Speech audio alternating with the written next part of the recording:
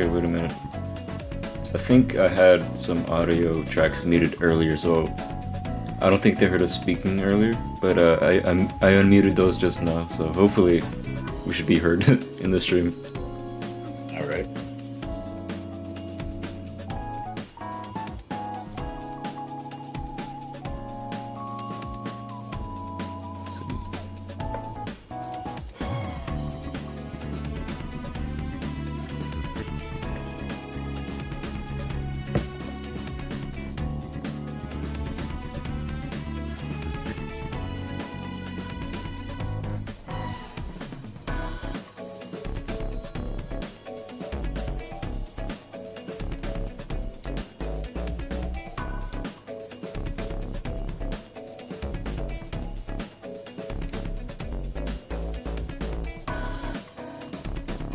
That's not good.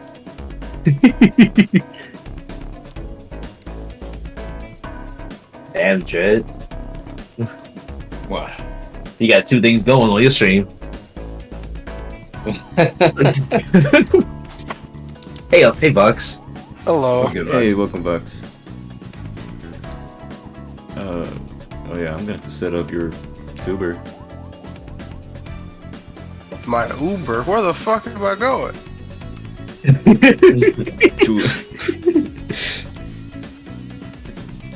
Going to Detroit. Oh, hell no.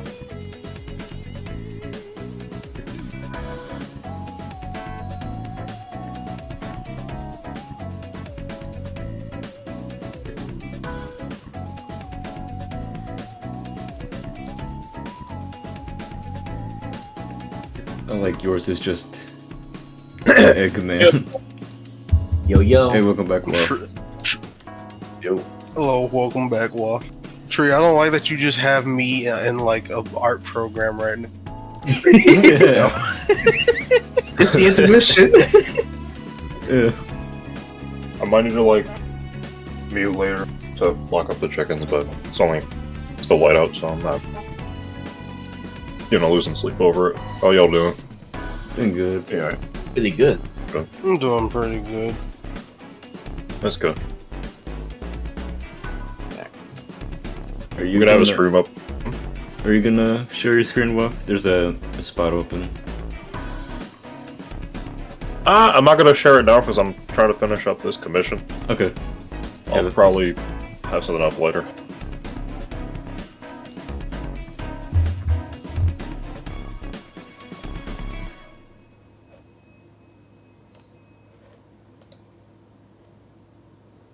Hackers sell your passwords, bank details, and private messages. Stop them with McAfee. Secure VPN, AI-powered... You getting the Voks' PNG, by the way? Yeah, I'm just putting you in place in your spot. Go in the corner. And then How the other That's right, you going in the timeout corner, buddy. there we go. Your Alright. crimes being having pollen on you while everyone else is asthmatic out. Whoops. You forgot to weather's put just- this CD in your computer. Our weather's been like okay lately. Like we're just getting like cold nights. I kind of wish it was like that for the rest of the season in my state, but no, that it's not possible.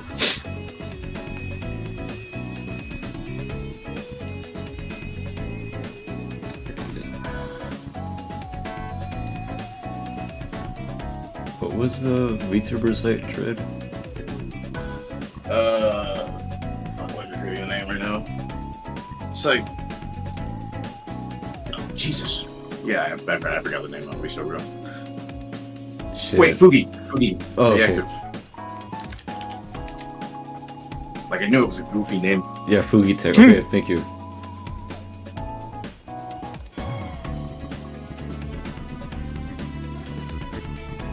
Oh, so you have to go to like a certain website for that?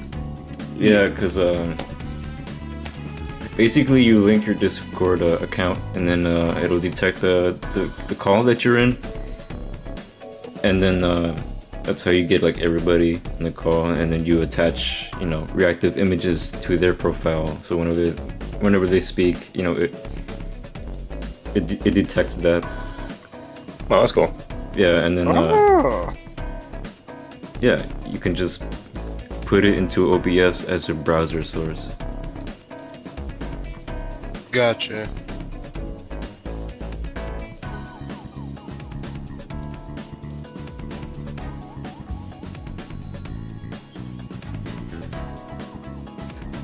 Hopefully my router doesn't go to shit during the stream, like it did, like the past 2 nights already. I wish, It'll be wish, fine.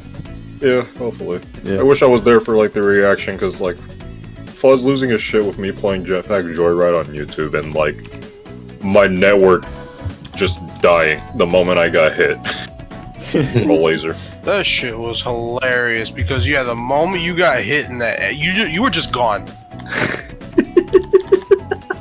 Like there were no ifs, ands, or buts about it. You didn't hear us. You didn't respond. You were just gone. I wish I saw that, man. I was like gone doing something. Yeah, no, that was so funny.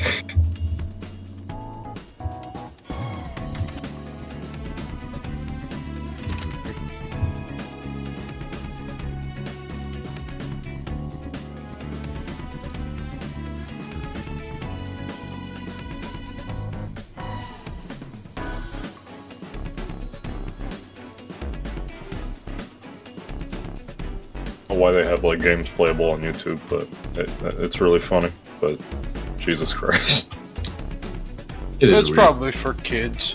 yeah, I know, true. Just easy games for them to like find and play. and it's not like picking up like file size on tablets and phones too. So I guess it's convenient. You just need an internet connection.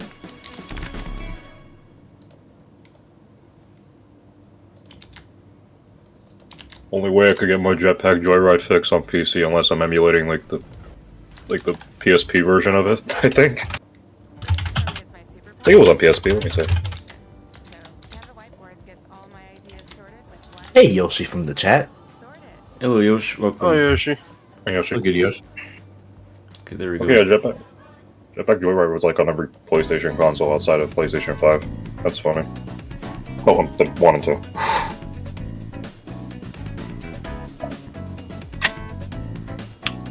You might see a Voks jump scare in the middle of the stream. Yo. Yoshi.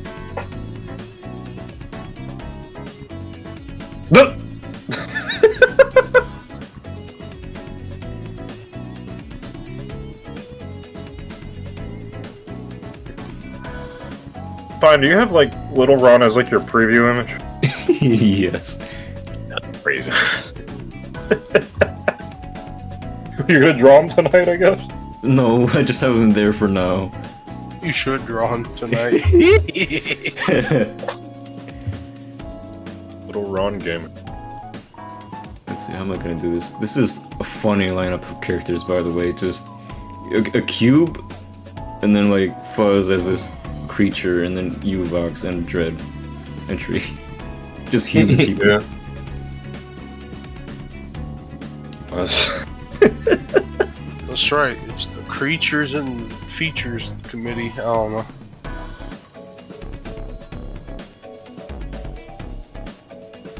Oh man.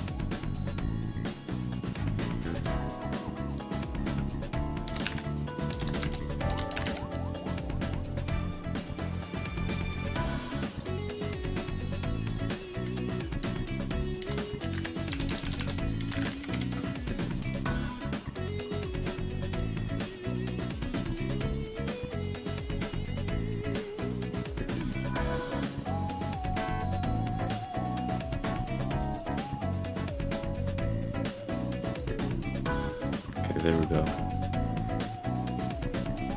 I love that bump tea tree. We live in the Yo, cold little world. critter. Now he's got to draw like Big Def right next to him. Yeah. Oh. Hold on, I was saying that to something else. Oh. The Yoshi story render of like the Bumpty is like one of the funniest like images of a Bumpty I've ever seen.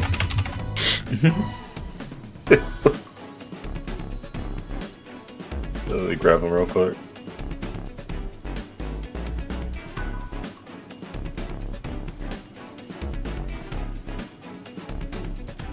How the fuck am I going to draw this man? Hold on. Do you have like the side profile of him? Or do you want me to like grab it because I have No. it on standby, I think? I got the weapons of him on stream. Okay.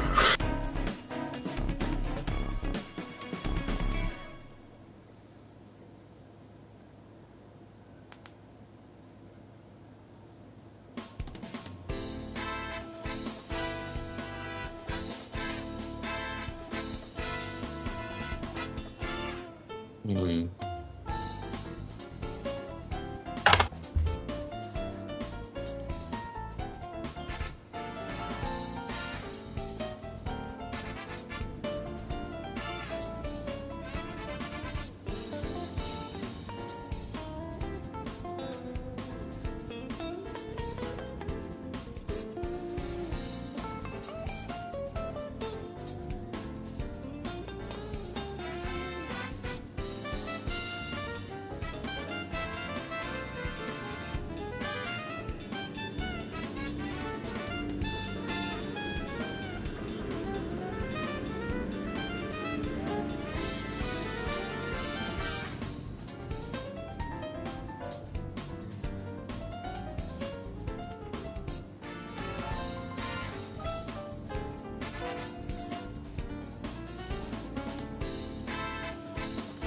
The thumbnail for the stream, like you see on trees, like side, it's just a bunch of burgers.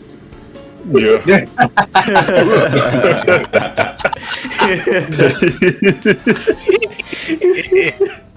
Crazy. Yeah, damn. Oh man.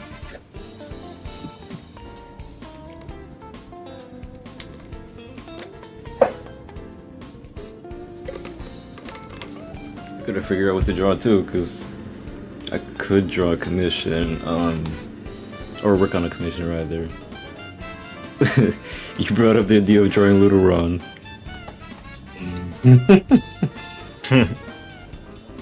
I'll tell you what, let me see. So the client like, yo, I'm drawing you this character for your commission. Who the fuck is this? Don't worry about it. It's Little Ron.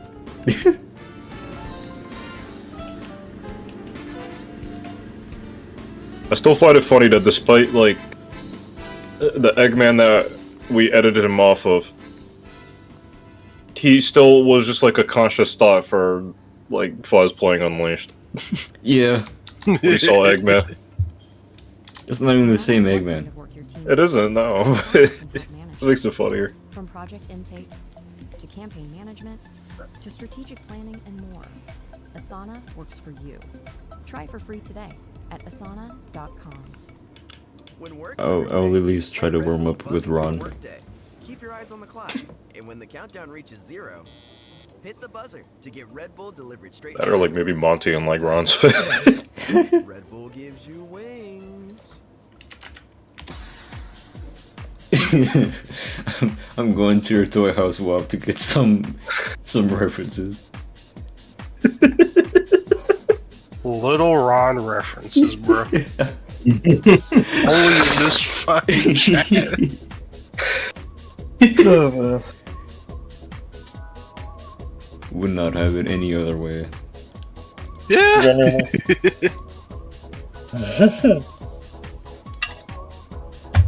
Ah, shit.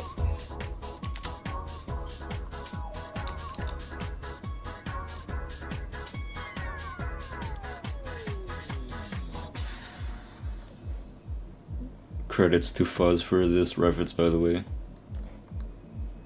Fuzz's take on it is just really good. Yeah, it is. I It's like it the a lot. molded like eyebrow thing was such a good idea. Mhm. Like, I Oh, guess yeah. I should like say like skin brow.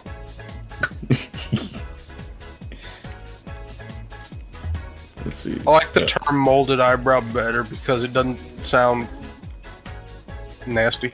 Yeah. Skin eyebrows. Skin brow. I do Yeah. have like another. Let me like grab other references of them. I haven't like put these in the toy house yet. Hang on. Let's see. You know what? I haven't done my part yet. I gotta draw him too at some point. Right now I'm working on a comp.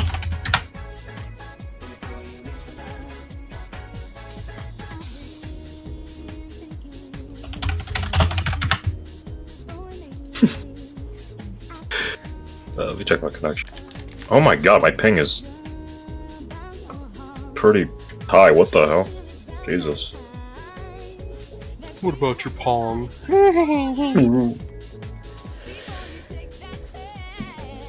Yeah, my ping's at like 75 right now. It's usually lower. I'm sure it's fine. Hopefully. Oh, I know why. It's because I'm connected to the another network. Hang on. Give me a minute. Or are you on the poo-poo connection? Yeah. Hang on. I'm not on my 5G network. That's fine. All right, give me a minute. Okay, dokie.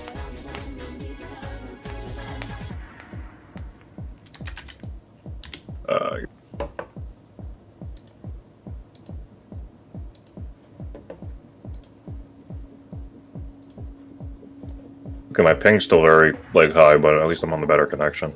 You guys can hear me fine, right? Yeah. Yeah. All right, good. Okay, I'm sure you'll be fine. Also, I love Clip Studio.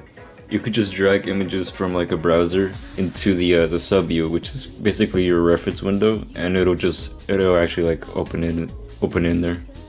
Yeah. Only downside is you can't put like more than one. Also delete it. Also, hey, Exquisite. Shit, yeah, you're right. Damn. Oh, part I threw like other like refs of Ron inside the chat too. I kind of based his head off of like a chunky Kong a little bit.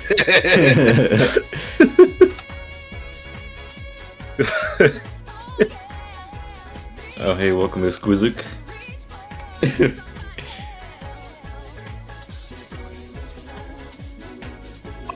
How long will it be until we like edit like this chunky Kong render to look like Ron? Give it one VC where we're just not doing anything. I'm sure it's gonna happen. Well, it's gonna be hard because we were all doing something when we made Little Ron anyway. We just stopped everything we were doing. There's a higher possibility. Yeah. I'm telling you, just give it like, I don't know, 2 nights and it's gonna happen.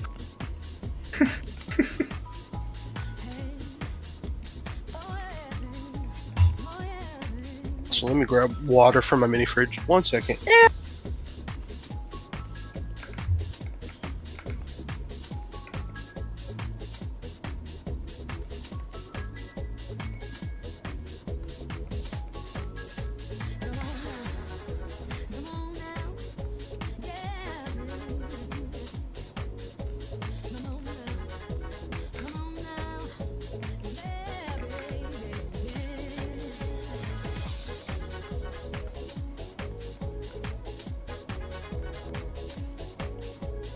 I'm back with hydration. Welcome back. Welcome back. Probably gonna grab more water after I have to go out and walk up chickens. They're just looking at them outside my window. They were just kind of just standing around.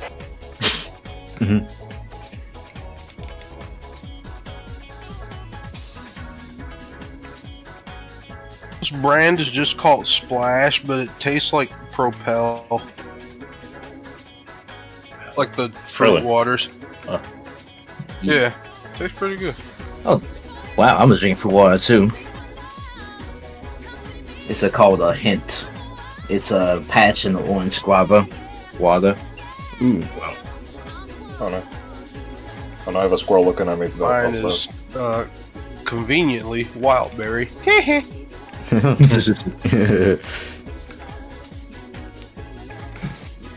I don't have fruit water like very often, if at all, but pretty good one from the few times I've had it. Is brought to you by Apple No, my dad probably would like it a lot more, but he usually drinks like these seltzer waters that are like really lightly like fruit flavored, but not entirely. They're okay. Nothing crazy.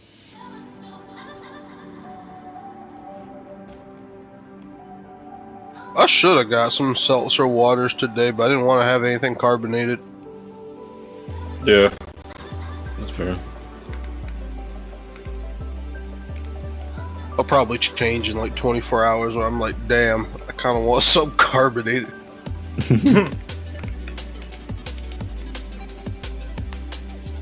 There was a way to make like the iced tea that we get carbonated, but it usually doesn't work out. There really isn't any that exists. I don't think, at least.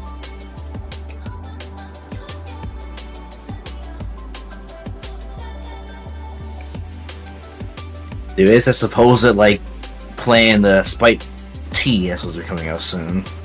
Oh right, yeah, that Right. Tea. Sprite tea. yeah, Sprite tea. Sprite tea. I'm Is curious how it's gonna play out because if it's just like, I don't know, lemon lime, like brisk carbonated, I'm good. Yeah. I'm hella getting that.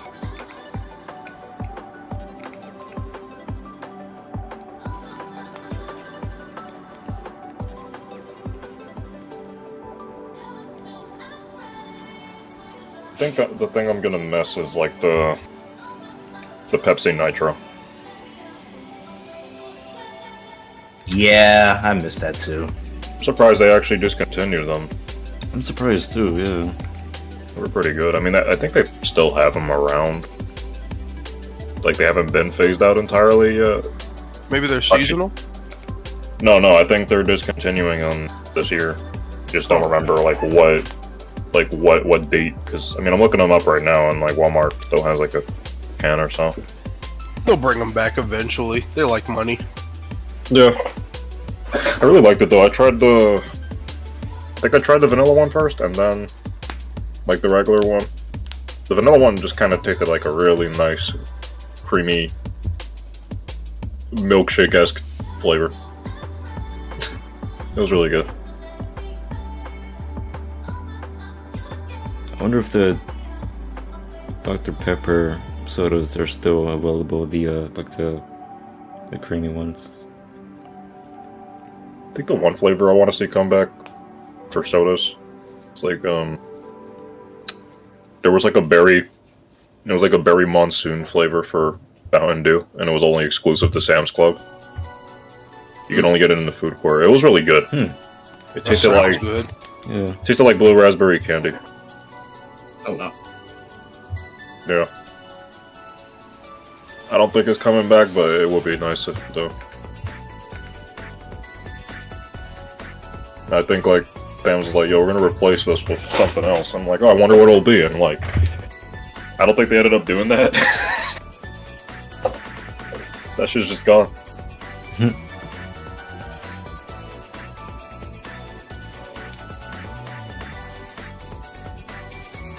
I miss the Mountain Dew Spark Raspberry Lemonade. Oh, that. Has anyone had Heard those? those? I don't think I have. heard of it. Yeah. There's just a lot of like sodas that I just haven't heard of because I only stick to like one or two. Oh yeah, yeah, same. I definitely need to change that, given how fast they like go out of like or get discontinued. Yeah. Yeah. Introducing Pepsi Excite. Oh, cool! I can't wait to try that. It's gone. What do you mean?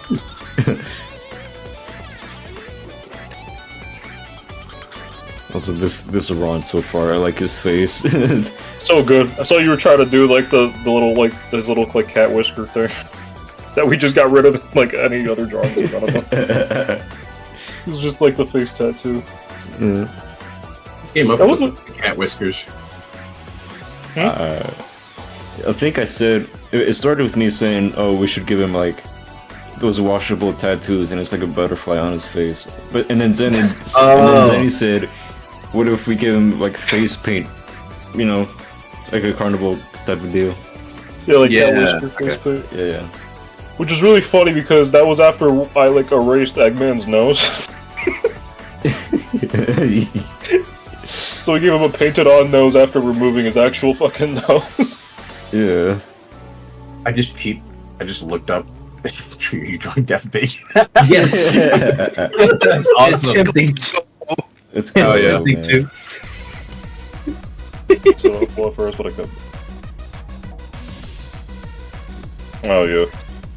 I don't drink soda too often anymore. Like if it's like around and if I have nothing else to drink. If I'm in the mood for it, I'll get soda. I usually don't buy it anymore unless it's like a, you know, exclusive flavor. Me being me, and I'm looking at a gas station, we get like pound drinks for free. So I usually like occasionally drink some Coca-Cola, something like that. But I usually just avoid it. Yeah, I would like mix fountain drinks sometimes, just for the hell of it. I remember like there was like this pink like lemonade that we had at Sam's Club, and I mixed it in with like I think Fanta. It tasted pretty good. Ooh, Oh, that does sound pretty good. Yeah. Then again, pink lemonade with anything just sounds good to me. I'm a creature.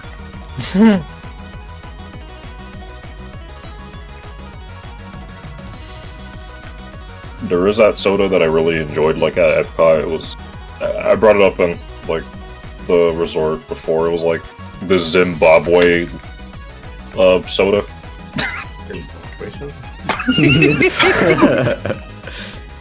Yeah, it was something called like it was like Sparletta Sparberry, and it's from Zimbabwe, and it was really good. This thing is like comedically red, but it tasted pretty good. It was like a cherry flavor, I think. I have a picture of it in the chat. Oh wow. Let me take a look. Oh, wow. Oh, That should do literally taste good though. Mm-hmm. Yeah, no, it was really good. I was like, damn, I want to buy some, and I was like, it's like I have to pay like what, $24 for like a 6-pack can to import it. That's insane. Jesus! Yeah. Importing snacks ain't no joke. Yeah. Unless you get like one of those surprise boxes, which are relatively cheap. Yeah. I've been wanting to get like one bag of like Japanese like snacks because my brother's girl got like she got one that had like 50 types of snacks in them, and a lot of them were pretty fucking good. And those are usually inexpensive.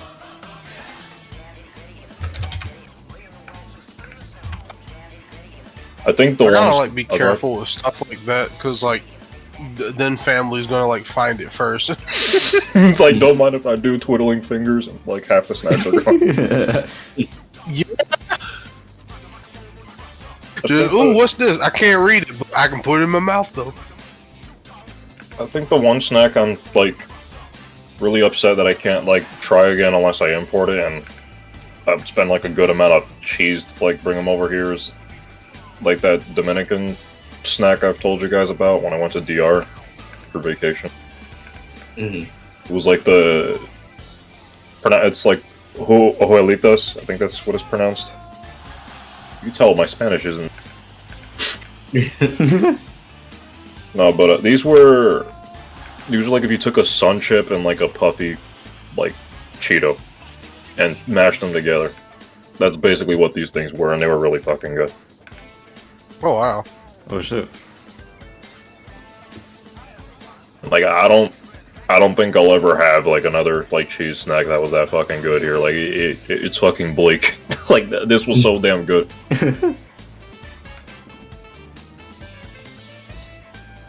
I know I probably gotta pay like a decent price just to import this. Okay, maybe not. I'm looking at this website right now. Not too bad. I kinda Yeah, wanna. Oh, sorry, continue. No, go ahead. Oh, I was just gonna say real quick. I kinda wanna draw him holding up a barrel. You should make it like a hug like drink like barrel. Oh.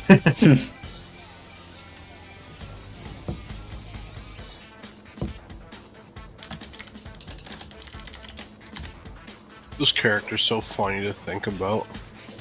He is He really is. first collaborative OC that we ever made.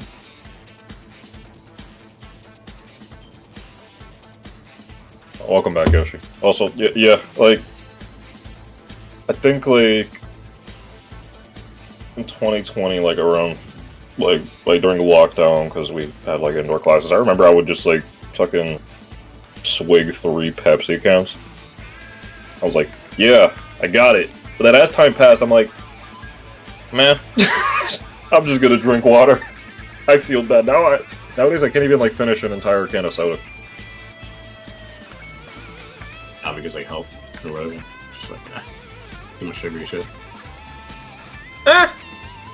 Yeah, I'd say that. I mean, my health is fine as far as I'm aware, but like I don't know. I'm just like I do not feel like good drinking like a whole can of soda anymore. That's why I prefer just having like a cup or something. Oh yeah, that's what I do too. Like whenever we I don't know, we go get fast food or something, and we get like a medium or large soda. I don't drink all of it. I used to go for a tea. I just get a medium if I'm getting like a fountain drink. I most definitely can chug a soda, but thing is, I get like zero sugar stuff now because actual sugar stuff just doesn't taste good to me anymore. Yeah, Oh, I think that's another thing too. It's like I think the Pepsi that we would usually get is like the real sugar ones, which were made with cane sugar. Those I could drink fine, but anything else that isn't that, it's like yeah, it's just harder for me to like stomach nowadays. I mentioned it when like Zenny was like still here, but like yeah, for some reason I just can't go back to normal Pepsis because the zero sugars just taste a lot better to me. I used to be able to chug a normal Pepsi, but now they just taste weird to me. Nah, yeah. Also, just more of like a like if I'm drinking anything else that isn't water, it's just like coffee or iced tea, or like rare occasions tea. But I usually have tea when I'm sick. Here I am downing a whole soda cans as 2 bottles as a challenge. Holy shit! Oh my god. I need to buy more. I need to buy more like iced tea or like Brisks because I fucking love those. We used to get like the Lipton iced tea because like there's one thing in our household that like gets fucking demolished immediately outside of ranch. It's iced tea. That's like our crack cocaine in this household. The same here. Yeah. So, My family are fucking vampires. so That shit. we used to get like this Lipton iced tea, and we've had it for years. Really fucking good. Then I guess they either like altered the recipe or changed something about it, or maybe I just got like a bad like tub of it. And my brother and my dad were like, "No, this doesn't taste right." And I'm like, "All right, I'll just return it then," because yeah, it did not taste good. Then, you know, I come back and bring another like tub of it. That's different. And then my brother and dad were like, "No, this does not taste right. I think we should get like the Great Value iced tea from Walmart." And I'm like, "All right, I don't see the difference, but we're gonna do a comparison." So I got like both of those. We compared them, and they were like, "Yeah, the Walmart iced tea tastes better." I'm like, I very faintly noticed a difference, but they're very similar. We just get the Walmart iced tea now because yeah, it's just a lot cheaper. But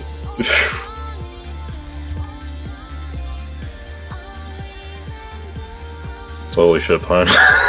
I'm looking at this little run right now.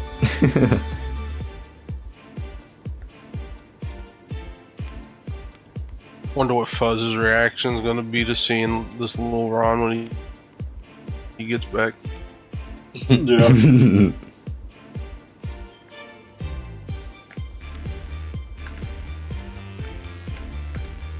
The iced tea that we used to get too was like an Arnold Palmer one.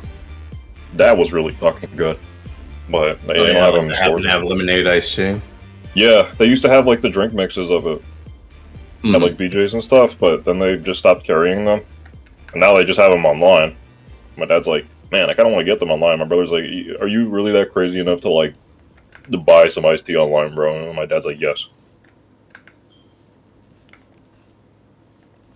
I usually go to when it comes to soft drinks are Pepsi, Mountain Dew, ginger ale, etc. Occasionally iced teas when we have them in my house. Diet sodas just stay far away from if I want to drink. Huh. Interesting.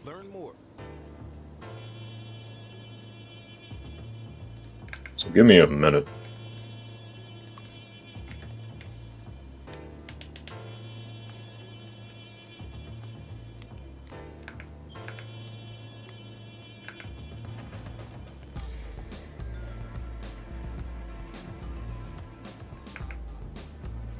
I'm trying to think what else we could add to this design that is like reminiscent of DK or DKC in general.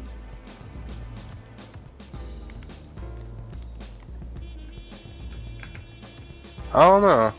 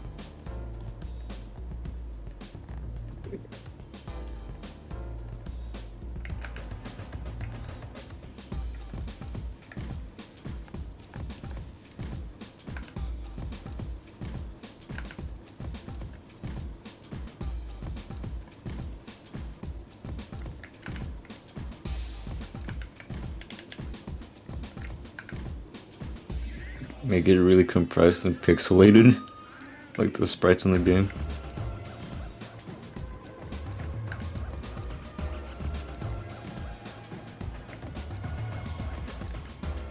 Well, would he just be built like that, or would that just be like per art piece?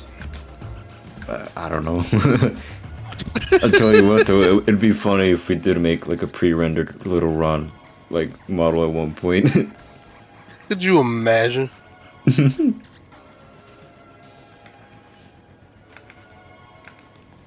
Little Ron for Mario 64.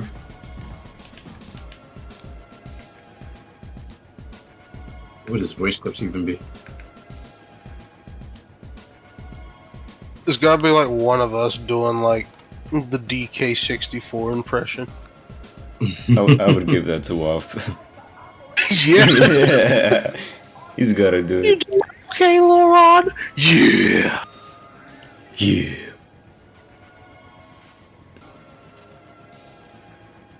For me, diet sodas are something I stay away from since they taste very off to me. If I want something with less sugar, I'd rather just drink water by that point, but that's just me. Nah, yeah, that's fair. Yeah. It's crazy how diet and like zero sugar, they're both sugary drinks, despite what they say. Diet sugar, well, diet kind of like has different sugar, like a Splenda type to it. That ain't sugar technically, but it's But still it is a sweetener. yeah. Yeah. Whereas zero sugar is kind of the same case with a different sweetener to it. I guess the reason I like it is because that sweetener actually tastes more sweet to me than like actual sugar. It's also less, what's the term? I'm not gonna say diabetic, but definitely less intensive than natural sugar. Yeah.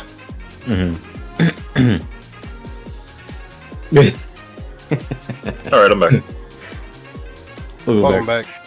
I just find it really funny, like, despite saying diet, it still is unhealthy as fuck. That's the most misleading one. It's like, oh, hey, you're on a diet. Well, it turns out you want the zero sugar one. What about the diet one? Oh no, we're just fucking with you.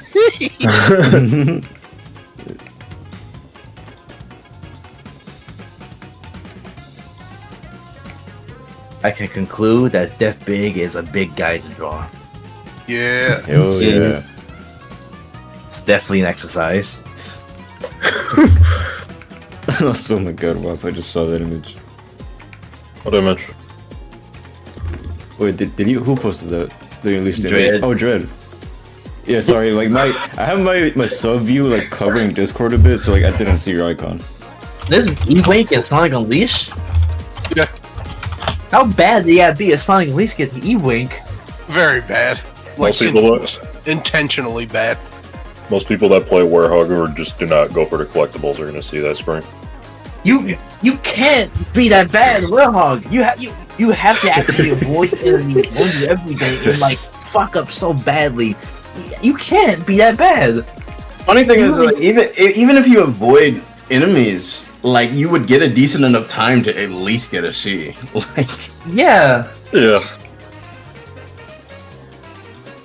We're probably gonna be talking about that when like Fuzz gets here, but yeah, no, like I started my Unleashed like playthrough a few nights ago, and yeah, the first stage of the Werehog, I was just speechless because I was like, ain't no fucking way people were like dogging on this character at all. I really don't understand. like the biggest the biggest like criticism that I can like level with is just like the Werehog as a platformer, because his controls aren't super tight sometimes. Like you could be on the edge of a platform and you just want to turn around, and like Werehog does this little like circular motion rather than just turning the fuck around. So yeah, sometimes I can slip you off an edge. And his air control isn't amazing, so like I think there are definitely tweaks that could have been made, but in terms of like him being like a brawler character, he's fine. Like he's really fun, yeah. Yeah, I'll admit, like, I guess like one could say that, like, how do I put this? One could arguably say that like under-leveled Werehog isn't that fun because you don't have all the combos and all the fun shit to like mess with. You just kind of have your basic shit.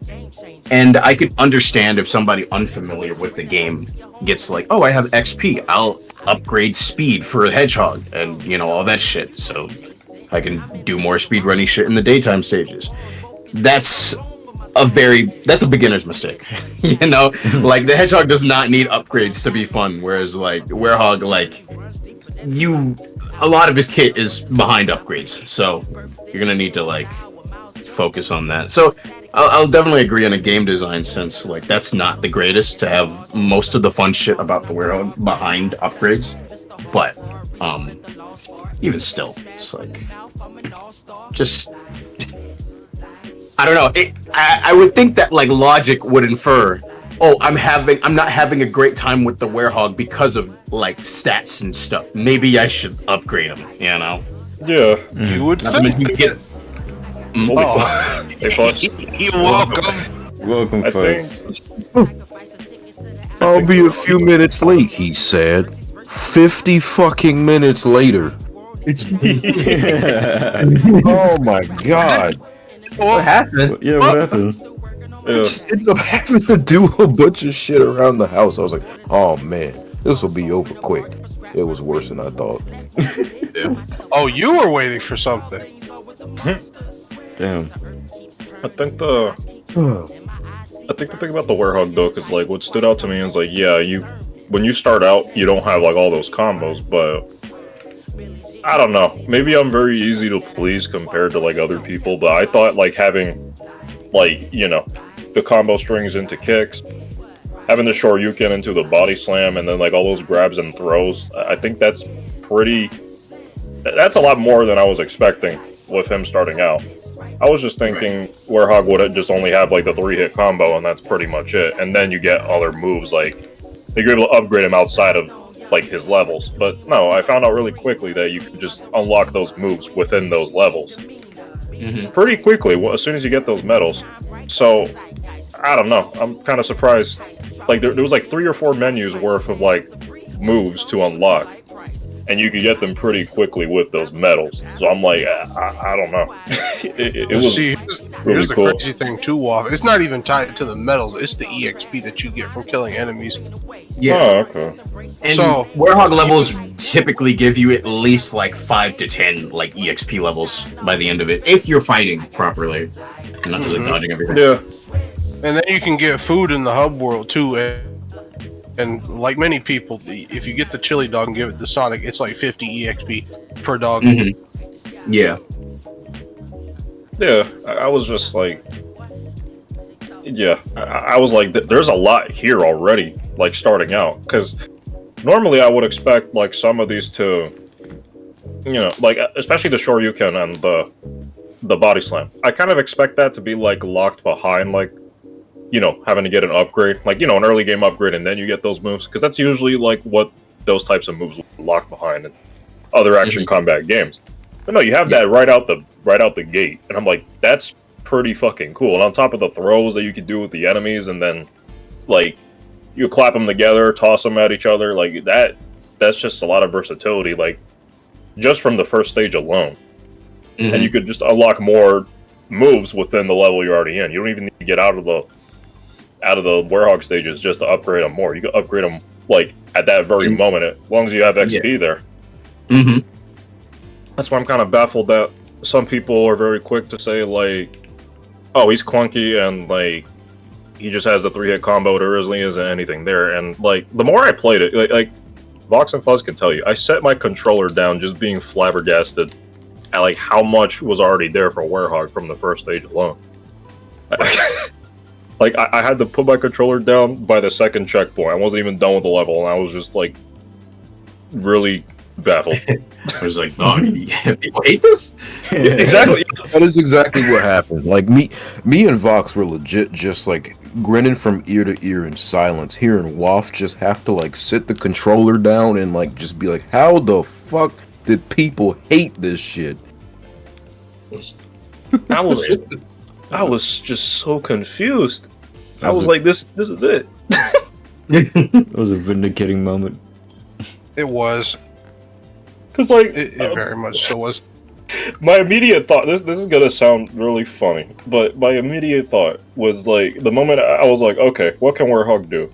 I punch stuff and, like, break things around the environment, and then I get the Dark Eye energy. I'm like, wow, this shit is like Shrek the Third on the Wii and PlayStation 2, where you break shit and you get, like, That is magic to fill the meter. a Waff thing to say. Yeah, It's a very well, mean that thing is to the say. most Waff comparison of all time. Most people would be like, yo, this is like God of War. Nah, this is like Shrek the Third. Because I knew exactly what he was talking about, because I've played those too. Yeah, like, breaking shit around the environment, you collect, like, fairy dust that fills up a meter, and Shrek and, like, the other characters can do, like, a super move or, like, a kill finisher. Werehog, he fills up a meter to just go, like, you know, he just makes his combat, like, a lot faster for a brief period of time.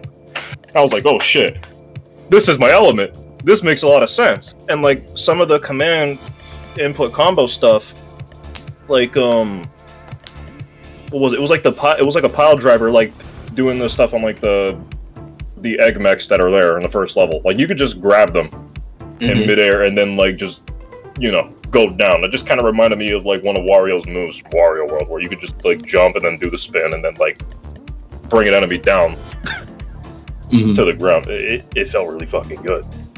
It's actually kind of, and it's also cool, like, you know, obviously there's, like, tech because, you know, the shield cancels, like, any move you're currently doing, so you can kind of string together combos by using the shield to cancel out one move. Or, like, I know I was being told by a friend yesterday while I was on, and she's like, you know, you could do, like, the XXA, like, uppercut combo, but, like, shield right before the uppercut comes out, so you launch the enemy up, but you don't go up, so then you can, like, before they, like, drop down, you can start getting, like, another you know, combo string going. It's interesting. That's like cool. the amount of tech you can do with the fucking Warthog if you just know your kid. Yeah, I know. I think you made that shit up because you really only have to mash X. You know? Oh yeah, yeah. There's only like a 3-hit combo and nothing else. I think you're just lying. You know what? Yeah. Yeah. Sorry, Warthog dog shit. Frontier's better. Frontier's combat better. I want it. I was just so appalled by, like, the fact that people hated like Warhog that much. Like I was like, I kind of want to replay this stage again and play it like how people, I guess, did in 2008, or I guess they are still doing the recomp out, where they just kind of, they don't know anything about the Warhog being able to run. They don't know that the Warhog could like speed up carrying shit and moving shit around by holding the run button. And they just rely on the 3-hit combo, and that's it. I was gonna do that, but then I didn't realize you'd be gated behind. You know how Unleashed is. You're gonna continue until you unlock the ability of like being able to backtrack to the other stages. And then when I saw that the next stage was a Warhog stage, I was like, oh shit, awesome. And I did everything like in the little hub area before going to the actual level for the second area for the Warhog. And I was like, the more I played it, the more I realized I can very easily see how people played this game and how they shat on this, like, on the Warhog. Because the immediate thing that stuck out to me is like, wow, there's a lot of exploration here and finding, like, secrets and stuff. You're rewarded for thinking outside the box. You have a really versatile combat system right out the bat, and you can upgrade it further. And then you get into the mentality of the people that say, like, oh, Unleashed, the only good thing about Unleashed is the daytime stages. Well, I think it's a very clear indicator how they played the game. All they did was, wow, that was fun. I can't wait to do another, like, daytime stage. And they have to do the Warhog. Then they're kind of annoyed because it's, like, it's slow. It's not as fast as the daytime stages, obviously. But they're annoyed by the, like, the slowness. So, instead of, like, engaging with the game, like, learning the combat and doing exploration, they're trying to beat the stage as quickly as they could just because they want to get back to that adrenaline rush that was the daytime stages. But then they're going to get pissed further because the next stage that they have to do is another Warhog stage. So now they're just getting even more annoyed that, like, oh my god, I got to do more of this shit? I want to get back to running. Yeah. Yeah. I genuinely think that, like, some Sonic fans, just with all the recent discussion of things that's been going on, Unleashed, you know, Frontier's doing some things that it did, all that kind of stuff. I'm genuinely convinced some Sonic fans just want a fucking anime, because some of these niggas are allergic to actual platforming and gameplay. They just want the spectacle. Yeah, and like, I had to look at, like, the Sonic Wiki about Unleashed, and the thing that stuck out to me is, like, yeah, for the daytime stages, we wanted to make the 2D sections last about, like, 30 seconds before you're back into, like, the 3D stuff. And I'm like, wow, I wish we would have that nowadays, but they don't do that anymore. I mean, Shadow Gems was pretty good in terms of, like, how it balanced 2D and 3D, but I see what you mean. Yeah, absolutely. Yeah. Shadow Gems was pretty good. I didn't even in fact, I didn't even mind the 2D stages in Shadow Gems, but I kind of wish, you know, they stuck to, like, that balance that Unleashed had, especially with, like, how long the stages are in Unleashed. It's like, the generation stages, they are, like, a pretty, like, good length, but when that's basically all there is for, like, you know, modern Sonic, the game's over pretty quickly. Yeah. While Unleashed, it's like, you know, yeah, I think there's a smaller amount of stages in Unleashed, but, like, you have more of a time investment because of how much variety and replay value those stages have. I will say, like, you could say there's a smaller amount of stages in Unleashed. There's a fuck ton of shit to do in Unleashed.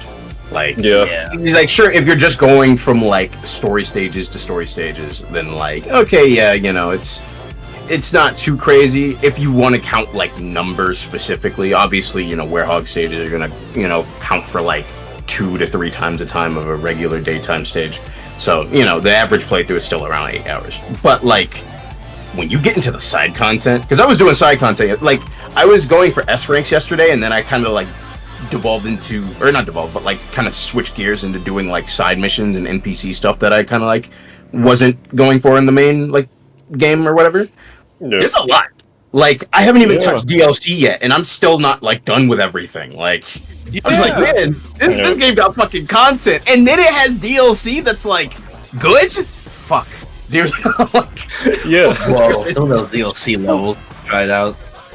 There is so much to Unleash that they did not have to do, but they did, and it tears me to shreds that people were like, oh, well, there's not much to this game except for, like, you know, I guess daytime stuff is cool. Guys, Colors was the return to form. We're finally out of the dark era. We love colors. Oh my god. We talked about that last night too, and it's really telling because it's like, yeah, you have Unleashed with all this fucking content. You've got all these side missions. You've got NPCs that, you know, have their own little side stories that change as the story progresses. You've got all this shit to do.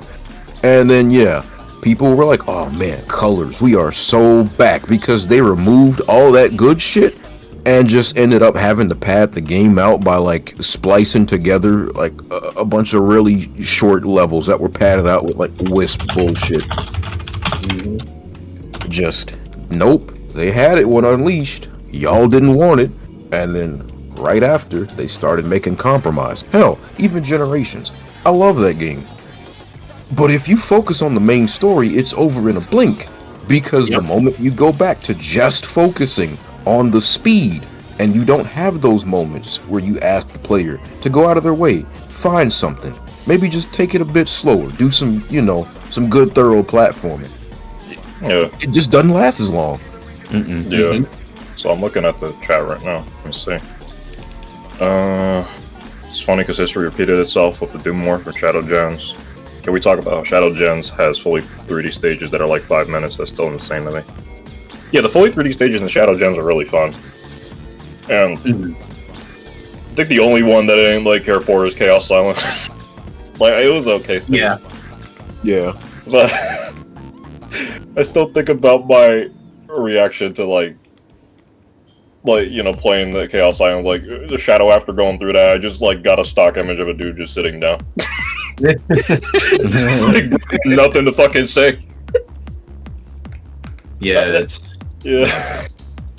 Chaos Island is just a weird point. I like, it's not a terribly designed level, but, like, in terms of, like, set pieces and, like, I guess, like, unique, I guess, gimmicks? I mean, for lack of a better term. Like, yeah, I don't know, Chaos Island was just, like, very phoned in, you could feel. But... Yeah. Sunset Heights was pretty nice, though. I mean, I haven't played Forces, but, like, I can only imagine how much of a stage that actually felt like to people that have. Oh, that was a massive step up. Yeah, for sure. I know it's been talked to death, but I even though I haven't played Shadow 05, I really wish they kind of cut out Chaos Island in favor of a stage from that game. Yeah. Because it's like, look, I hate to be that guy, but Chaos Island, Gen's that story. I can't even say take it or leave it. Just fucking leave it. There is nothing I care for with that stage. I don't care for the music. I don't care for the aesthetic. It is probably the most nothing Sonic Zone to me, just throughout most of the series. Bleak ass, like, volcanic island. I sleep. Put in a fucking Shadow stage, man. It's weird to me because I feel like they could have, like, if they were going to do it, they could have played more with, like, I guess the volcano set piece, you know, rather than just, like, okay, yeah, there's, like, an area where there's lava on the bottom or whatever, but I don't know, like, there's something cool with it. It didn't do anything, like, crazy with, like, any of the elements. Like, for example, like, if we're, okay, because, like, think about, like, the Shadow Gens, like, set pieces, you know, Sunset Heights, you're, like, obviously it's still, like, a cutscene, but, like, you know, Shadow, like, dodging all the fucking egg robots or whatever. Like, if they incorporated night in some way into Chaos Island for some, like, interesting set piece, you know, run up the leg, like, do something. Like, that would be cool. Him being, like, a stage hazard that, like, progressively, like, follows you around the island. Cool. That would have been interesting, but nope. Just the stage. And, oh man, the volcano goes off in the background in that one section. Oh, cool. That's it. That's all we get. Like, and the fucking 2D stage wasn't any better either because, like, I was watching Bakuri Box's video on Shadow Gens because he just dropped, like, nigga's been gone for like 5-6 months and finally dropped a Shadow Gens review, and he was talking about how, like, most of the 2D stages, like, are pretty interesting in their own right. Some of them are better. Like, some of them he would even say are better than their, like, 3D counterparts just because of, like, how they use the elements in gameplay, how they kind of mix together, like, certain gameplay elements. But yeah, and he was just like, you know, Doom Morph is actually an interesting like, form, you know, like, it has, like, interesting gameplay applications that like people can use. Obviously, it's not well taught to you in game, but like when you actually get used to it, it's actually one of the more fun forms to use. Oh, absolutely. But like Chaos Island Act 2 didn't do much with the Doom Morph. You just kind of, I don't know, go through tubes and shit. Like nothing. You kind of just went up like walls and like tubes. They didn't use it to. Yeah, they didn't even use the swinging mechanic in any like interesting way. There, it was unfortunate, truly. Chaos Island, the music is terrible. I'll give you that. It makes no sense story-wise, but I have fun speedrunning it and flying with the Doom Morph. Yeah, no, I could imagine it being fun in that aspect. I just kind of wish there was a bit more to it to make it like stand out or be interesting. Like, give it some reason to, I guess, not be there, but more so just like if you're gonna like pad out a Shadow DLC with a level that Shadow's never interacted with, by the way, like do something cool with it. So it's like, okay, you know, you shouldn't be here, but like I'll let it slide. Like they didn't do that. Yeah, that's my only thing with it, and like I don't want to like blame that stage for the absence of a Shadow stage. Like, I mean, for all we fucking know, they probably just didn't have a Shadow stage in the card, which would be really fucking weird to learn about that if that's the case. There's so many they could have pulled a lot. Could have chose. That's what confuses me. It's like you make a whole DLC focusing on Shadow, focusing on bringing back stages he's been to, and you don't include anything from his titular game, but you put in a level from the game he was completely absent from. That's just weird to me. I would have taken Iron Jungle. I would have taken Circus Park Digital Circuit. I would have taken Sky Troops. Just give me something. I'm saying. But guys, Radical Highway Act 2 has the fucking the Westopolis skydive. Come on, guys. Like, Black Doom is dead. You guys reading plenty. We the actual Shadow stage. I think if they wanted to have one for like story reason, I think Black Comet would have made a lot of sense. If they just wanted to say like, fuck it, let's just add a random Shadow stage, I was about to say Digital Circuit with Mad Matrix. Digital Circuit and then Mad Matrix being Act 2 would have been really fucking cool. That would have been fucking peak. I would have loved that. I would have loved how they like tackle that aesthetic, because like I've said it before, but like Digital Circuit and like Mad Matrix are like some of the most like aesthetically interesting like stages in Shadow. So like with like new tech, it would have been so cool to see how they handle that look. But yeah, fuck me, I guess, right? I keep thinking y'all are about to say Digital Circus. God damn it, me too. From saying that as well, it's like I'm so used to just Digital Circus. Man. Also, welcome, Shadow. My name is King. I am your bitch. Oh my god. I just want to say, I've been like looking at some of the shit y'all have been drawing, and my god, man. Mario and Luigi locked in big depth drawing and then like little round. Yeah, I'm drawing a little round. Oh, I'm hearing y'all guys like talk with nothing, like just laughing as I draw. I've just been watching you do this, and then like watching Pine like do like little Ron. This is. Warriors fight for. You see, if you ask me, I think Rail Canyon is the worst level. I liked Rail Canyon. I'm not sure what I think about it now after like I revisited it and beat Heroes though. I think if anything, I just hated that Bullet Station remix. Yeah, I was about to say, I don't remember having too many strong opinions on it. It was pretty neat. It was alright.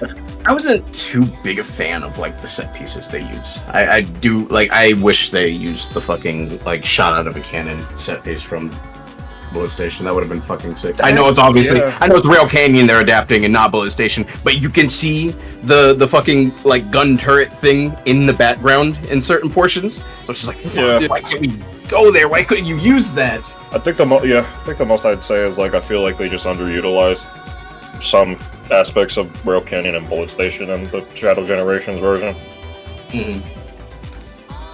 I think a stage that would have been better for them to bring back from Heroes would have been like Egg Fleet and Final Fortress, though. Yeah, no, that would have been cool. I fucking forgot how like fucking cool Egg Fleet was. I love Egg Fleet so much. Especially since, like, yeah, like, what Shadow says before that level starts. It's like, even though I'm not the real, like, you know, the whole, like, Shadow Android, like, weird thing that, like, Heroes had going on with him, like, is this the actual Shadow? Is this not? Like, I think it would have been cool to see him revisit that stage. Hang on. I know who I am. Yeah, and seeing some of the Heroes, like, enemies come back, too, like, more of them. That's a nice identity crisis, Shadow. We gotta blow this bitch up. I think... Save the self-reflection for later. I feel like they could have done more, honestly. I like Act 2, though. Yeah, Act 2 was nice. Again, I was just kind of, like, really miffed on the Bullet Station remix. But that song, even though I do like it, it definitely was one of those songs from Heroes where it just kind of didn't really go anywhere. Kind of stuck to that one line and stuck to it. I thought like saying much, like, yeah, I feel like they could have built on that track, but they somehow made it even more like just kind of plain. I like the intro they added though. Yeah, they could have done more. I would have expected. Sorry, I'm still thinking about like Shadow of 5 rep. I think it would have been interesting if like their remix of like the Arc stage had some like motif from one of the Arc stages in Shadow. Yeah, no, when I worked at the warehouse, I would just listen to the Shadow of 5 OST. I was fucking like popping off at how like Space Colony Arc sounded in that game. I kind of wish they remixed that and stuff. Like it's got some fucking good music, bro. Yeah. Even with like a Cosmic Fall. Yeah, absolutely. I think if I were to pick like a favorite stage from Shadow Gems, I think it might be Kingdom Valley for me. Oh yeah, that's really a fan favorite. It very well designed and very fun for speedrunning as well. Yeah, and I remember like I popped the fuck off like completely avoiding like the wind like rail from like the start. Hey, man, yeah, Kingdom Valley was really fun. But yeah, I'm still just gonna be really baffled that they didn't bring back a Shadow of 5 stage. That's still like one of the most confusing things for that for me. Yeah. Right next to like 3DS generations not having a hand, like most of the handheld stages, at least like an advanced stage would have been nice to have. I really wish they did something like that, because I get why they didn't. You know, the console games are more popular and easier to kind of cash in on that nostalgia with. More people are gonna pop off for like Radical Highway than like fucking Mecha Green Hill, you know? But I still would have been nice to have. The one Sonic fan popping off seeing Bridge Zone appear in Sonic Generation 3DS. No, I think if I had to pick like stages, it would have just been like Sunset Park. I'm tied between like Music Plant or Toy Kingdom, but I think Music Plant would have been the one they would have gone with. And then, yeah, I think that's it. They already got a Rush stage in there. They should have. Oh man, it'd be cool if they adapted Music Plant into like a racing stage. I think kind of like fuck. What was that Mario Kart 8 stage with the music?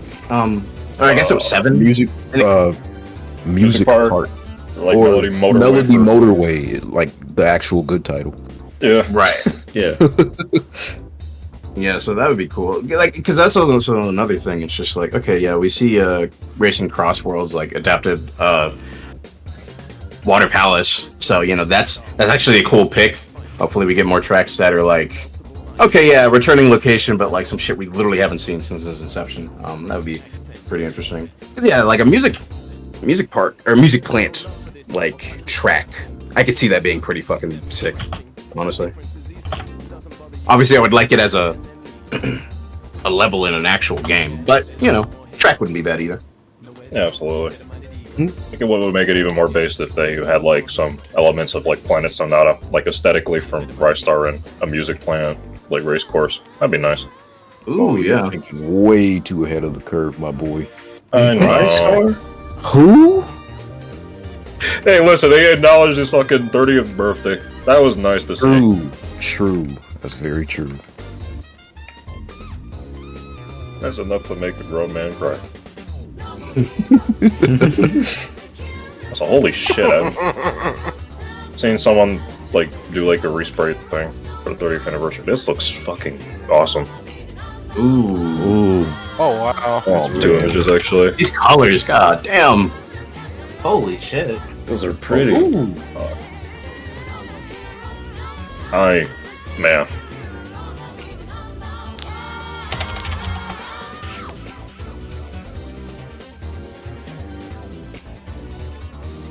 Again, I keep saying it. I know this game wasn't Sonic Team, but like, I really wish Sega still just kind of like experimented with different non-Sonic platformers like this.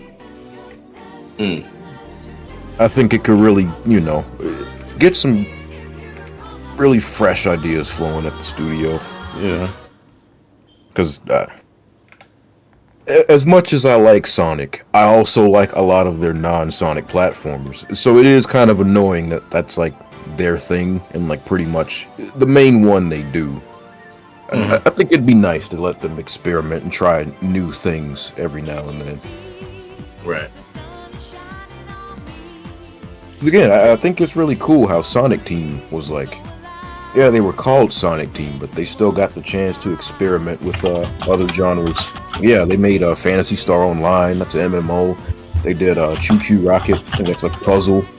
Billy Hatcher is another platformer, but very different from Sonic. Burning Rangers was like a third-person shooter. I think they need to be able to experiment like that again, and not just literally be the Sonic Team.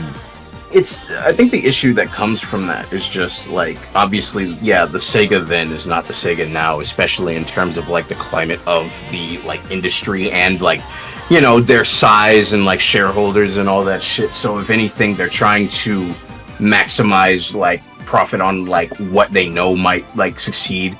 So honestly, as unfortunate as it might be, as a follow-up to your point, with Frontiers doing so well, being so like looked well upon, they're probably gonna like lean more into Sonic now because they're like, oh wow, yeah, this image and IP actually is has like more potential than it did in the last decade. So let's capitalize. And I don't know, it's unfortunate. It would be nice to see that, but unfortunately when it comes to experimentation with like bigger game companies, it's not just about, oh yeah, what would be a fun little idea. It's also just like, what would appease the shareholders? I think it's even more apparent because I know they mentioned like a while ago that they plan on releasing like fewer games like going into 2026, but they're going to invest more in like Atlas, the studio behind like the Yakuza series.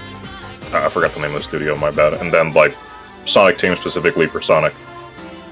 So I don't think we're gonna be seeing too much like non-Sonic stuff that Sega has made in the past. I mean, maybe we will, but they probably won't be handled directly by Sonic Team. Probably just gonna do like the whole like publisher handout thing, like what Shinobi and Streets of Rage 4 is getting, and like some other stuff too. Yeah, we still have to see more about the new Jet Set Radio because we haven't gotten much information about that recently. Yeah, that too. It's sad. Like, Oh, go ahead. Oh no! It's just because I mean, I guess like even though it's not technically experimental, it is nice. I guess it could be seen as a decent step that they're bringing back. Yeah, Jet Set, fucking Crazy Taxi. Isn't Golden Axe getting a new game as well? Yeah. Yeah. So I mean, Virtua Fighter. Virtual Fighter. Yeah, Virtual Fighter as well. Yeah. The Virtual Fighter looks fucking in flames. Might be hopefully that sends a good message if those do well. Mm-hmm. Absolutely. People give a fuck. Dread's number one opposition You have has so entered the many chat. ops, man. Jesus. Holy fuck. Oh. What is up with you? Yeah. What have you done to these people? What do some of the people want to get you, man? Right. What the fuck? And again, I did say I wanted to kill you the other day, so I guess I can't really, like, But hey, bro, I guess you gotta get in line, dog. Yeah. It grows by the day, apparently. Soul renovations. Let's see. Heard a rumor that it might be free to play for Jet Set Radio. If that's the case, it might break something. That would be really confusing if they go free to play route for Jet Set Radio. I think it could work for Crazy Taxi though, from like what I've heard from like rumors. I hate the free Also, to play. yeah, I want Vector Man back. Because I don't want like. I would assume, yeah, free to play would technically mean like online service, and it's just like Jet Set. That doesn't lend itself. Yeah, no. I think it would work for Crazy Taxi a lot more though. Cause like, yeah, can you imagine just trying to like be the first person to like get someone to a location amongst like 99 other people you're playing with? That'd be kind of cool, yeah. The fucking like funny. mayhem type shit. Yeah, That'd be really fun. So Vector Man will be cool to see come back, but does Zega like own him, or is he like is he like a weird case, kind of like Toji Monero? I have no idea. I don't know. Yeah, I don't know. I think it would be cool for Vector Man to come back. I feel like they own him, but let me check. Blue Sky Software. Taking you down the highway. Oh, the guys with the social media got him. Or just into the day. Well, see, you said that while I was looking at Blue Sky, so I was like, huh? Because the only Very thing funny. better than a great Yeah, that would be. Their parent organization is Interplay Entertainment. Okay, who owns Interplay Entertainment then? Activision or something. Heard that name before.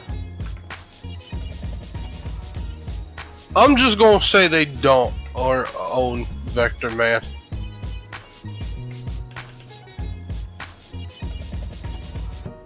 Unless I could just outright type it. They probably do, because I mean, I guess they don't have any issues re-releasing the game.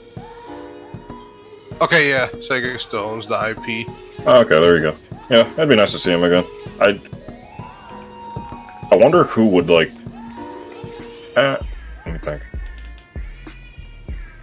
I think the guys behind Gravity Circuit could probably do something really cool with Vector Man. Oh, for yeah. sure. Oh man. I was gonna say like Dotemu, but I mean that's like the go-to answer for like literally anything we've talked about before. So I think Gravity Circuit guys could do like really well on Vector Man, or maybe like the guys behind the Gunvolt series. Mm-hmm. Let me make. Has not played the game, by the way. Vector Man's a fun time. It is definitely like gonna bust your fucking balls, but it's fun. Vector Man 2 is like, I haven't played it yet, but I heard it is pretty solid. So just kind of very, this is like a constant talking point with this game, but I'm very surprised that he just was not an inclusion in Sega All-Stars Racing Transformed. He literally is made for that game. His mechanic is transforming into things. I'm not gonna touch it. I say that every time, but I mean it this time. I'm not gonna touch it.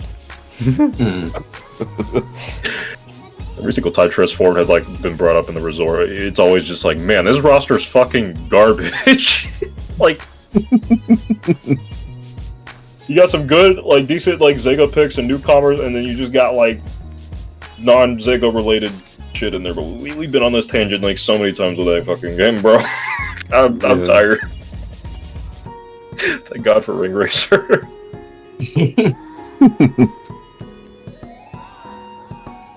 Oh, lordy.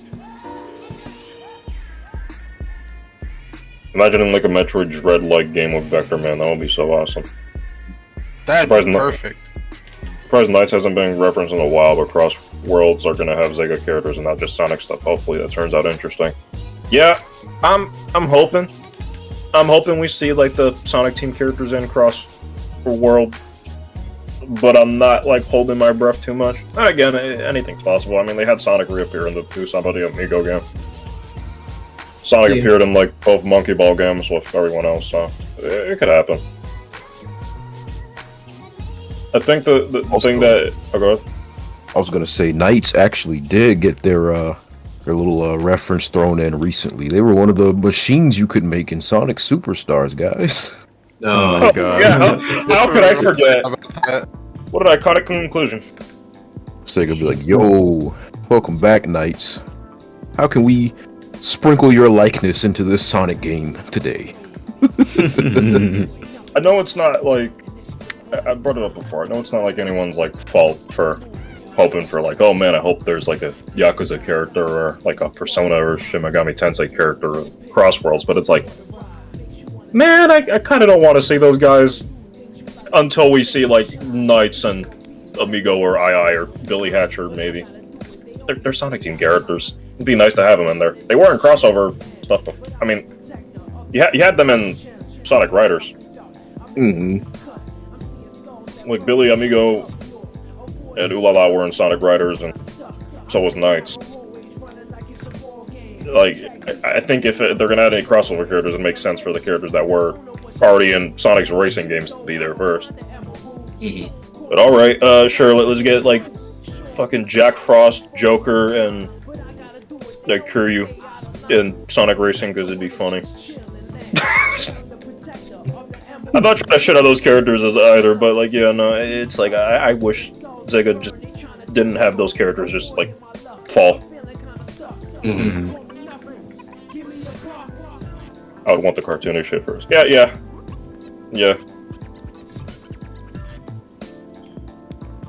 I think they could do it, but we'll see. Damn it, you guys gotta be pissed thinking about the Transformed roster. Yeah, again, this is the constant thing that we have talked about every single time that game is brought up. Yeah. It's like Danica Patrick. a lot of discussion, like just amongst us, went from like, oh yeah, Sega, those are the guys that make Sonic and other stuff, I think, to like actually getting familiar with their other shit and being like, so why is this motherfucker Sonic like hogging the spotlight? They got so much other good shit. A lot of us really got put onto just, you know, their entire like just wealth of IPs and shit. Especially Saturn. Mm-hmm. The last time they ever really used their other characters to like a big degree was like the Project X Zone games, which aren't really talked about because they were like exclusive to the 3DS, but they had like a lot of their shit in there. I know we I think I really recall seeing a few things from that, yeah. Yeah, they had like, you know, Sakura Wars characters, like Valkyria Chronicles characters, and then like you had like Zegata Sanshiro there too. But did they have my boy Alex Kidd? Yes, sir. He was like, "Do you remember me by chance?" Something like that. Let's see. Wait, Okay, no, actually? No, he wasn't in the Project X Zone. Oh damn! Damn. What? Damn. But you know what? It would be entirely on brand for that to be his thing in that game. Mm-hmm. All of his appearances after like the last game he got has just been, yo, it's me, Alex Kidd. Wait. Okay, he was a cameo appearance and part of Ulala's moveset. X Zone 2. Alongside Oppo and the protagonist from Altered Beast. Wow, he doesn't even have a fucking name. That's crazy. So does she just like pull him out? Just like, yo, look at this little fuck ass kid I found. I guess it's like for one of her. It's like for one of her moves in Project X Zone. Yeah. Rock, paper, scissors, boo! Ultra Beast, nigga. Apparently, like, let me see. Alex can make a cameo appearance in Project X Zone 2 as part of Ulala's move. He appears alongside Oppo from Fantasy Zone and the protagonist from Altered Beast. His attack involves him using Shell Core to punch his opponents. And now I gotta see what he looks like now. I gotta see the Oppa rep. I'm his #1 fan now. They gotta add a flow from the progressive ads if I'm being real. What? Oh yeah, yeah. She met Sonic before. Oh yeah, that's right. I know. They got He was right fight. home. Fucking car mascot looking ass character. It's like actual Sonic now. I think the thing that makes me sad though, because like, what was I gonna say? Yeah, and like the first game, Namco X Capcom, they actually had Klonoa stuff in there. Like Klonoa was playable along with some other characters, and like they didn't use those characters in like Project X on 1 and 2. Man. But let me see. He looks so goddamn out of place. It's the funniest shit. Let me get like the Voks art.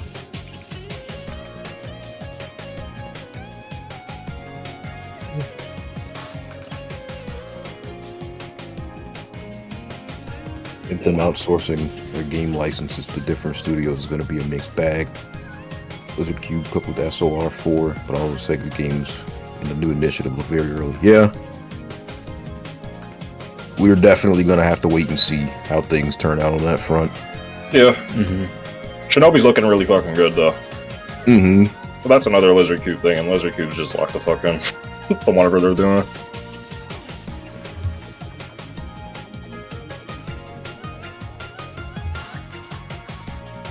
But yeah, I think they just gotta be like really careful on what they're doing.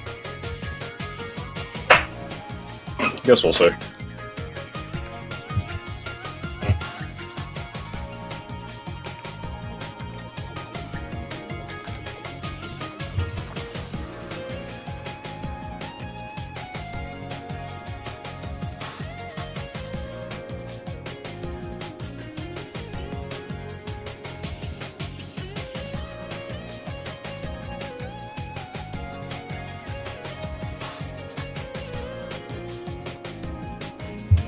Oh my god, Tree's actually fucking doing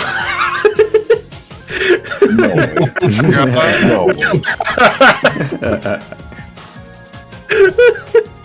Let's go. This is a fucking arrangement of characters, man. How did like Moses even get brought up into this group? Because again, like I just remember him faintly from like playing Midnight Club games at a cousin's house ages ago, and then just he's stuck. He's just around now. Someone in a server I frequent like sent like 3 gifs of him, and I was like, "Yo, this is like the coldest character design of all fucking time. I gotta spread the word." I'm still not over like how well he fits on like the fucking like banner I have for one of the Sam and Max games on Steam. Let me like grab the image. I don't think like Dredge saw it. This shit fits so fucking well. That I made. Shit. We all just like ended up making like stupid shit with this character. Hold on, I gotta find the thing I made. I don't think I saved it though. I think I just took a screenshot of it. Oh, I gotta find that. Hold on. You know, Voks made that edit, and I just adjusted like the placement of them for the banner.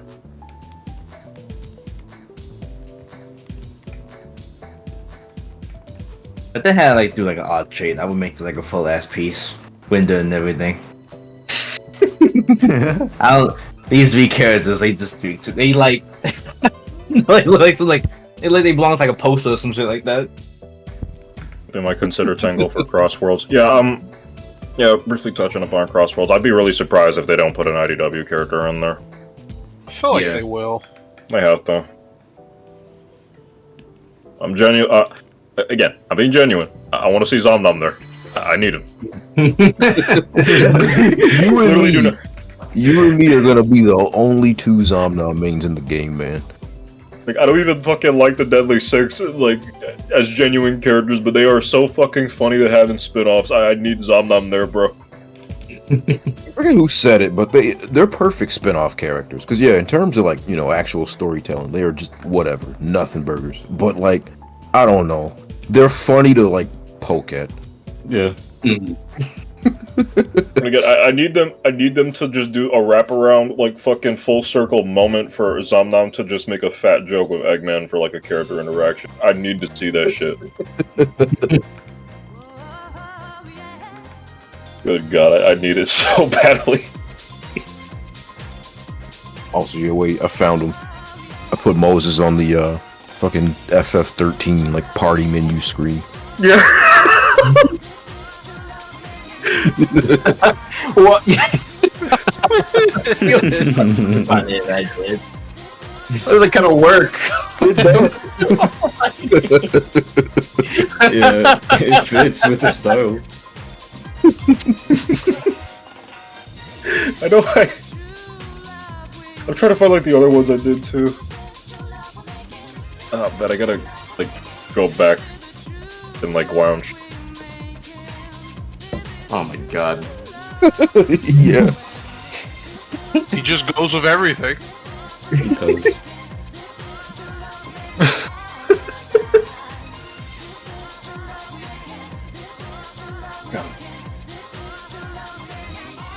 It's not like I put them over like the Unleashed, like Sonic Unleashed banner too. Collab idea. Draw Moses in your own art style. Make him work. Make it work. Dread, I just saw the interaction in the chat. Oh, give me Xeno. Give me Xeno. I'm sick of you. Wait, what? Again, I'm mostly if they're gonna have like the Deadly 6 there, they're probably just gonna make it the Deadly 5. Master Zip is nowhere to be found. He died off screen. No, that motherfucker racing. Zora, bro. He ain't gonna be racing. We get the Deadly 5. Zavok, Zomnom, Xena, Zik, Zaz. Am I forgetting anybody? No, you got all of them, man. Oh, okay. Sure, there was a 6th one though, but I'll take your word for it. I still think about me making that like that very easy edit where I just removed Zor from the cast and like Dread took a minute and like Fuzz took a minute to realize like I just removed them from there. Yeah, I was like, I didn't move them either. It's like this negative space implies someone's supposed to be there, but the image looks right. Yeah, I gotta pull it up again. someone like I posted this on Twitter and then someone's like, I like these guys. Like, wait, where's Zor?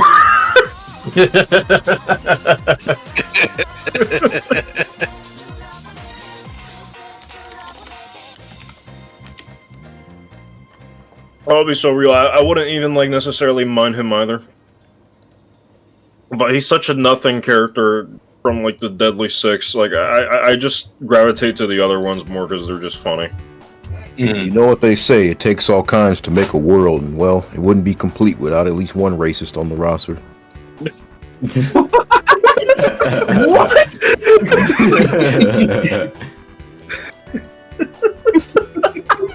That's how that Robo got in as DLC. Pine! What are you doing, Pine? Not you adding the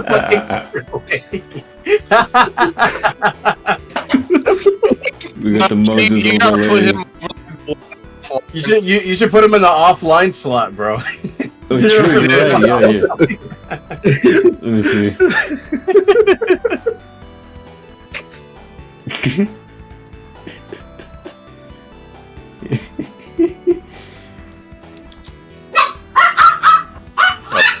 That's what I'm saying. Yo, rougher. Oh man. Alright, there we go. He fits right in.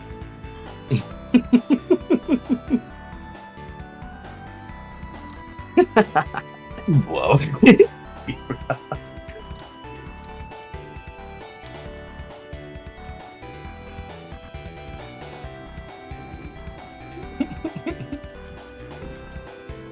I'm gonna chill for just a little bit. I'm gonna go order some food real quickly. Alright. Alright. I'm gonna make some ramen in a bit. I think I'm gonna order some fried shrimp.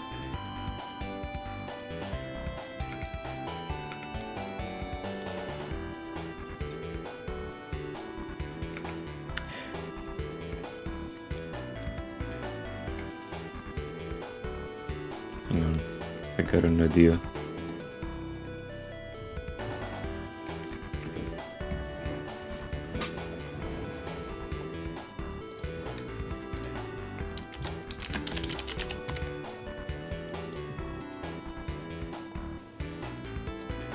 I got a wonderful idea.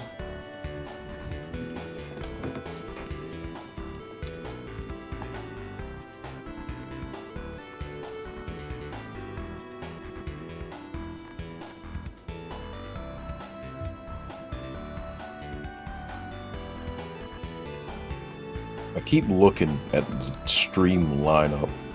It's incredible. Yeah. Dread cooking the hardest Mario and Luigi piece. Def Big, Bumpty, and Lil Ron, and then just like a Lil Ron focus piece. Just man.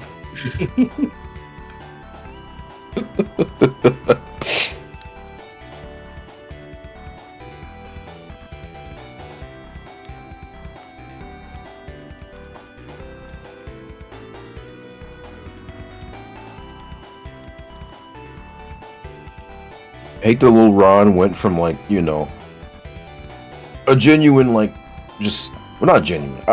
It's funny to me that he went from just a silly joke character to me like starting to somehow appreciate his design, despite it just being an edited Eggman. Yeah. He brings us joy for existing. Yeah. He does. Also, the flip-flops just really complete the look. I was trying to figure out what to do with like the footwear, and yeah, I figured sandals would be really good. Yeah.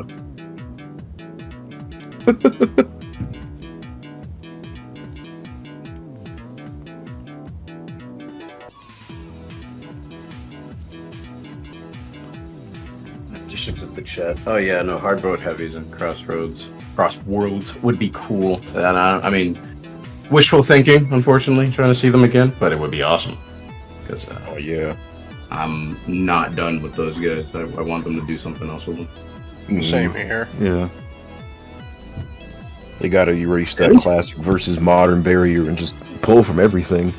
Yeah, exactly. Hell, they could just add like Heavy Rider, bro. It would be perfect. Yeah.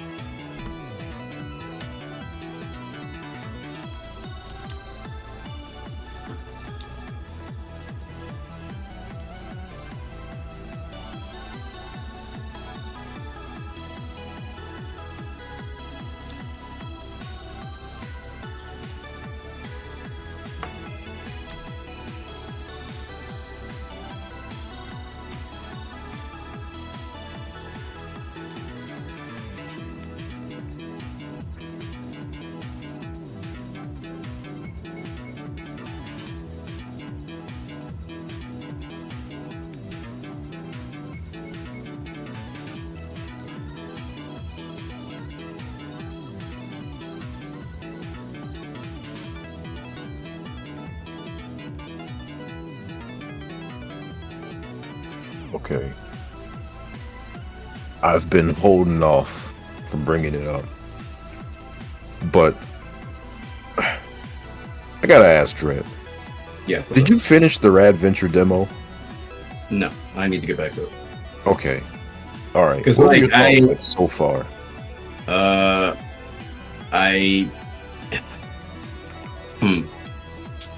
Megan needs a ledge grab. That's first and foremost. Yeah. I mean, just based on like his general movement,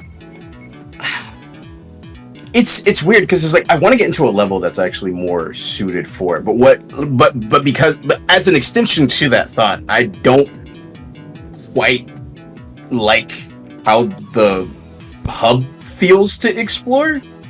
I don't know. It just feels like there's not enough like interactable shit in this like hub to be like, oh, this is fun to explore. You know, this is like fun to like move around. It's just kind of like, I don't know, like yeah, like either a ledge grab or like more like bounceable objects, because you know there's a lot of fucking like windows with awnings over them, and only some awnings are bounceable. But I feel like, you know, if this is just an open hub to explore, I feel like every awning should be bounceable. Like just a lot of shit to like interact with. Like it took me like what 40 minutes into running around this fucking place to realize there actually is a rail grind, because there's such minimal rails to actually grind on.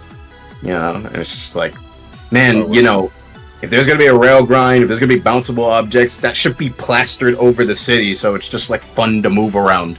You know? Yeah. Kind of like weird I stuff. I didn't. I did not. Okay, I bring that up because for some reason in the hub world, there's only like select random walls that he can do it on, and I don't even mean like a pair of 2 walls. Like sometimes he'll just slide down a wall like he's about to wall jump, but there's nothing to bounce on. Yeah. I hate to It's funny interrupt you that. breaking up like the awnings, because the moment you said like more interactable objects, I immediately thought about like Isle Delfino, and I was like, yeah, that was a fun hub world. You can bounce on all the awnings. Like before you even said that, that was my first thought. And Yeah, then, I was gonna say. Also, like, I was gonna say I hate to interrupt. Like when I got back and I didn't say anything, I thought you guys were talking about Unleash for a minute, and then like I heard the wall jump. I'm like, what the fuck, wall jump? Oh, they're talking about Red Venture. Yeah. No. Yeah. That. Oh. that. Did you end up beating the demo at all, Dread, or no? No. I was talking about that. Like, I need to get back to it because now that you have shown that, like, oh yeah, you actually can like go places and do shit. I'm like, okay, I'll give it another shot. I'll see. Like, I'll actually see what the levels have to offer because that's what I was hoping for. Just like I want to see a level that's more like built around Rad's moveset rather than this open hub that doesn't have all that much to like. Yeah, absolutely. In the way of platforming. So. Yeah. I think we all just kind of walked away from that demo just feeling the same. Like, this isn't terrible, but it's not, like, great either. And on top of that, it's like, they don't really do a great job selling the world as, like, as the player. Because, like, there's just so much incohesion going on with the character design and how the worlds visually and thematically look. It doesn't really tie into the supposed premise of the game. Right. Because I'm not sure how much you like looked at the conversation we had, but most of it was on the call last night. But apparently Rad is like described on the Kickstarter page. He's the butthole of town, like, you know, he's a bit of a dick. But, you know, there's a kind side to him, and he's doing community service just to make things right, and also just he unintentionally thwarts the plans of, like, the main villains in the game. But from all the NPCs you interact with, outside the ones in the bar that just tell you to fuck off because you're a kid, everyone's just really nice to you. I don't really feel that, it's you. Yeah. Like, you know, like, there was only like one NPC. I think she was like in front of like a restaurant or a shop or something. And it was just like, yeah, you don't have any money. Go away. Like, yeah, it's like you're scaring away the customer. Yeah, that's it. So we don't have like much of that. Like comparing it to Mario Sunshine, where you have you have like a lot of varied Piantas. I'm like massive fucking Pianta defender. I think everyone here likes the Piantas anyway. But a lot of them basically think, well, yeah, Mario's the fucking culprit. They're gonna be treating him like, you know, like, you fucking loser, get out of here. Like, yeah, you ruin things. But then you have some other ones that kind of just have like, you know, they're just chilling. They don't really know what's been going on. All of them are all different, but the general vibe is like, yeah, they treat Mario as like an outcast and outsider because they think he's the one that brought ruin to Isle Delfino. Yeah, that's like a good set piece to have for a game. It thematically fits. I don't really feel that we're Rad. I don't feel like I'm an asshole that has a bit of a history to him that definitely done some things in town and now he has to make up for it in community service. I don't feel that. I just feel like I'm playing a random guy with detached limbs in a world that doesn't like fit for the people that are already in there. You know, they all look like, all the characters in the game kind of look like they come from different things. And not in like a cohesive way that just kind of makes it like, you have anime style humans. You have like anthro character designs that will probably fit a B grade like platformer from PlayStation 2 days. You have Rad himself, which is just kind of a weird, inconsistent hodgepodge of like character design. Yeah, like design elements.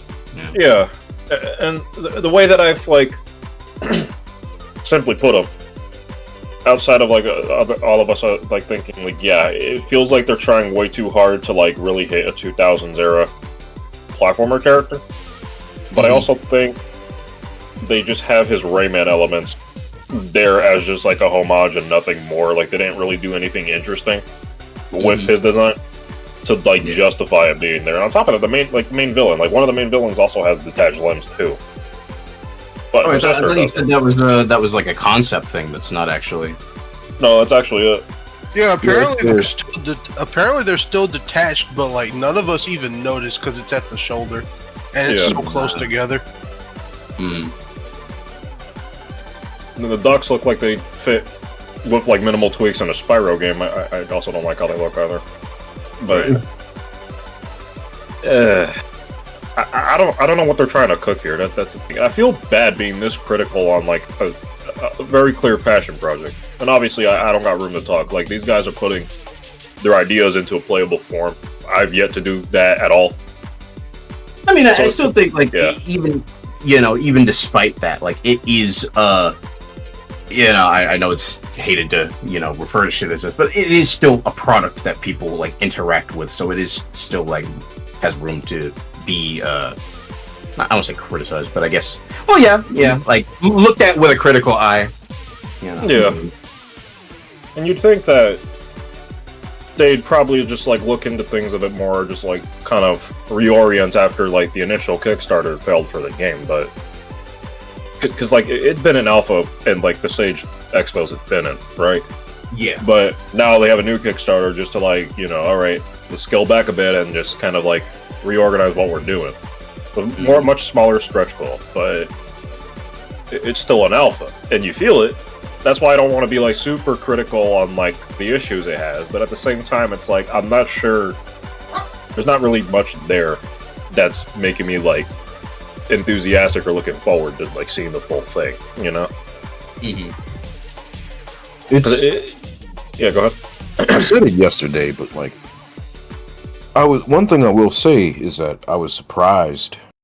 I was surprised that, at how much was actually in the demo, how many levels you got to go through, the size of them, all that kind of stuff. That's cool. That's commendable. But there was a lot that was really lacking polish in key areas like game feel and stuff like that. And I feel like when you're doing a Kickstarter, that's the aspect you really want to have honed down above all else. Yeah, like you really want people to your game is fun. Right. You need to like sell people on what you're cooking. Yeah. And what's getting me here is that I remember seeing that game. I just saw it, like the trailers of it, and I was like, "Oh man, this looks fun!" Like Rayman inspired 3D platforming with a bit more like speed to it. Oh, I'm gonna eat this up. And I was really sad when the initial Kickstarter went through. So they announced they were gonna relaunch it. I was like, "Oh man, that's great." I play the demo, and I'm just like, It needed more time in the oven, and I think the most baffling thing to me too is that like I don't want to sound like a dick. Like obviously developers can have fun and have little jokes here and there, but at the same time it's like if you're relaunching your Kickstarter after the initial one failed, I think that should give you like a swift kick in the balls to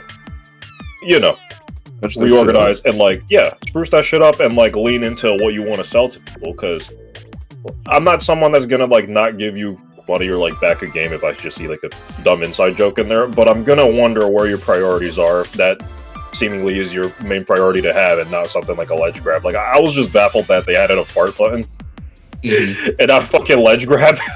Yeah, exactly. Are you kidding me, bro? Shout out to Ligma Shipping Company. And like, here's the other thing too. It's like, I may not mind the inside jokes, even though I'm going to question your priorities. But that's going to be enough for someone that is going to play your demo and be like, "Oh man, this is cool. I can't wait to back this." And then they see it like Ligma Shipping Company or Femboy Bootcamp, and they'll be like, "Fuck this. I'm not going to back it." Like, there's people out there like that, Yeah.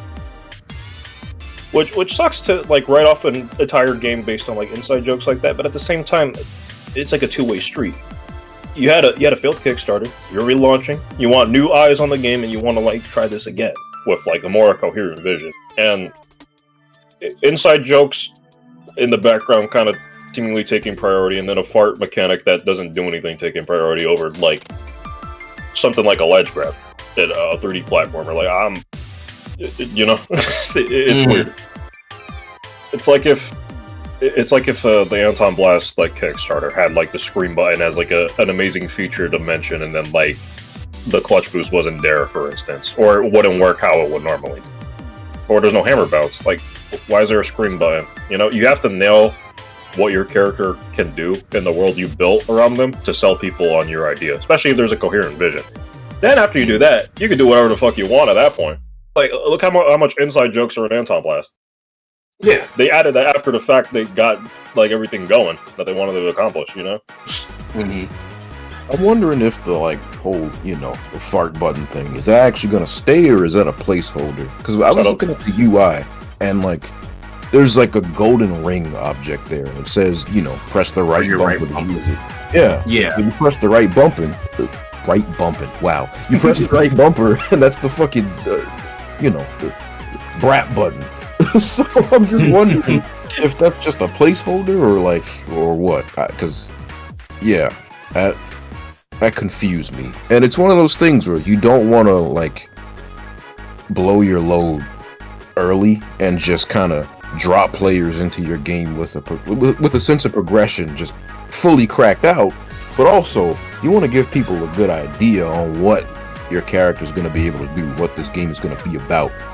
So I don't know if that's just something that was missing that they're going to implement or what, but yeah, that's just one of those things where, like y'all said, I'm glad y'all added a fucking fart button and Femboy boot camp over like a ledge grab and a sense of direction, you know?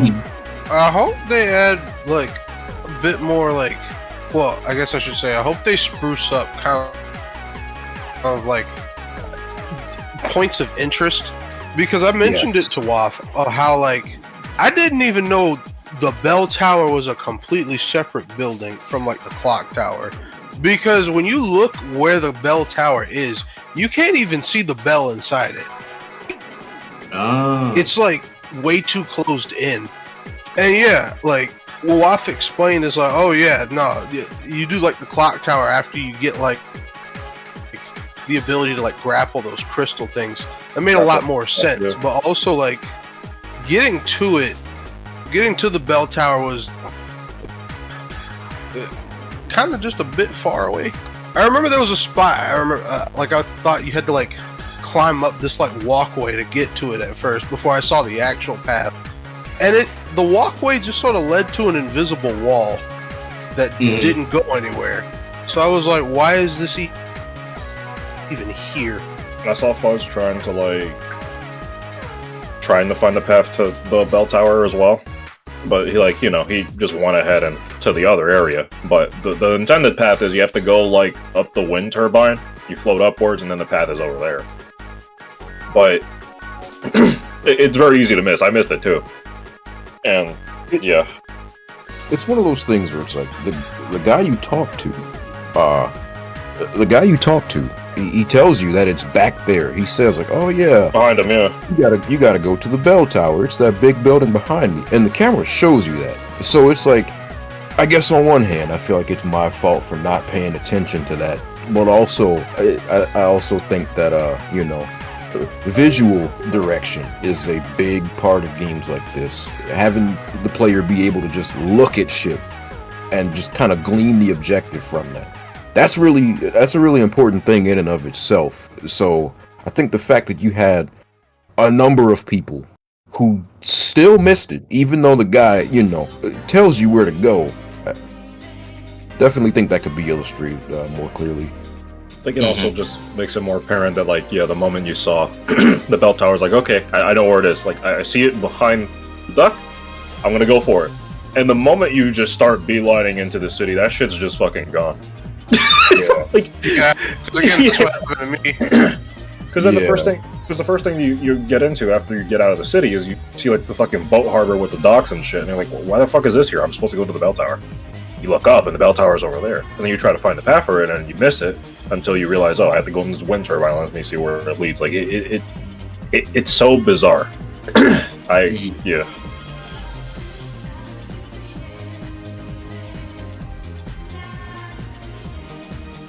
But yeah, I don't think the fart button is gonna be like a placeholder.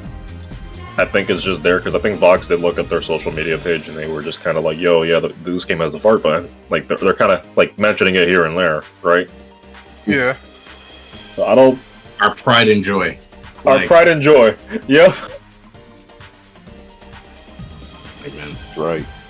This game goes places no one else had. This is. Subtle It's guys just are funny because I was before I was doing my Unleashed shit, I was playing it yesterday. I was like trying to stream it like in like a small call or whatever. I remember a friend was just asking me, "So what's this game about? Like, what's the story?" And I was just like, and he was just like, "That's all you needed to say." That's exactly what. That's exactly the thing. Again. A lot of what Waff mentioned about that game's story, I didn't get any of that from what I played. Just, oh yeah, the main villains are here, they're doing this thing, you're actually kind of inadvertently hindering their plans. Huh? Oh yeah, also Rad is like kind of the town asshole. I sure didn't get that from the lady I talked to. I was just like, oh, hi Rad, nice to see you again, buddy. Yeah, it was seemed good, nice Rad. to you. Yeah. Yeah. And like, I don't want to like again. I don't want to be so freaking critical on it because it is the alpha. Maybe they are having that stuff planned out, but I don't know if you're gonna advertise your game on the Kickstarter a certain way and talk about the story. I think it's imperative that you kind of reflect that in your demo. Yeah. Yep. A lot of old games, you know, kind of just told you the story from the manual and drop you in, but you could still kind of glean what was going on from just playing the game. I didn't get that here at all, and I think that's kind of worrying. I hope it's just an alpha thing. Yeah, but even then, it's one of those things where it's like, oof. Alpha or not, you gotta sell people on this. Literally, you're making a Kickstarter. Yeah. You quite literally have to sell people on this. You can't fuck up on that front. That's very true. Yeah, like this is a demo that you put up on Steam that you wanna, you know, garner interest on.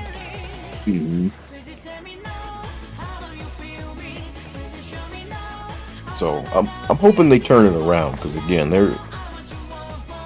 there are some things I do like about it, and just, you know, that overall hook of like, oh, we're taking a few notes from the 3D Rayman games, adding a bit more, you know, movement to it. Okay, I like that. I want that to be really good, but like, last thing I want is for it to be one of those games where the gameplay ends up being pretty fun, pretty good, and then everything else is just like,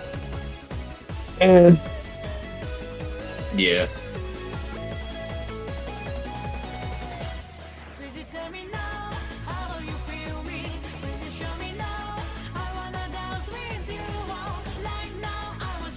I can forgive a platformer for going light on story. I mean, you know, God knows how many times I've gassed up the fucking Mario games. You know, they're as easy as it gets with that kind of stuff.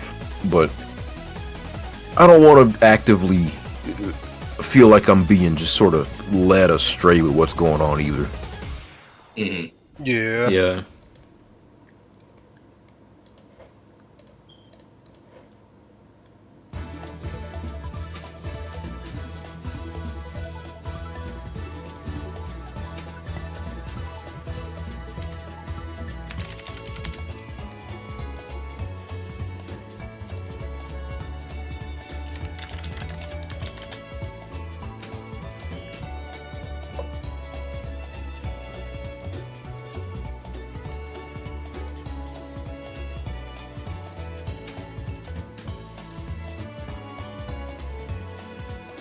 All right, I'm back. We'll go Welcome back. back. Welcome back. No, but what was I gonna say? I know, and then like, I know last night we just went on like just a massive like tangent and also just like sketching things out on, like about like Rad's design. Because like, Yeah. I don't think, like, I've said it, like, I don't think I've seen like an uglier like platformer character in a good minute. You know? I was about to say, had y'all fucking appreciating Bugs design, like... Yeah, no, because, like, I thought about it, and I'm like, okay, his design isn't actually, like, bad. I don't know, like, why I hated it that much, but his design isn't awful. It's very simple. He's just really funny looking. I think he would just look better depending on artist interpretation. He has that... Oh, go ahead. I kind of chalked him up to being similar to some of the old Rare characters, where it's like, they're good designs, but like sometimes that 90s rendering just kind of gets in the way of illustrating that. And yeah, because when you look at the 2D illustrations of Bug, he's alright, you know, he's simple, he's nice, he's cartoony, but yeah, when I first saw him, I hated him, because I was like, oh, look at his big ass eyes, ugly fucking creature. And that was mostly just that 90s rendering, you know, not really doing him any favors. But yeah, he's alright. He's cool. Yeah, he has a different type. He has a different type of coolness to him. So like, I'm fine with him. No, kind of made me realize how Rolling Rascal design isn't so bad. That's funny because yeah, we did talk about Rascal last night as well. Like his design isn't bad. It's just weird because we don't really know what he's supposed to be. He's one of those designs I'm not like entirely sold on, but like I'm cool with. Yeah. Mm-hmm. Just he's a little funny looking. I'm not sure what he is. You know, not the smoothest design, but he doesn't piss me off. I hate to be mean, but I can't quite say the same thing for Rad. Because yeah, no, I remember just again, I first saw that game. I was like, ooh, I'm liking what I'm seeing here, but I didn't say anything. But right off the bat, I saw the main character, and I'm just like, Yeah. It was something that ugly, but if the gameplay is good, I'll look past that. Yeah, that's kind of what I chalked it up to. Is like I don't think I would like. Okay, this design I don't like it. I'm not a fan. But if the game is good, you know what? I'll give it a look. We played the demo, and we were like, "What are they fucking doing, man?" It's just like, I really hate to be that negative or like this critical, but like I don't know, man. I'm not understanding what they're trying to do because, like I said, the limbless thing just feels like, hey, we like Rayman. Rayman's cool. We're not getting any new Rayman games. Let's have like Rayman's like key feature added to this character, but only make it the gloves because that's like going to be a core mechanic of this game, I guess. And they just didn't make the rest of him limbless, and I guess they didn't want to make a thingamajig character like Rayman. So like, all right, we got to lean into something. Let's make him a reptile. Oh, give him ears. So now I'm just trying to wonder like, what the fuck is he supposed to be? You know? Yeah. Like Rayman is, you know, he's an unorthodox design, but that's kind of his hook. He's this weird, like, guy with a big-ass nose and, like, no limbs. And they lean all into the no limbs thing, because in addition to just having no arms, he's got no legs, no neck. And they play around with that. You know, there's gameplay mechanics centered around that. There's all sorts of fun animations centered around that. Yeah, the fucking first segment of Rayman 3, like, Rayman loses hands and, like, Murphy has to carry him. Like, yeah. And then, like, I think back to, like, the Rayman DLC for like Sparks of Hope, and they kind of played around with like him being limbless and like the cutscene with the big like opera singing rabbit ghost guy. Mm-hmm. They tossing around his head and then like piling on his limbs on himself. Like that's funny as fuck. Like they lean into Rayman being limbless. Yeah. And again, it's like it's interesting to see how that evolved because in the first game, all the characters just sort of looked like that. And then they ended up retconning that and just turning that into Rayman's special thing. But they still managed to keep him in line with his world by just going all in on really making it feel like a cartoony, fantasy, fairy tale kind of world. Especially with how they designed all the other characters. Yeah. But yeah, Rad is just kind of here. He has no arms for some reason, but he's still got legs and a neck. And a Nobody tail else looks and like ears. that. Like, yeah, no. It's weird because then like you kind of have to get into the world building aspect, and it's like, is anyone going to question like how he has floating limbs? Is that just not going to be like, is that just not going to be addressed at all? Because again, this just ties into like I feel like they just didn't or don't have like ideas on how to build upon that to make it their own thing. You know, it's like you look at Peppino and Anton, right?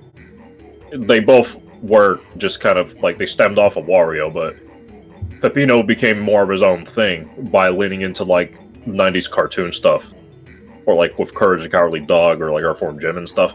Peppino became his own character, like outside of just like, oh yeah, I based this guy off of Wario. And then Anton leaned more into like Taz and Crash, and became his own thing. I'm not sure if I could say that for Rad because like I feel like they are just kind of set on the design they have for him. But it just feels like Fuzz said it yesterday. Rad's design feels like a first draft, where you kind of you're making a character, and the first thing you think of is like, okay, how do I want to pay respects to a character I really like?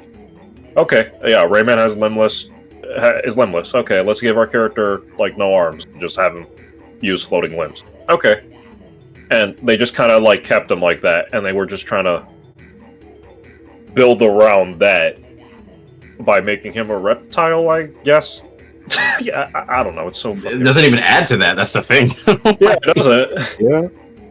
It just makes it more weirder. It's like, okay, he's a reptile, and he has like goblin ears, and he has like 80s pattern clothing, and he has floating limbs like Rayman because we like Rayman, and it doesn't make any sense. It just feels like he had like 4 people work on one character design, and then like it was a single artist trying to like bring this character to life. That's kind of what it feels like to me. I think you got the Lil Ron treatment, bro. Ron treatment. Little Ron treatment. That is a diabolical thing to say. No, it's a Lil Ron. My bad. That is diabolical, but at the same time, here's the thing. Absolutely right. Yeah. We made Little Ron work though, like just outside of like him being like an Eggman, like Boom Eggman edit. Like we've drawn him and he just looks fucking great. I mean, Tree fucking drew him right now and he looks fucking cool. Pine's working on him too. Okay, sorry. I have to take a step back. I just peeped at the stream, bro. Fucking Mumbo Magic is on the fucking playlist I've been playing for the last 5.5 minutes.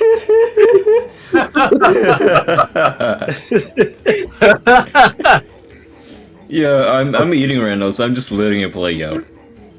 Yeah, no, like I saw like the Let's Take a Munch like gif or whatever, but then my eyes panned up to the music. I was like, oh, Banjo 3? Oh no.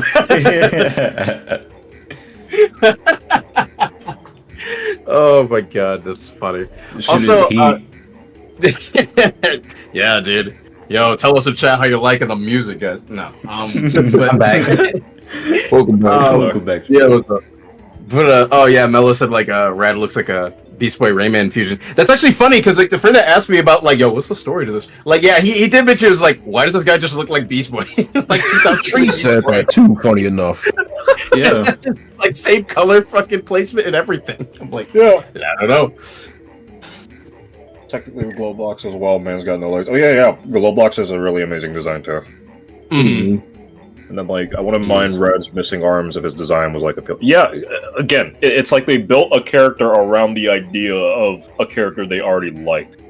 And just like, rolled with it. Again, it looks like a first draft character.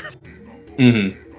I think, because the way that I stylized them last night, I kind of wanted to lean into, like, okay, this character is he's the butthole of town, like, and he's doing community service begrudgingly. But he has a kind side to him.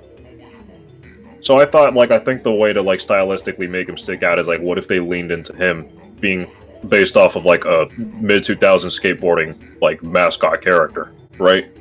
Mm. I feel like that would aesthetically stick out because, like, yeah, around that time, you know, skateboarding and stuff would be, like, a rebellious thing for teenagers to do. It's in that culture. I feel like Rad leaning into that aspect would go hand in hand with like them wanting him to be like a mid 2000s type character. And I threw the doodles I made in the chat. And then Fuzz. I just made a fucking Kremlin. Yeah, you just made a Kremlin. It looks really good. I was like, oh boy, how could I like? This guy's I don't design, know. as you drew him, it reminds me of Jack a bit. Yeah. It kind of does look like Jack a little bit. Mm-hmm. Hey, I wouldn't be mad at that. Yeah.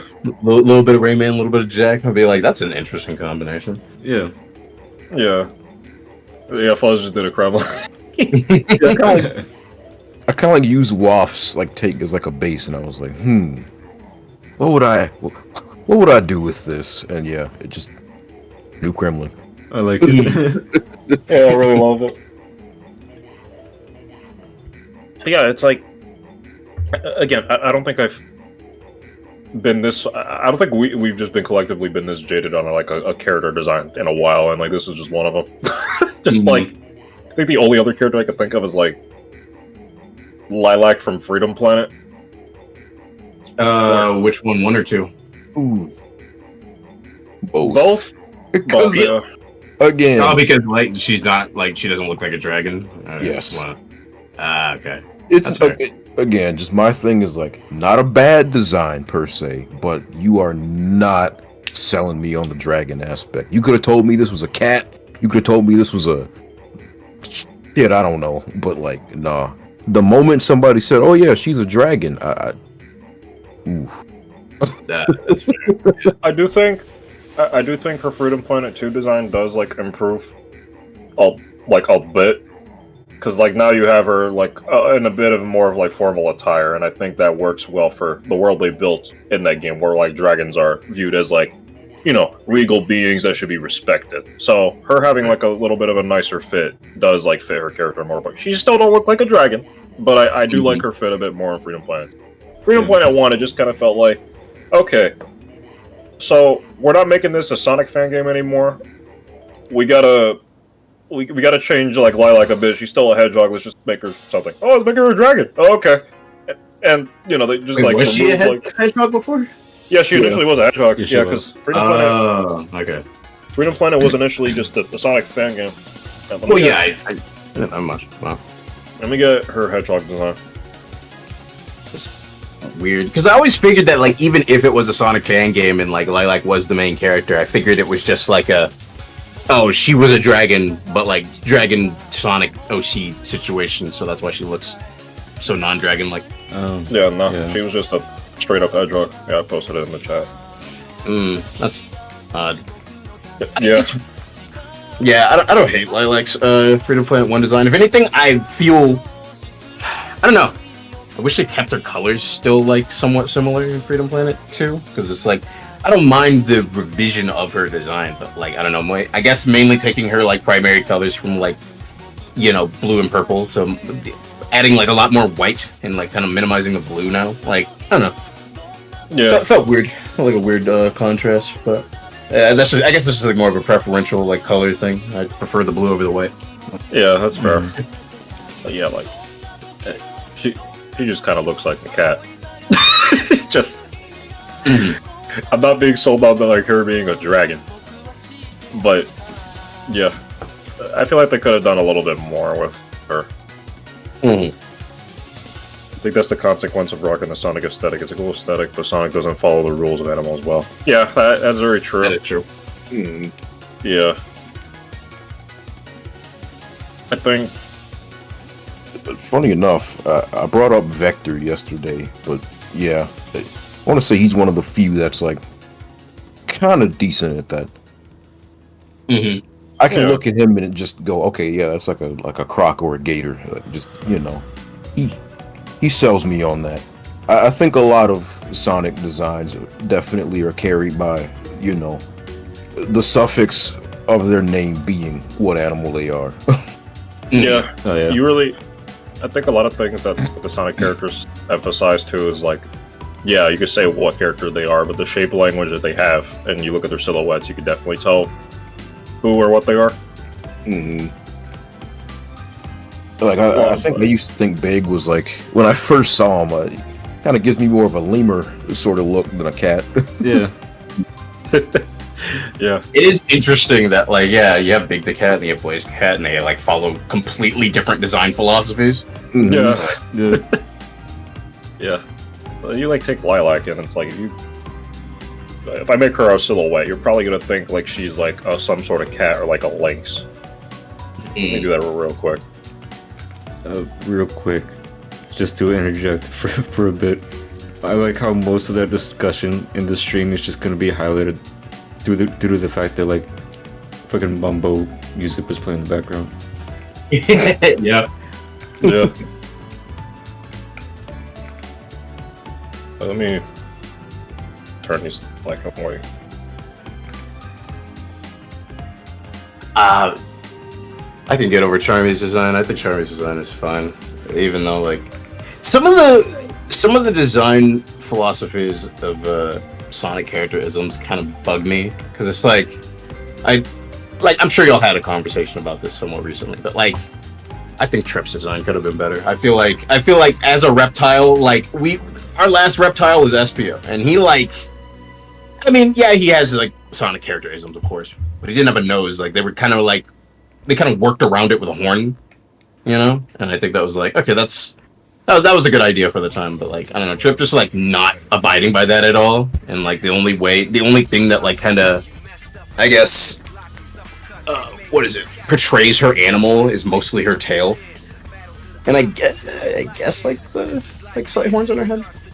It's like they could have done more. I feel like they didn't have to go cutesy about it. I guess, especially when her super form's like just a straight up fucking dragon. Yeah. Oh yeah.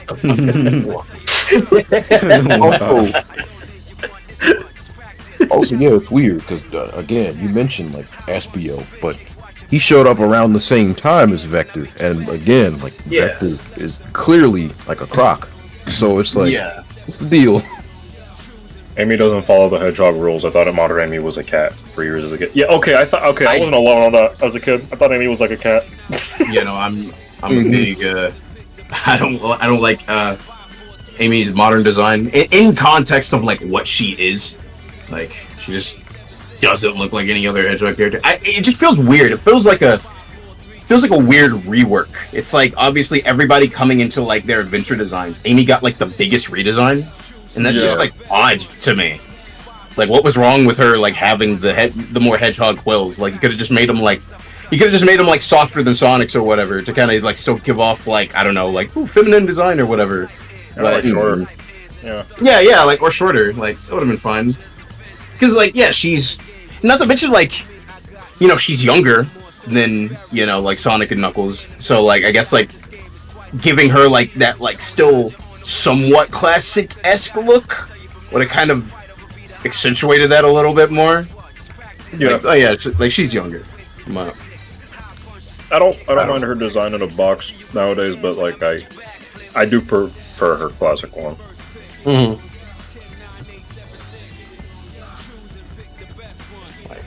Still a big fan of Fleetway Amy. I like how they adapted her clothes where it's like, okay, it's not Sonic silhouette, but like it's something of her own, but it still looks like a hedgehog. Yeah, Fleetway Amy looks cool. And I'll give them this, at least like Amy looks like really fucking funny in like any of the modern games. Mm-hmm. She just has like that fucking dead stare. Let me get the generation screenshot.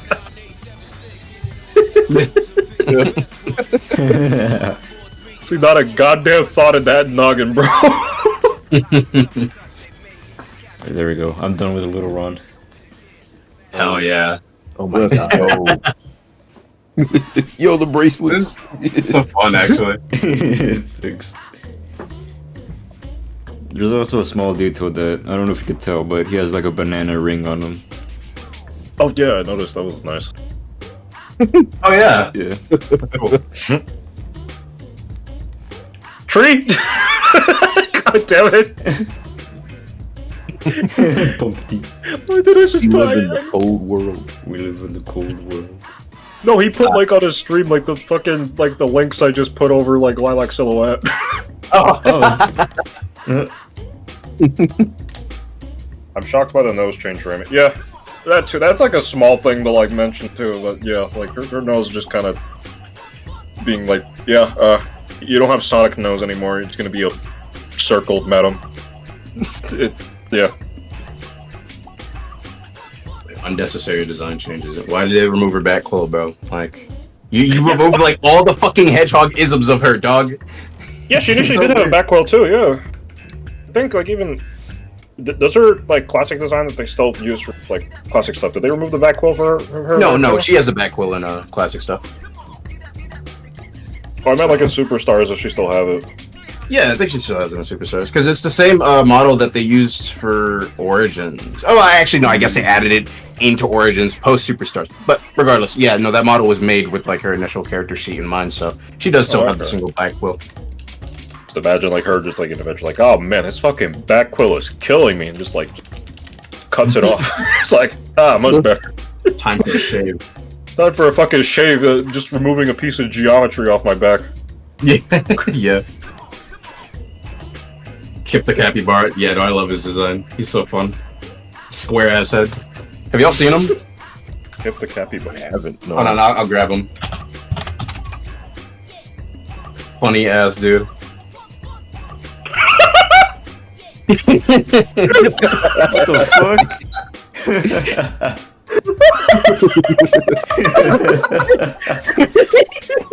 Bro. No. Oh yeah, this character. Yeah, the fucking driving instructor, bro. Okay, funny as he looks, I kind of wish they did this more. You can keep the like, usual Sonic body style, but yeah, just kind of like keeping more of the like, features of the animal face intact. I like it. Yeah. Yeah. The glasses really do a lot. Yeah, They do. I'm just imagining like they could probably like fucking build a guinea pig character with this face, bro.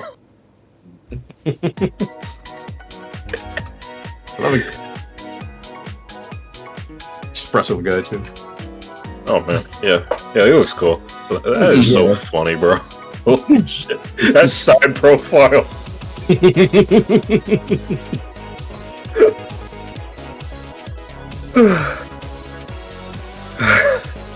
Turn around and smack you with that fucking schnoz, dog.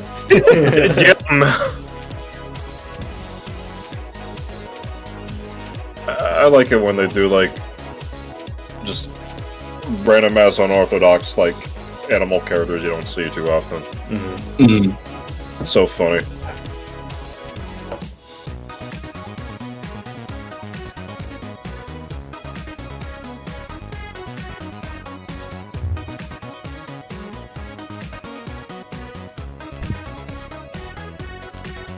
That little run is so fucking good.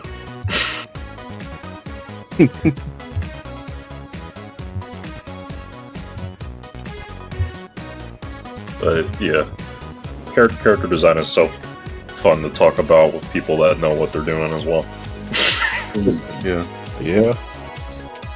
It sure does make it undesirable. Yeah, for real.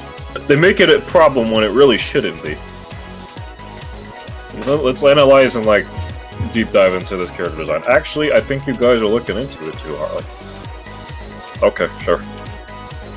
It's just so funny because it's like it's like a double standard when it comes to talking about character design and shit. Because like, yeah, people kind of dog on like, oh, Sonic fans will dissect every like minor fucking detail, and it's just like, okay, Spider-Man fans do the same thing with every fucking Spider-Man suit. Niggas are doing that right now with Shrek.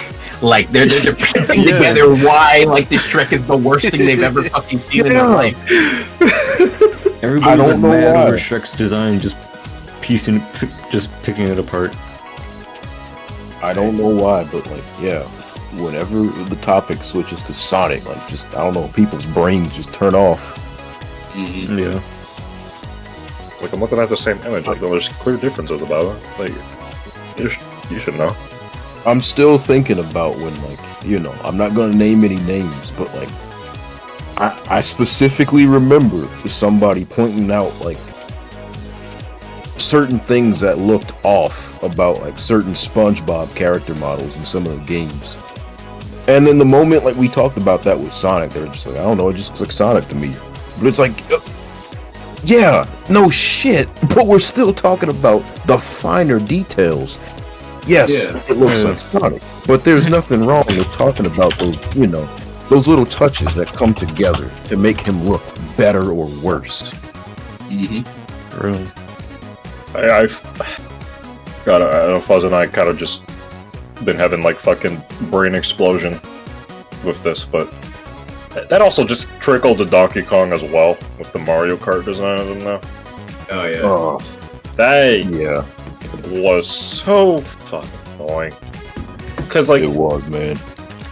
You have someone that they were like pretty thickly wording their issues with that new design because they were worried about like what it would mean for like Donkey Kong's like as an IP, like Donkey Kong's own games and world. Because like, yeah, in his opinion, he thinks that the new design doesn't make DK fit in his own stuff anymore. That's an entirely reasonable thing to like be afraid of, because especially in the case of Donkey Kong, where it's like we don't fucking know what they're cooking with this series either. Kind of just been in the dark for past 14 years. So then you have like people like analyzing DK's design, and then you just have people that hardly touch the series, hardly talk about the series. Mostly Mario fans that have been like kind of just telling us like, don't worry about it. Like, this ain't a big deal being worried about Donkey Kong. Like, he's fine.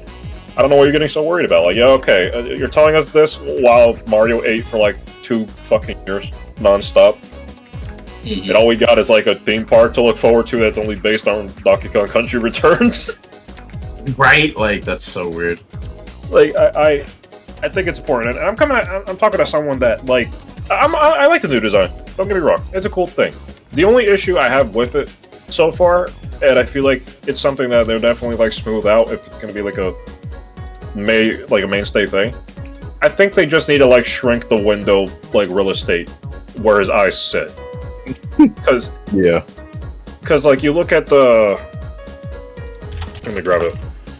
You look at like the Illumination Donkey Kong, and you also look at like the concept art that they had for the movie. And let's see if I can find it.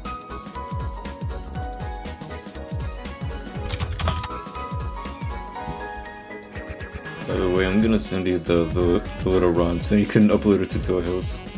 Alright, thank you.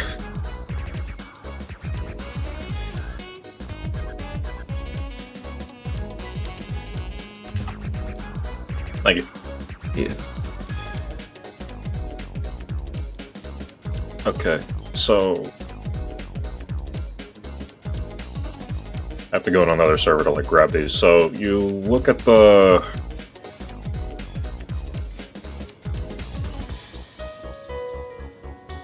So here's the concept art and like the movie model for DK, and you see like the window space between where his eyes sit. Like there's like a reasonable amount of space for him to like have many expressions. You have like his upper brow contorting or lowering to emphasize those expressions, and his eyes like stretch too to, you know, make use of that space. But then like you have the Mario Kart design where they kind of made that shit just a giant fucking void. You know? That's too much. Fucking full LCD display going on at the front. Yeah. it's too much like window real estate on his eyes. It's a small thing to mention. But that's like the only issue I have with it. This is a great design and take on it. I love it. But I think if there's anything I want them to adjust, it's that. And I feel like people should have the right to talk about that, because it is a character design alteration. Donkey Kong hasn't been updated ever since he had that rare model. Nintendo's just stuck with that rare model ever since it came in the picture. And that's just intrinsically tied to DK's identity. So seeing a brand new design for him after all these years is definitely something worth talking about, and I don't really understand why some people are like, oh, this isn't a big deal, it's just Donkey Kong, or like, you guys are overthinking shit. Like, no, I think we can talk about it. It's character design, you know? Especially if you see that, like, take from artists as well. It's like, if you're an artist, I think you should at least know what goes into making a character design. Yeah, that's another thing, right? It's like, I can understand somebody with no like knowledge about character design and like the process that goes into it, you know, like writing shit off, because it's just like, you know, general audiences are general audiences, you know, you can't really stop them. But like artists, like you understand this shit. You should understand like how fundamentals work and why this matters. But Exactly. There are genuinely a lot of people. I've seen folks talk about this. There are genuinely a lot of people who, like, yeah, they do the very thing they criticize other people for doing, simply because they don't like something, don't have any attachment to it. They just don't give it the thought. mm-hmm. Just, yeah, there's a lot of people who, you know, I think are fully aware about like character design changes, what goes into them, what stuff they like or stuff they make. But then, yeah, the moment you bring it, you know, the moment you wrap it back around to something like Sonic or Donkey Kong, and they don't have that personal attachment to it, it's just like, oh, well, it looks like the same thing to me, who cares? Well, yeah, no shit, you don't think about it often. Mm-hmm. Yeah. I think you're talking about this like way too seriously. I don't think it's a big deal that Donkey Kong's getting like shut the fuck up, please. It should be common knowledge that, like, I don't know, maybe they're talking about it because they care about it. Yeah. Like, Imagine me, damn it. Like, yeah.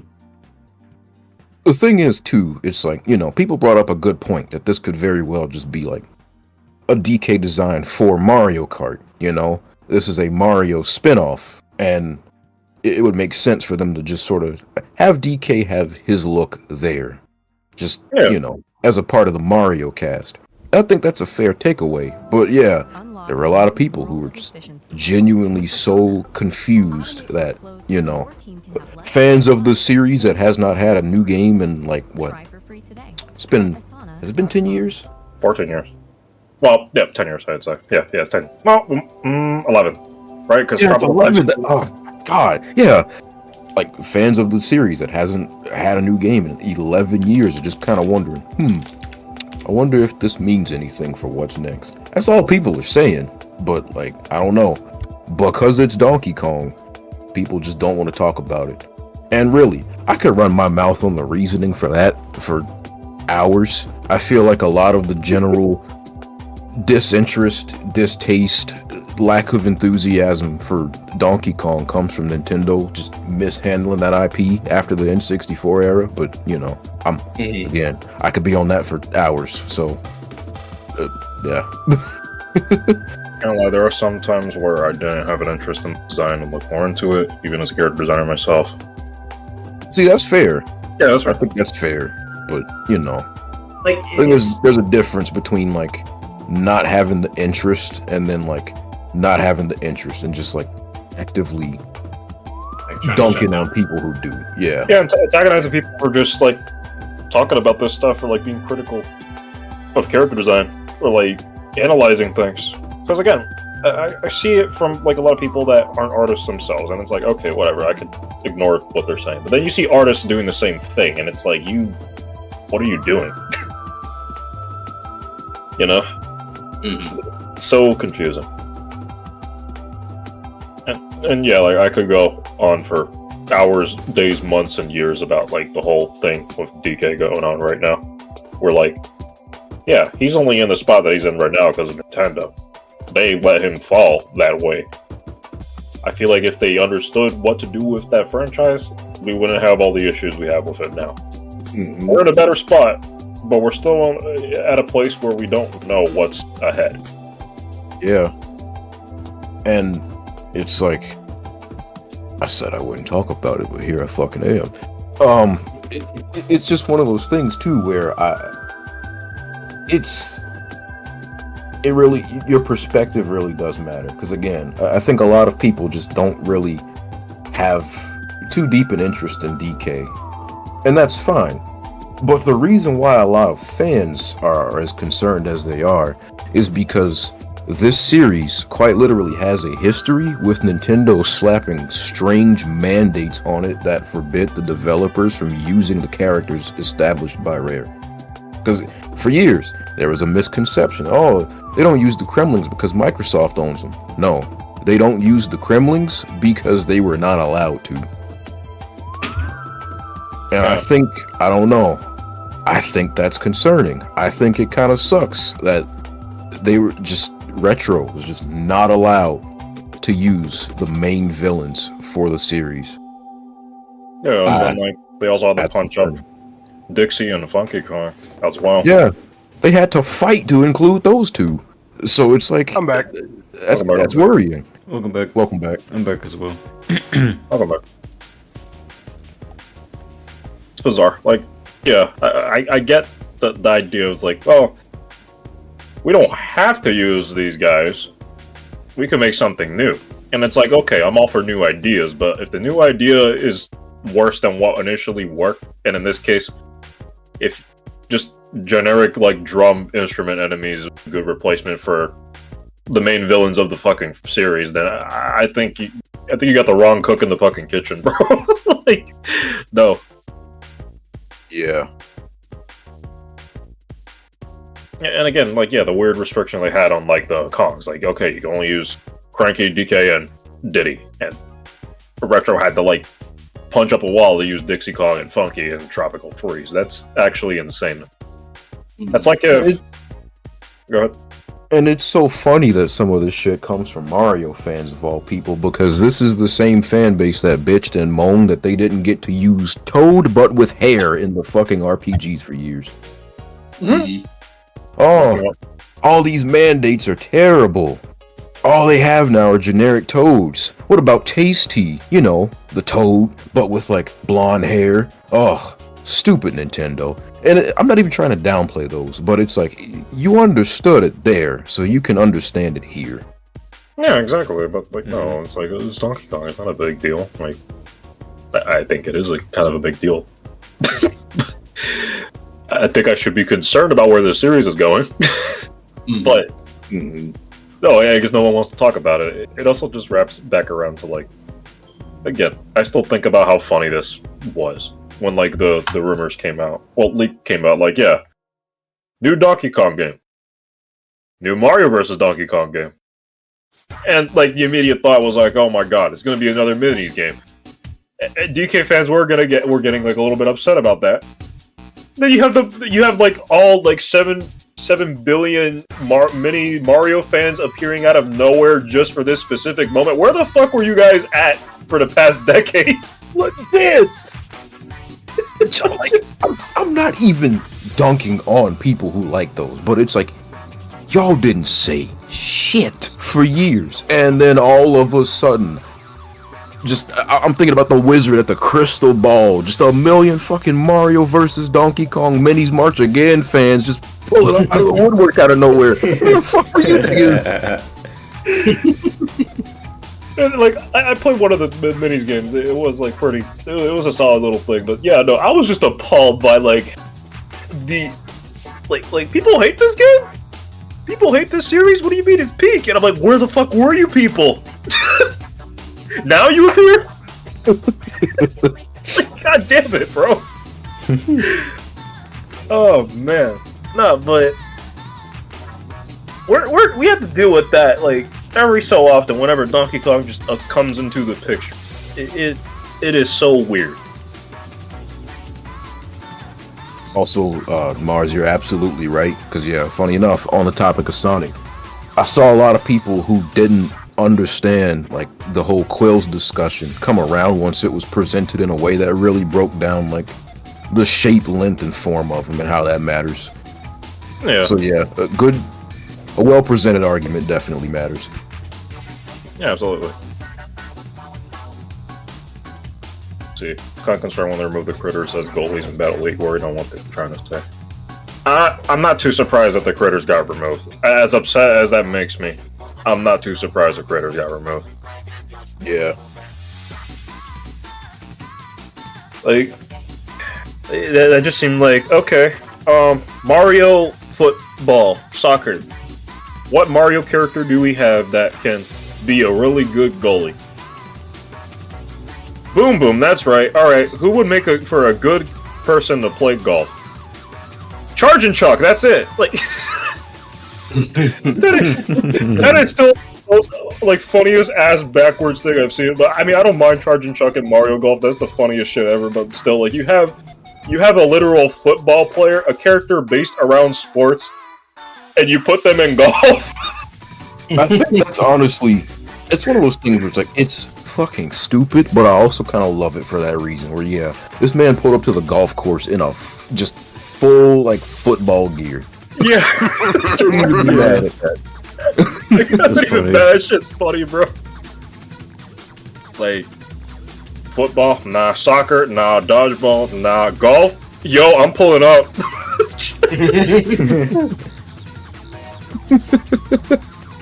This motherfucker is gonna like pull up to like badminton next. I just know it. It's funny. Did they even like change their outfits for when they were baseball players? No. Wait, were they? No, they weren't. It's like the first time they've ever been in like a playable spinoff. No, I mean like the baseball chucks from Mario World. Like, did they look any different, or were they just charging chucks at like through baseballs? They were just Oh no, they look the same. Yeah, they all look the same. Okay, honestly, yeah, I feel like that'd be a good running gag. Where yeah, they just show up to every sports event imaginable in like just full football gear. Yeah. Imagine Yeah, them like looking through their images, and there's this. imagine them competing in like a swimming event, and they're like the fastest one with the full football gear on. I think that's something they're just gonna like keep consistently doing. They just have him like playable like literally in the football gear. Nothing else changes.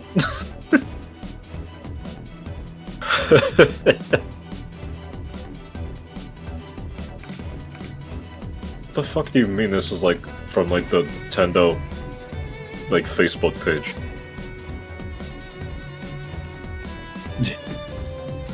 Okay.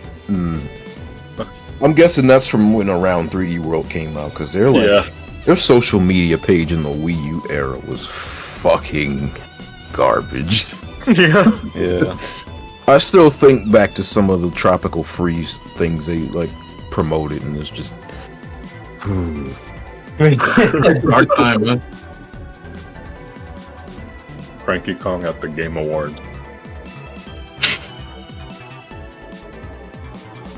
God, I'm gonna just.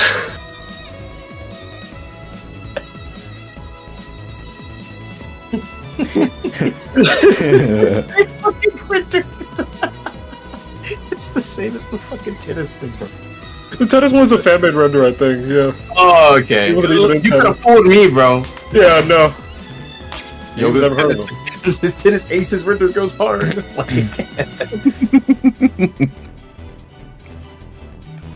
Also, Jesus Christ, is this fucking God, bro? these were real. These were real. This is how they promoted Tropical Freeze. No. Jesus?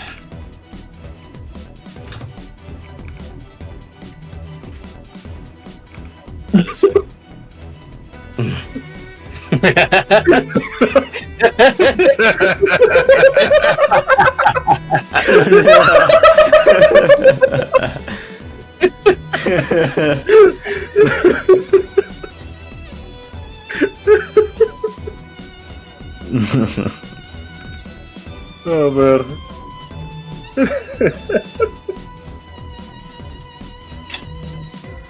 But yeah, no, I just find it really odd that like character design is just such a like a weird subject for people on Twitter to comprehend. Again, yeah, I think it really does boil down to for a lot of people to just whether or not they are attached to the thing being dissected or not. Yeah. Which, you know, is fair, but like, it's one of those things where for me, if I don't get it, I don't get it, and I don't have to. Y'all talk about it all you want to. Yeah. Yeah.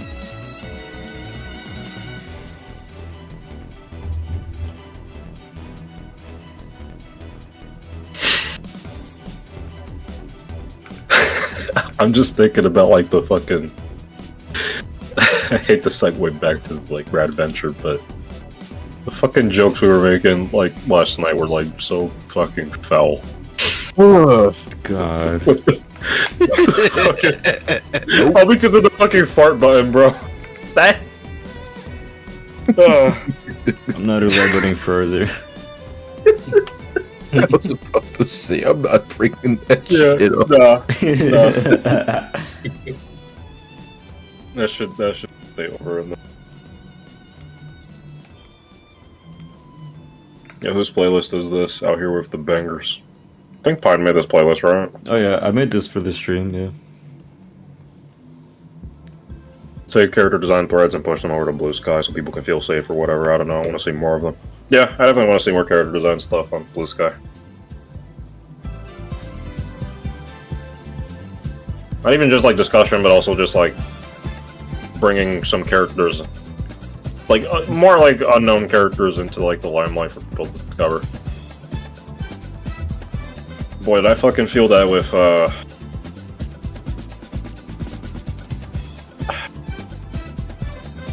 what is that? What are those things called? I'm trying to remember.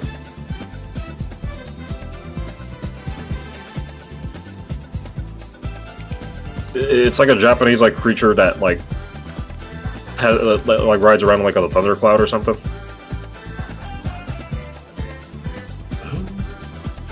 Guess I remember the name. Arajan. Yeah, Arajan. Yeah. Wait, what about him? I was talking about like some cool character designs. Like it'd be cool to see like some. God damn it, Voks. I think it'd be cool to see like more like talk about character designs, like unknown ones, and just like analyzing a character on Blue Sky. Because like I think back to this like one guy from this game I played, where it was like such a fucking cool Arajan, yeah. Jeez, yo, this nigga is sick. He looks so. Oh, he's from this game called Timid and Go. It's basically Great Value Rhythm Heaven, not really. Oh, okay. And he's like the final boss. And he looks sick. He does. He really does. It is a sick design. It's so funny because like that's his true form. This is how he normally looks in the game. Let me grab him.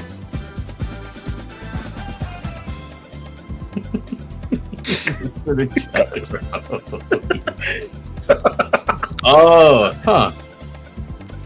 That's cool too. Yeah, it's a cool design. But like, yeah, the premise of that game is that you die, so you're trying to like leave the in between like purgatory, like heaven and hell space, and go back to the world of the living. Mm-hmm. And then this guy's like, all right, well, I got to test your rhythm skill, so he just turns into that with the fucking tropical fit, shades and everything. Like, god damn. Yo, Pete. It's such a cool ass design, man.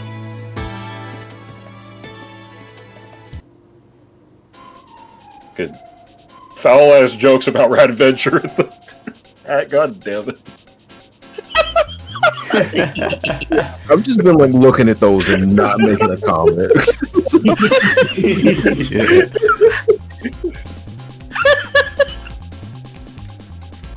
No one's gonna have context on the stream, and it'll stay that way. Yeah.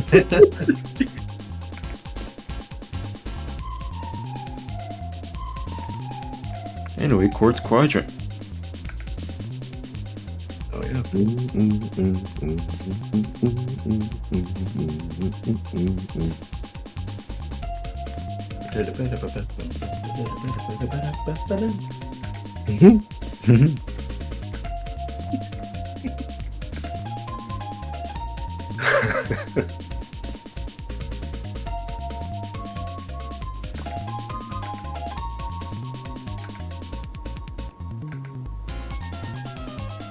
I do. We got the fart button and Rad Venture. Y'all better watch out. When I add the burp button to Big G's quest, I don't fucking know, man.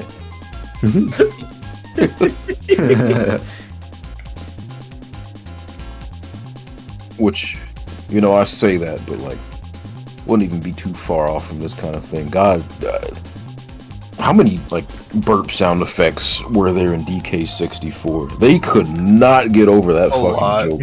There was a lot. I could not get over that shit. It was Chunky Kong's, like, one of his attacks. They had a whole game around it.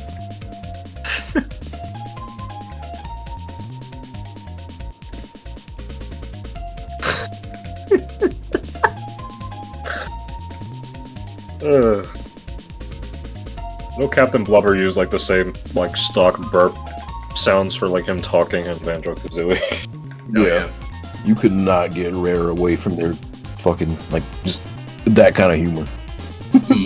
Yeah. Shit's dirt like crack cocaine. I'm sure there was some sound effects like that in Conquer as well. Undoubtedly.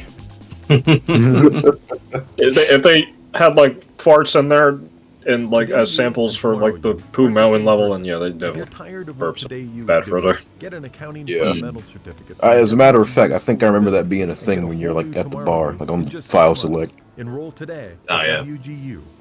Think back to like the gags that they did for like Live and Reloaded for like the file select stuff too. They had like the main character from Crab by the Ghoulies like throwing up in the bathroom. They really do not like that game. Nope.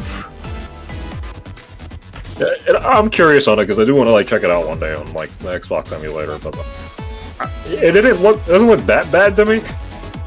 It isn't.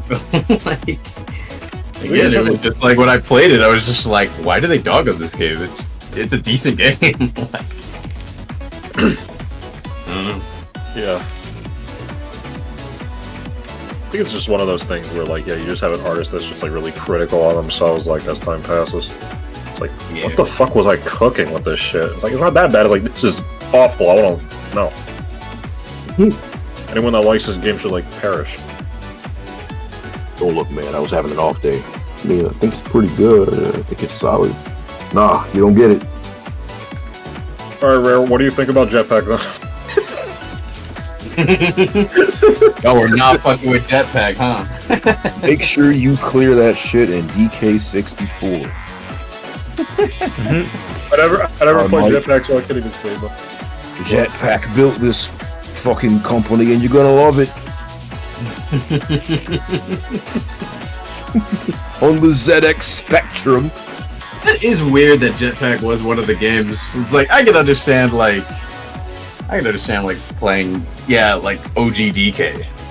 That makes sense. What did Jetpack have to do with anything? It's weird. It was, yeah. And again, I guess that was like the easiest thing they could have done, because like, can you imagine them having to make you play through like Battletoads on the NES? Oh no. DK64. That would have been evil. I would have. Fucking. Ugh, I don't want to imagine that. Now, if it was Battletoads Arcade, then I'll be fucking cooking, though. What were the main differences? Grab a screenshot. The arcade Battletoads game. Oh my god, that would be a fun like game to like play in the resort, or just like streaming it one day. Hang on. It's only 3-player, but the sprite work on it, it's fucking nuts. Oh wow. Damn. Oh shit. Yeah. You have enemies that hop into like from the foreground into like, I mean the background into the foreground, or like the foreground like there, and then like this boss right here is fucking cool too. Whoa. That's cool, yeah. What the fuck? No, this game is so fucking good. I would love to play it with you guys one day.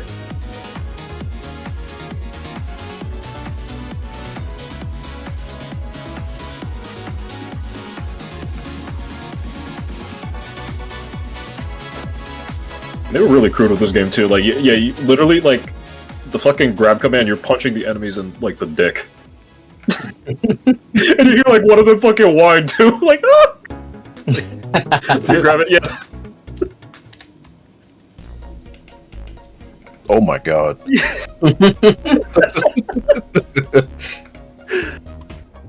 Yeah, no, Battletoads Arcade is really fucking. NES Battletoads, though, I would. Oof. If I had to play that in DK64, I'd be a sad child. Let me guess. It's one of those cases where they took like a pretty nicely challenging game and then made it like fuck you hard.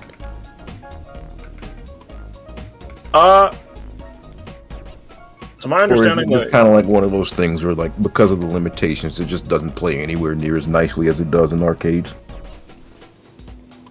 Battletoads Arcade and like the NES Battletoads are like completely different games.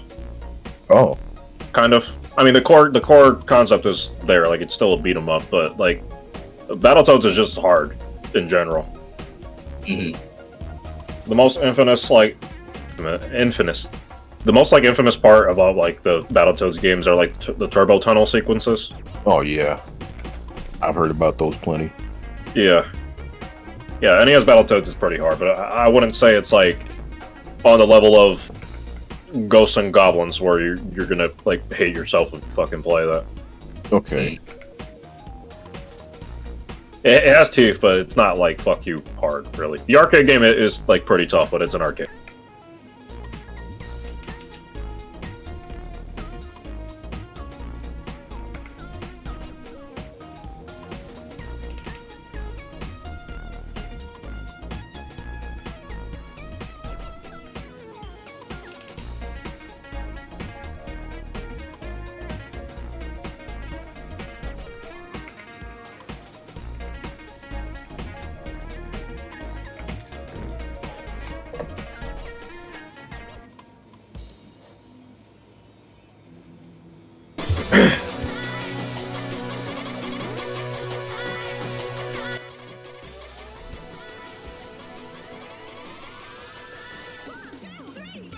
Also very late, but it took me a good while to recognize your name, Mellow Mars.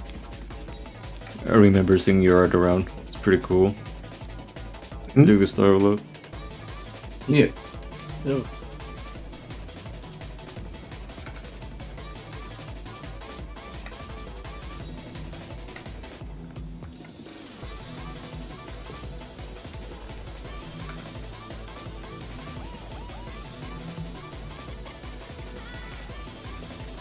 I just watch my spending.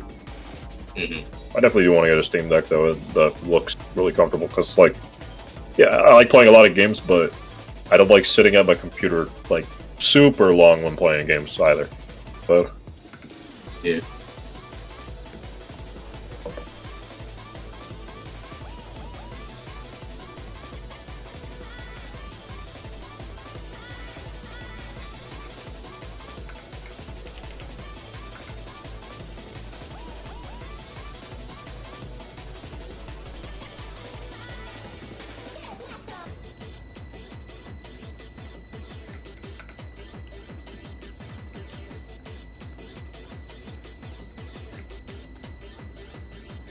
Oh. Yeah, the stream, like, I don't know what happened. OBS, like, disconnected for a second, and then it reconnected.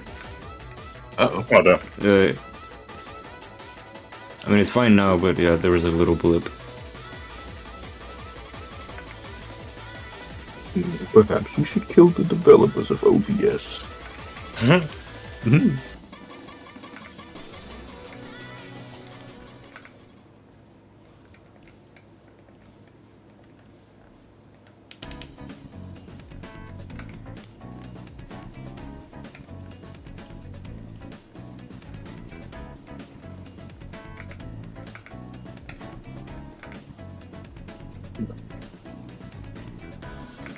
No Straight Roads music. Let's go.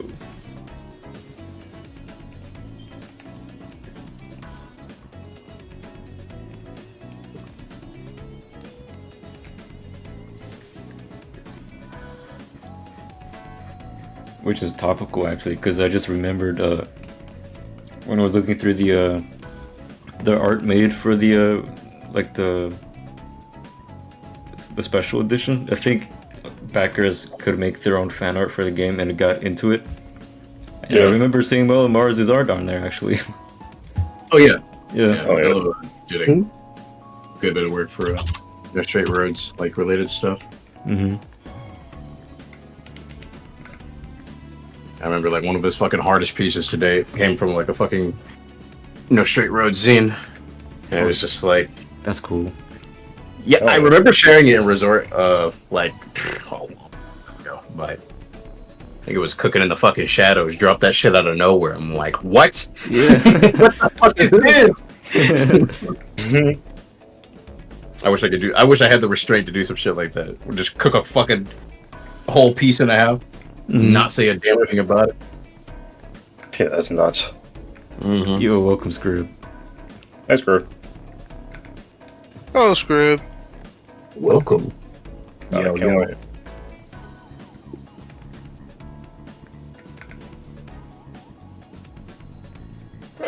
No Straight Rose was really fucking fun. It was. Like, as jank as it was, I was replaying those bosses just to get like the highest ranks on them. Yeah, me too. Like, the moment that shit happened, I was like, okay, this game's fucking like fire. Definitely like in my top 5 indie games.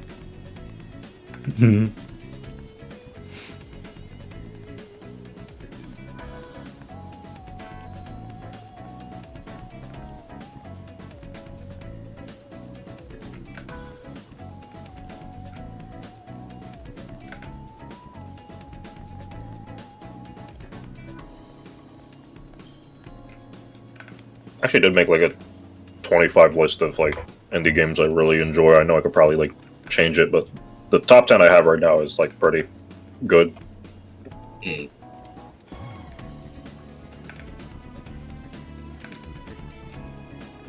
Definitely have like Cuphead, Pizza Tower, and Anton Blast like competing for like the #1 spot though.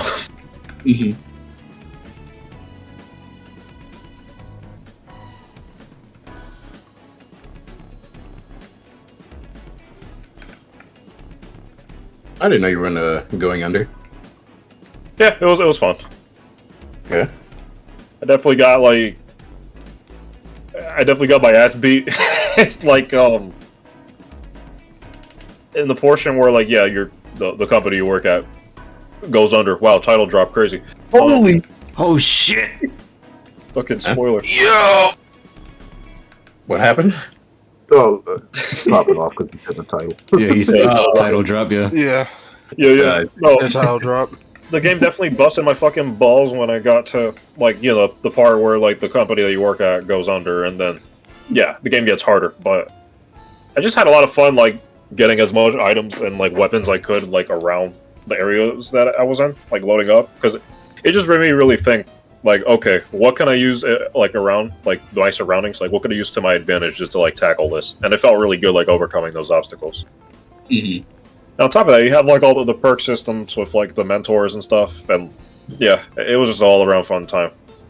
Mm-hmm. Flint Hook, on the other hand, no, Jesus Christ, I would not touch that game again. Flint Hook was. It's one of those games where like it just had no reason to be a roguelike. I keep thinking about your thoughts on that game. And like, let me preface this. I'm not trying to be pushy when I say this. But I keep thinking about your thoughts on that game and how you described it as like Super Metroid with like extra shit that didn't need to be there. And I'm like, we gotta get the Waff Metroid playthrough soon. Yeah. That'd be fun. Yeah, I definitely got to check out Metroid for sure. Yeah, no, like it sucks because like Flint Hook, like the controls are really tight. I like the idea of having a grappling character and an action platformer like this. Really nice, but that game is just so fucking mean. Like, it just felt like they made an action platformer first, like a really fun action platformer, and then they were like, you know what, let's make this a roguelike, like, just on a whim, and they didn't like factor in how to balance things out for that. Mm-hmm. Yeah. Not to mention, you get bitched on really quickly by literally anything. You could be rocking like 200 or like 250 health, and like all that shit's gonna be cut down to like a quarter of your health in like in one room. Ugh. No, yeah, I definitely do want to check out the Metroid games because they look really fun. Oh yeah. It's one of those things where it's like, when I first played them, I was like, oh boy, Metroid, here we go. I just kind of knew this as like, oh yeah, Samus is in Smash. I don't really care about this for years, and then I like tried it, and it was just, oh my god, it was like Remy eating the fucking like the grapes with the cheese. The seed of the strawberry, Yeah, with the strawberries. Yeah, that's exactly what it felt like. I was like, whew, wait a minute, I've been missing gas. That was me with Katamari. Yeah, no, that too. Yeah, I was like, alright. Right. I was gonna say, I'm glad I got around to playing Zero Mission, man. Back to like my Katamari playthrough. It's like, alright, I played Damacy. Where has this series been my entire fucking life? I feel like a piece of me was missing and I just found it. That's how it felt playing Katamari. And then like, we love Katamari. I love it even more. Like, that is a fun ass game. Now there's rumors of like a new like entry being made entirely. I'm like, ooh, yes please. I need that shit. I need it in my veins. There. But yeah, there's a lot of other series I do gotta like play too. I was doing pretty good with my resolution to like, you know, focus on new stuff I haven't played and like keep replays to a minimum. And then they put Sonic Unleashed on PC. I was like, well, you know I gotta do it. Yeah. Think back to that Twitter post of someone saying like, I'm at Claire's right now with my girlfriend. What do you mean some random motherfucker like dropped the PC port of Sonic Unleashed? Yep. The devil works hard. Sonic fans work harder. Not hard enough, I'd say. Where's the Sonic Rivals 1 and 2 PC ports at?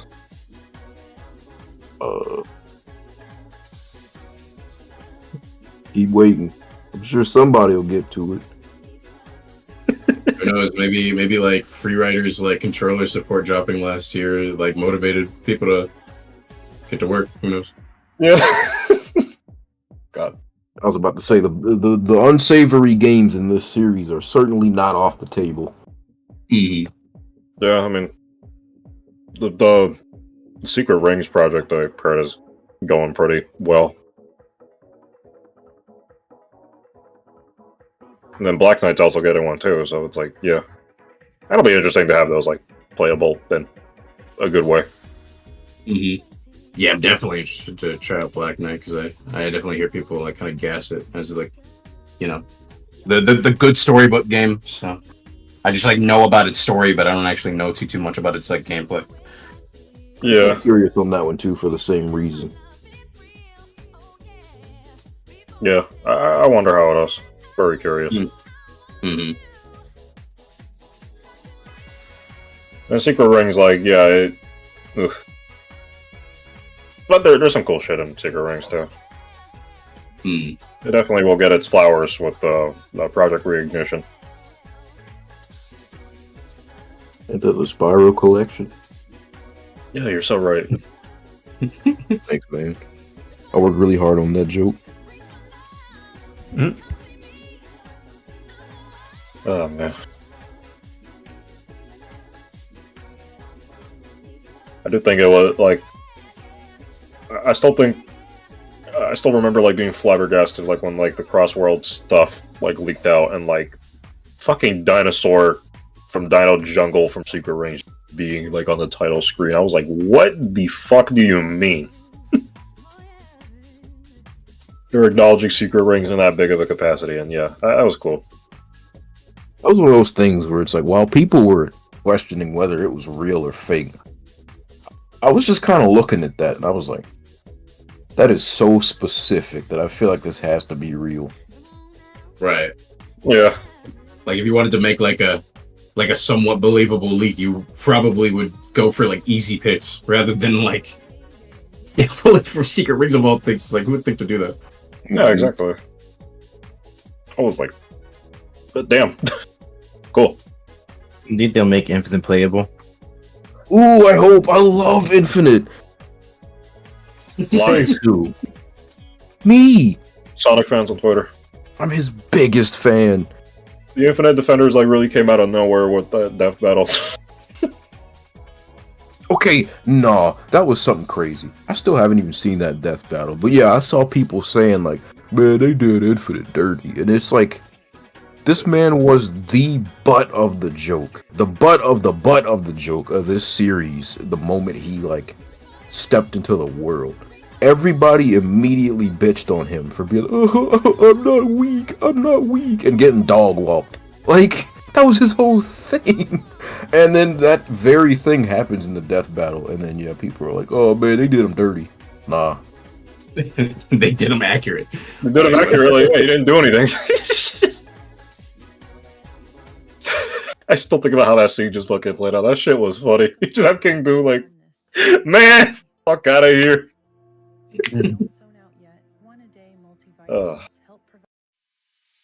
Maybe Sonic Heroes. I wrote to you. No, I was going to switch to you. I was just gonna read what like said in the chat. Maybe Sonic Heroes PC port with controls that aren't absolutely terrible. There is like a big fix of like for the PC version of Heroes. But yeah, it's definitely not like a recomp or anything. That'll be cool to see a recomp of Heroes. Mm-hmm. Or were you to say that, Drake? Oh yeah, with the Unleashed recomp, obviously like the open source tools are released to make like other like 360 games like playable on PC. And I was joking around, just like, yo, when's somebody gonna put nuts and bolts on PC, bro? Like, I'm trying. Actually, I was thinking that same thing. Like, I kind of want to see it. I can see it. That would be kind of peak, not gonna lie. Cause like, I haven't played it, but it's one of those things where it's like, I know why people hated it. I know full well why people hated it. But also, I'm willing to look at it as its own thing and play by its rules, knowing that it's not, a traditional Banjo game.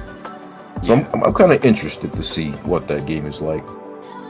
Yeah, I would like to see people's impressions of the game without like that stigma behind it as well, because I feel like, I don't know, I just feel like a lot of the hate, obviously, like, yes, some of the hate for Nuts and Bolts is quite founded. How, not only is it not a traditional like Banjo platformer, but also like it takes certain jabs at some of the platformer games, and so it's like, yeah, I don't like that mean-spirited nature, but also I do feel like a portion of the Nuts and Bolts hate on the internet was like fueled by niggas like JonTron or whatever that just kind of made their own like takes on the fucking game. Yeah. So it was definitely that, and like just a mix of the time where it just people were kind of wondering what was next, and then yeah, they just come out swinging with like, yo, here's like not a platformer. Yeah. I think it would also like open the door for like I guess the XBL Day ports of Tui and Kazooie. That's nice. I can see that happen. Like I've seen like people mention like Viva Pinata as well. That'll be nice to have on PC, like properly. I had a PC port years back, but it's like one of those things where you kind of have to do a little bit of elbow grease just to get it working. Yeah, it is a possible way to get like the first one going, but not the second one. That was in Paradise. Yeah, because I remember, I don't remember who it was. I remember a friend of mine was trying to stream Viva Pinata, and like he had to like, I didn't tune into the stream, but apparently it was just like, yeah, no, it was a bunch of fucking technical difficulties. Couldn't really get it going. I'm like, damn. So I remember Tree and MD having a bit of a some trouble. It works for the most part. It's just definitely a lot of back and forth trying to get things trying to set things up and such. Yeah. First to every other. Yeah, I'd imagine so.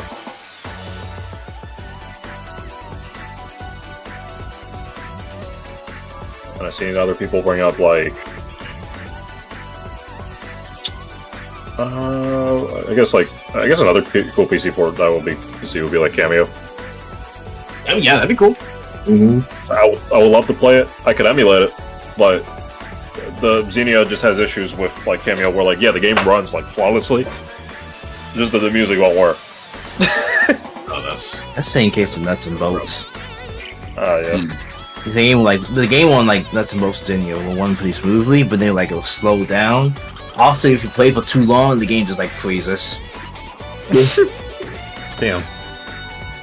Ooh, I can't handle this shit no more, bitch. It's funny because I had that shit happen to me when I was like playing it, and I was like doing the cheese where you like get all like the boxes and stuff from across the world. And as like I got like 5 boxes once, I was like fly back to like Momo's garage, and as soon as I landed, that shit froze. Yeah, I'll see you cheat. Get the fuck out.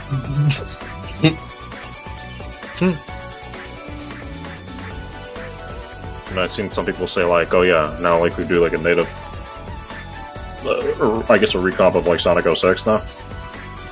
Yeah.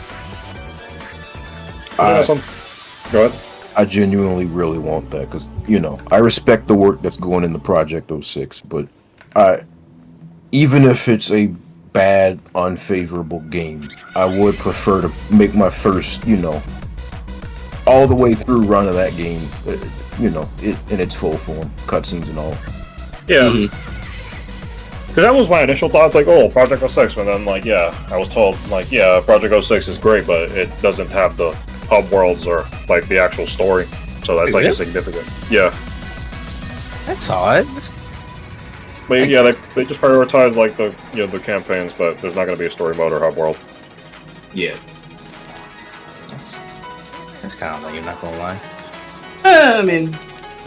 I'm not saying like fucking the hub worlds or Unleashed is like crucial. That shit is also broken as all hell. But like, I don't know. You mean 06? Yeah, you mean 06? What did I say? What did I say? Oh, my bad. I'm gonna say Unleashed. I'm gonna say 06. Yeah, like the hubs. I mean, they're not spectacular, but also I don't think it's. I mean, I guess there is like limitations or whatnot. But I don't think it's that bad to the point to cut it out and such. It's a little package. Yeah. Yeah, I don't think it was because of like a quality thing. I think it's just because like it's too much work for like I assume a really small team of people or like one person to do. That's fair. Yeah, it seems like it's just been mainly Chaos X. Yeah. Chaos X, which is like fucking insane, by the way. Like, yeah. I've done so much work. And it's funny, I don't even think he played through all of 06 when he first started doing. That's fucking funny, actually. Well, yeah, that's kind of where it is. Like, yeah, they were just prioritizing like the stages for all the characters and then their individual campaigns, but the story mode stuff and the hub worlds aren't gonna like carry over. So it's a good chunk of 06, but it's not the full package. And that's why some people are bringing up like it'd be cool to see like 06 get a recomp. Because like, yeah, it's still 06, but you have the full package there, and like nothing's really stopping anyone from like, you know, fixing the game to make it more palatable to play on PC. Right. They're probably gonna do a lot more. They have to probably do a lot of fucking work to get to that point, but it'll be worth it in the end. Yeah. And that was the same thing with like the Unleashed project. Like, yeah, it was made by people that wanted to play the Unleashed stages, but the only stuff there was the daytime stages, and that's pretty much it. And you know, some Sonic fans, you know how they are, where it's like, finally, I get to access the only good parts of Sonic Unleashed again. And that's only like a few of the daytime stages. That's it. You don't have the full package there, you know? Yeah.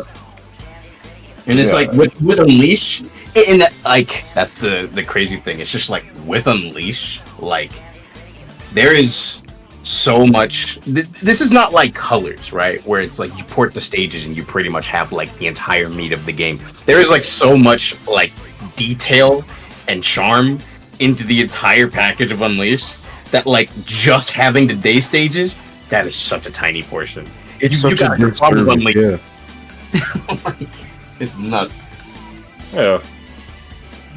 It's one of those things where it's like, again, I respect the work that they did on that, but like, you know, for me, nah, I'm looking for the full package. We like the werehog in this bitch. I need him. That's why I actually think about like they only pour just day stages like Generations. I get why. I mean, werehog is a whole different like engine, but yeah. Yeah. I mean, the most they could probably do, I'd say, is like they could probably port in the hubs, because I know like there was that '06 like mod, that like '06 like overhaul mod for Generations that brought in the '06 hubs and stuff. Really? Just like made it to where like entrance gates were like the the level places from like gens or whatever. Oh, nice. So yeah, so it was like that was cool, and I'm sure they could have done that with Unleashed, but why bother? I mean, with no NPC, I wouldn't say no NPCs, but yeah, like they couldn't like capture any of the NPCs. I feel like Unleashed hubs without people would be very empty, whereas like 06 didn't really have that problem because 06 hubs felt empty regardless if there were people in them. So Big Def and Sonic Generation. Big Def, what's up? Hey, Sonic. Where am I? You're in the white space, Big Def. That's crazy, man. I'm still thinking about that thing you sent last night. Just what the fuck was he doing there? Genuinely, because they're like in most like missions where you have to find somebody, they're in like a regular ass area, or they're like where the end of the stage normally is. That nigga's just he's just on a fucking spike beam over nothing. What is this man up to? Oh my god, bro. Yo, what's good, Sonic? What the fuck are you doing out here, man? What can I say? I like to live life on the edge. Literally, fuck.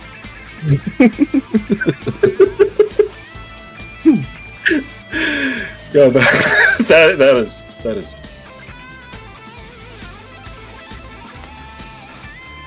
No, but yeah, it'd be nice to see like an 06 like native or recomp, I should say. Mm-hmm.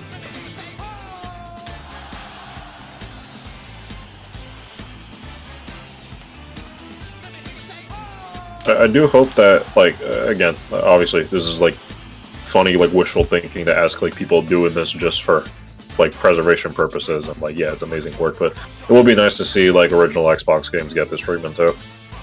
Oh yeah, 'cause I would eat up like a recompilation of Blanks. Oh yeah, I would fucking love that. That'd be so like, nice. 60 FPS support for Blanks, and also like just having just have like the end game sweeper like there from the get go, please. I think it would be nice, because I think it's crazy that like you get like the god sweeper by 100%ing the game, but like what's the point of fucking using the thing if you if you're already done? No, Tree. That video. I've never seen it, but man, that's already giving me like not good vibes. I looked up Sonic Unleashed like when I fucking love it. That's AI, I think. Yeah, it is. Yeah. Man, so fucked up. You got Blink's native recomp, and I'm trying to think of like other original Xbox games. Toe Jam and Rope will be really cool too. Oh yeah, that would. Yeah. Jet Set Radio Future is an easy one. Yeah. I gotta get back to that game. Guess the Panzer Dragoon fans gonna have like Panzer Dragoon Orta. Oh yeah.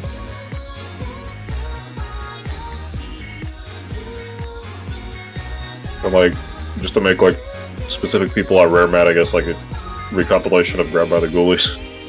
Yeah. Imagine like that happens and someone just like locks in one day, is like, yo, let's just give this motherfucker like Yakuza combat styles. That would be insane. I'd be all for it, honestly. That'd be sick, yeah. Oh, some blokes recompile Grabbed by the Ghoulies. Can you fucking believe it? It's Voks. Oh, and they're like, yeah, Conquer Live and Reloaded, like a recomp for that too. Oh yeah, yeah. People could finally mod an N64 Conquer model or whatever, or like a whatever. Mm-hmm. Decensoring mod, I guess. Yeah. Oh yeah. which I know the irony of it has been pointed out time and time again, but it really is funny that the Xbox version was censored more than the Nintendo one. Yeah, the Nintendo one did have like some bleeps here and there, but like yeah, the Xbox one kind of everything. censored a lot of shit. Yeah.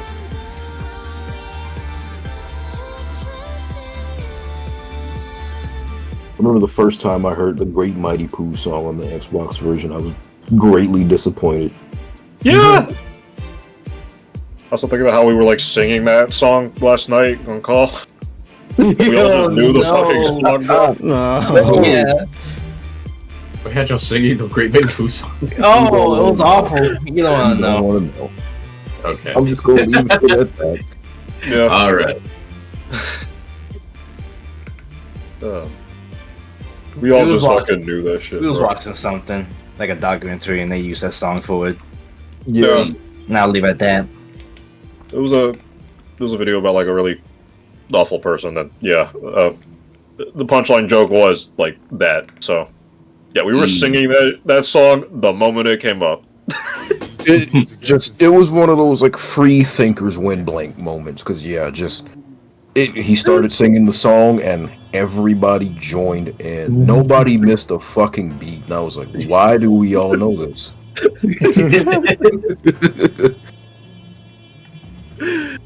Dreamcast games could benefit from a recomp. Yeah. Oh yeah, Dreamcast games. Oh, for sure. They really would, because I just think about the number of times you mentioned how just a lot of ports got fucked up. Yeah. And they just did not play as they were intended to on the original console. Sure is rather recomp. For example, like SA2's like rail grinding thing. SA1 in its entirety too. Just oof. I mean, but there's already been like a fix for that on like the modded fix for that on like the PC release though. So. Oh yeah, for sure. Yeah.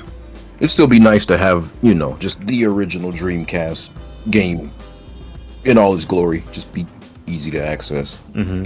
Right.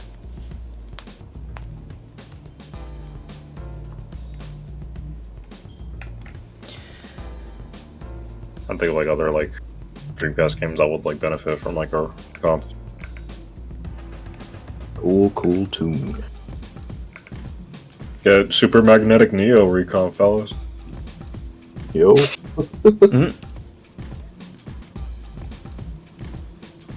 Then like, I guess Cannon Spike would be sick. Or like Power Stone 1 and 2. Oh yeah. You play those games soon. Power Stone's really fun. So let me look at the chat. So jealous of how y'all can sketch so effortlessly. Yeah, I want to like kill everyone here. Oops. That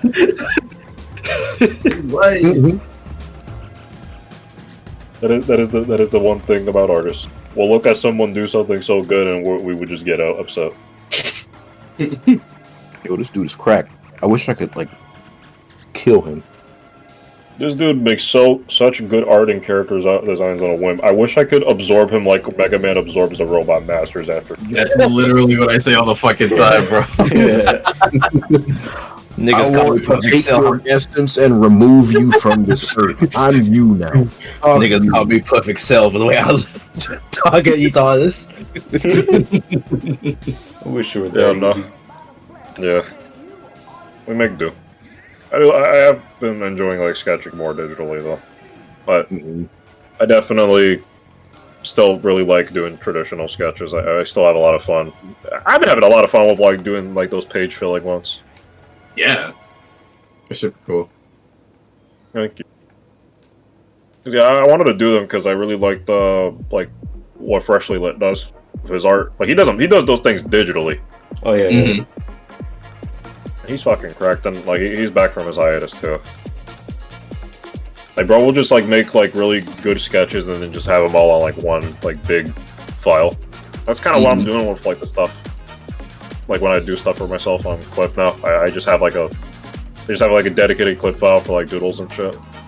Yeah, I definitely want to get better at like drawing more often, like digitally.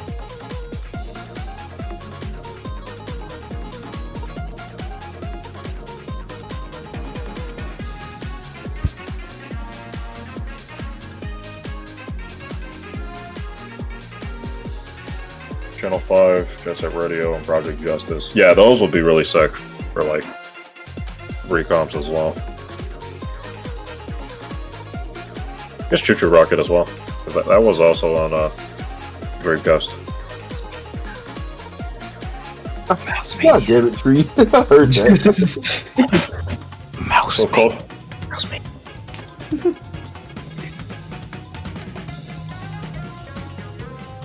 Find the miracle ball. Fake cheese heads when real mouse maniacs come at them. Choo Rocket looks like such a fun game. I like the cat design too. It's like a plushie of it, and it looks really funny.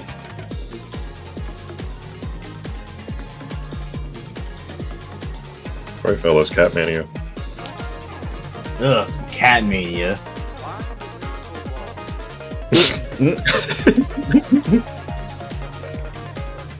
No, Choo Choo Rocket had like a Game Boy Advance like version. That's interesting. Wonder how that went. So I know one of the big appeals of that game is that it was, online.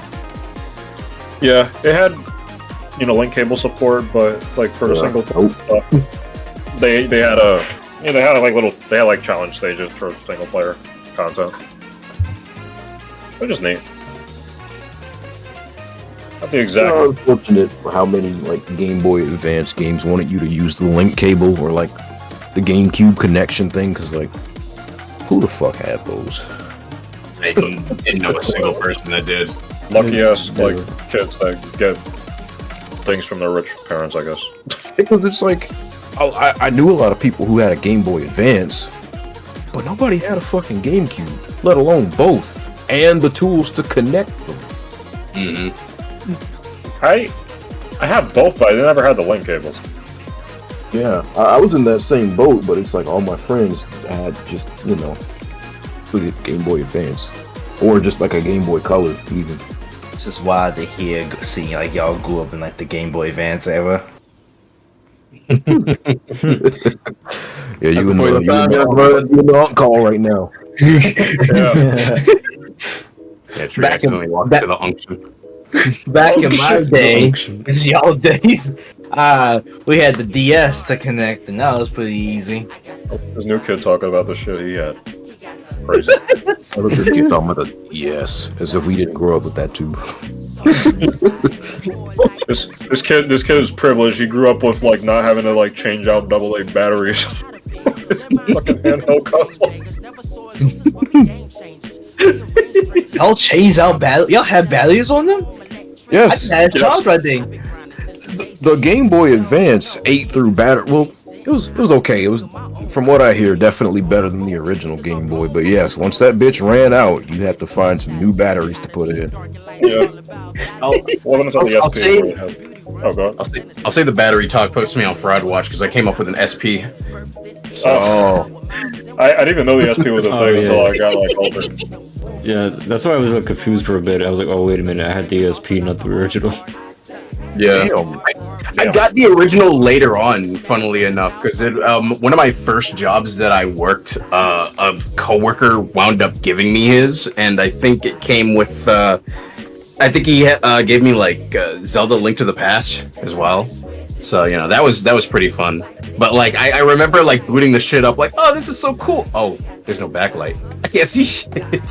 What is this? No, I remember. I used to be jealous of kids who had the SP because I grew up on I just had the original Glacier one, and yeah, there was no backlight. You either had to play that shit like in the back seat of the car, hoping the sun was gonna shine down on you, or like turn on the lamp and sit next to that. Yeah. I still have my SP with me. I think it was handed by someone. I forgot who gave it to me. But I used to like play like the Incredibles and like Dig Dug on it. I didn't have like any games on it. Mm-hmm. Oh, I remember the Incredibles fucking decent.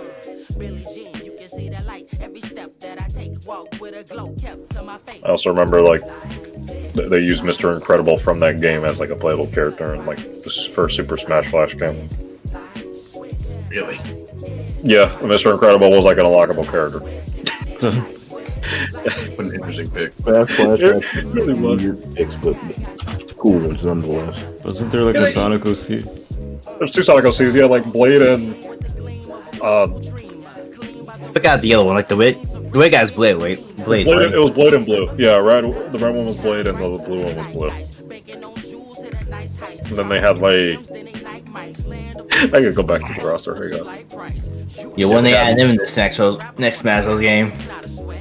Tell me. What the fuck you mean Cloud was? Oh yeah, Cloud was in there. Chrono was in there too. Yeah, they had like Cloud, Chrono, Inuyasha, Naruto, and Mr. Incredible.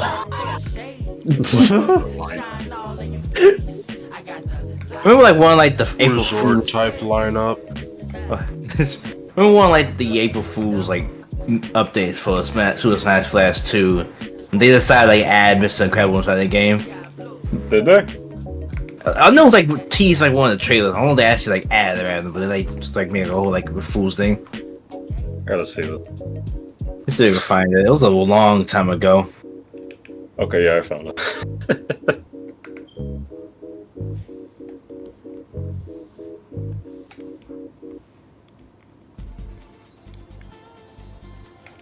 Found it.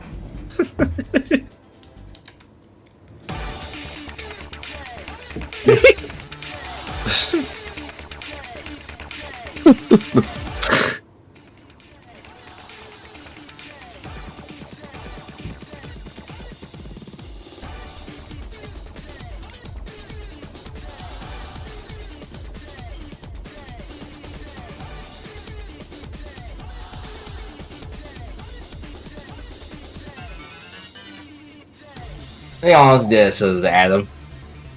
It would have been nice to see actually.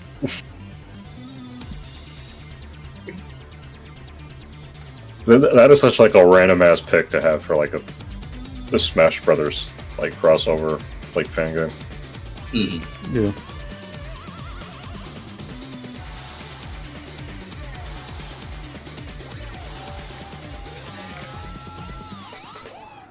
I wish we. I think he's just okay.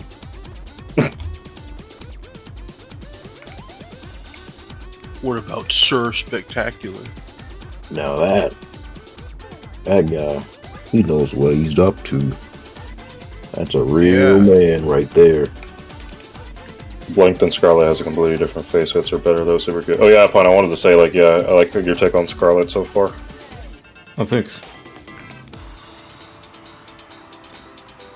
Yeah, she's a funny little gremlet that Exquisite made. Very cute design. Okay. Also, I fuck with the posing. I meant to say this earlier, but we were talking. But Oh yeah, yeah. Yeah. Thank you. Fine.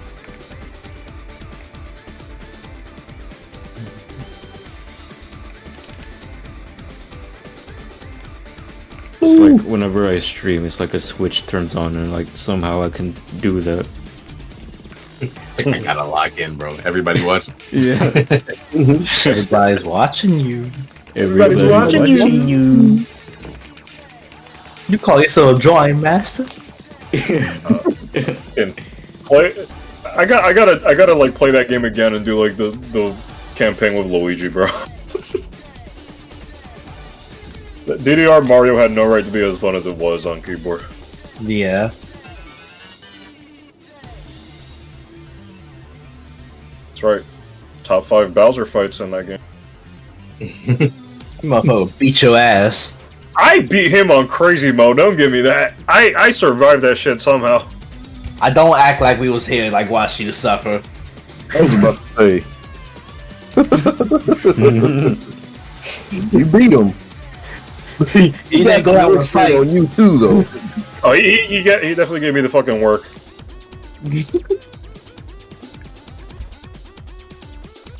I just love how we came with like the conclusion. Like Bowser was really like a bad guy. He was just tone deaf and wanted like listen to music. It was Mario and Toad that was like the real bad guys for just taking the music away from him. Mario and Toad were just on some shit that game, bro. Mainly Toad, yeah. Yeah. I was just told, be like, oh, fucking Bowser, he's tone deaf. Take that shit away from him. You just want to enjoy music like everybody else. Little fuck ass mushroom. Damn. He was doing that with everyone, including Wario. The Wario thing was so fucking mean, bro. Yeah, Wario's like, I think I'm just gonna express my passion through my emotions through dance. I've found a new outlet. And Toad was like, yeah, well, you suck. You suck at this shit. Pack it up. Go home. Nobody wants to see your fat ass dancing on stage. Damn. What did Mario do like fucking facepalm like this, motherfucker? No way. Alright, Toad. Let's see you break it down with your little stubby ass non-existent legs. You little fuck. You little parasite. God damn. Hate that nigga. Piss me off with that shit, bro. Toto has a big talk, bro. For real. All rip and can do shit to back it up. I can't stand niggas like that. He didn't like dance for anything. He just kept on following Mario and like let Mario like dance. Yeah, that was the #1 fucking like meat rider that whole game. Yeah, that. Ooh, yeah. it's cool, Mario. Can we get out of here? Why don't you follow him? It's cold. If you can't stand the ice, get out the fucking freezer. I still, yeah, the whole Wario interaction was so funny because, like, yeah, he was like, I just want to turn over a new leaf and do like interpretive dance called like Dance Dance Wario Revolution, and they acted like they heard the worst fucking idea in existence. Yeah. I want to say like when like Mario beats Bowser, Mario realized that Bowser's tone deaf. I think he was gonna like help him out, but Toad was like Toad was like against that idea, I believe. Yeah. I'm gonna look at the cutscene again because I was like, goddamn, for like a tone deaf motherfucker, he was able to break that shit down pretty easily. Yeah. Hate ass fungus. Yeah.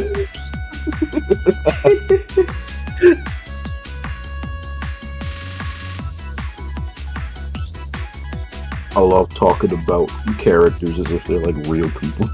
Me too, man. Yeah. It's the funniest shit. It really is.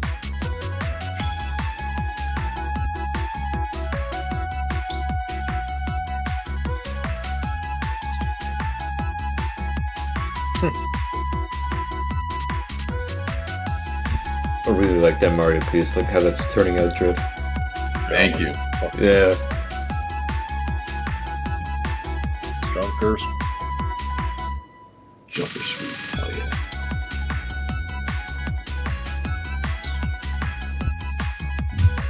yeah. I gotta draw him because I remember like that freaking like Mario and Luigi bosses collab I hosted like years back that I never ended up finishing. No, okay. So, like, not gonna lie, that did run across my mind when I was thinking about like a Mario Day piece to draw. That's kind of why. That's okay, because when I drew Midbish, like that was. I was thinking about that Bowser Castle fight. That was supposed to be my piece for that collab, and I was like, it'd be really funny if I just like went back to that piece for this. Yeah, no, I remember you had that too. No. Yeah, I wanted to do Junker for that one. I just never got around to it. And then like, I think the funniest one was like my friend like. He ended up doing like Papercraft Kamek from like Paper Jam. But he ended up doing it like an actual like fucking like Papercraft like thing. That was funny as hell. Yeah. I'd love to do like a collab like that again. I definitely would have to like organize it a lot better. Oh man, yeah. You gotta. I've learned the hard way that you really have to think when it comes to stuff like that. Yeah. Thinking about like that. Oh man, that one guy that just like tracked you fucking down at the ends of the earth. Ooh man. That was Shout out to my boy Sergio. We'll never have another moment like that. I don't That think shit he was will know. weird. That kid was on my case like never before. and he he finally treated got you. Sorry, I was gonna say he treated you like he was like some sort of like idol or some shit like that. Woo. Bro would not leave. The funniest thing, the craziest thing too, is like him finding like one of your other emails that you just like did not really have public anymore. I was really scratching my head. I was like, where did I list this email? He had to find this somewhere. Cause yeah, no.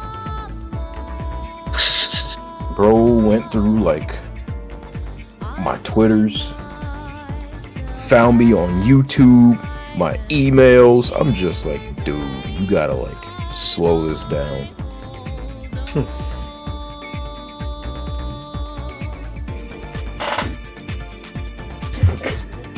Yeah, that's pretty weird and concerning.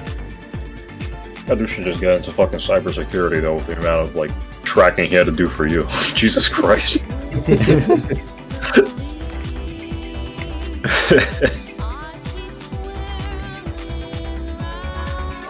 He was like, you are not denying me my spot on the team, man.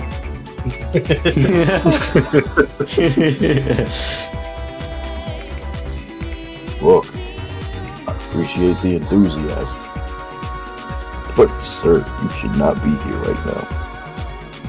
Funny enough, that was the thing that got me to start, like, you know, putting the 18 plus barrier on my like main account, because it's like, yeah, I'll do like, you know, suggestive stuff, but nothing explicit. But even then, I just don't want kids on that fucking account just because of like stuff like that happening. Yeah. Just spare me the headache.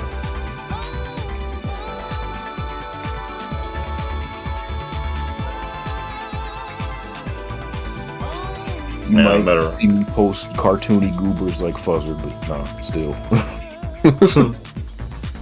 Yeah. It's like, oof.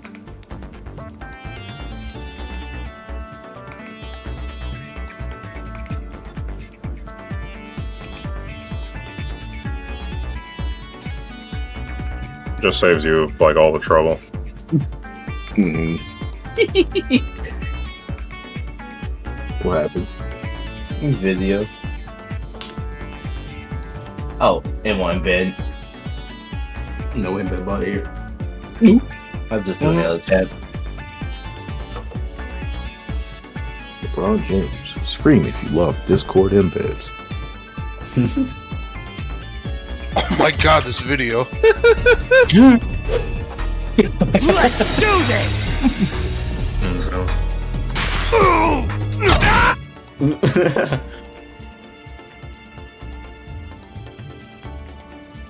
Hold on.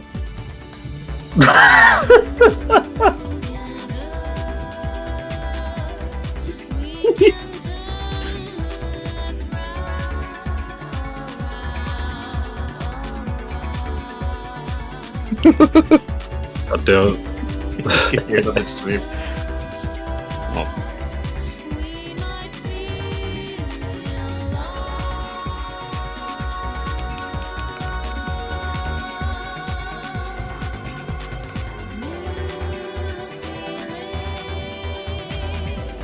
Wrong board.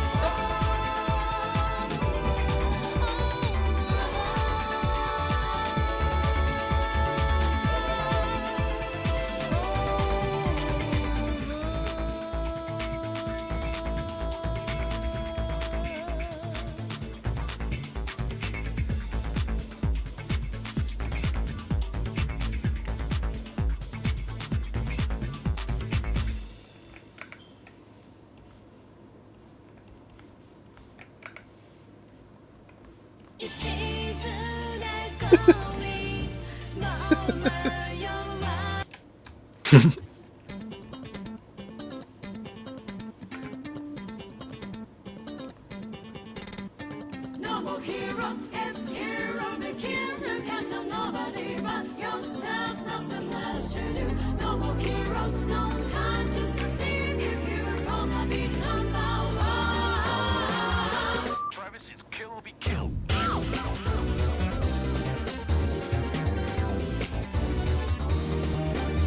Shit.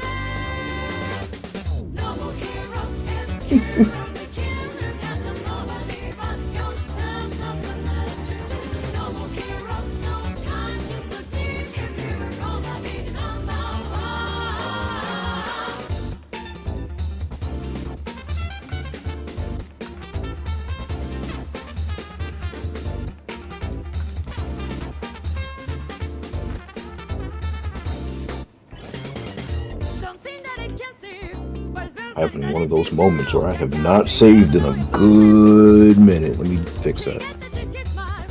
Oh, like for art? Mm-hmm. Oh, yes. No, I consciously like do it like now more often because like yeah, I could just have a random power outage like one day. Oh yeah.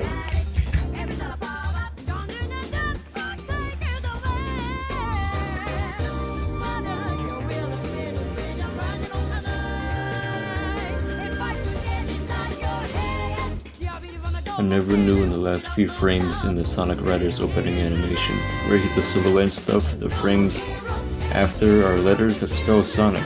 I never knew that until now. That's interesting, little Mars. That's cool. Yeah.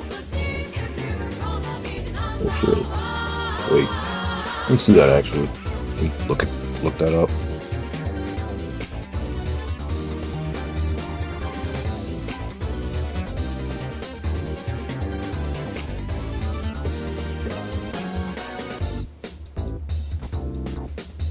I can't wait to play more Unleashed tonight. I can't wait to try it either.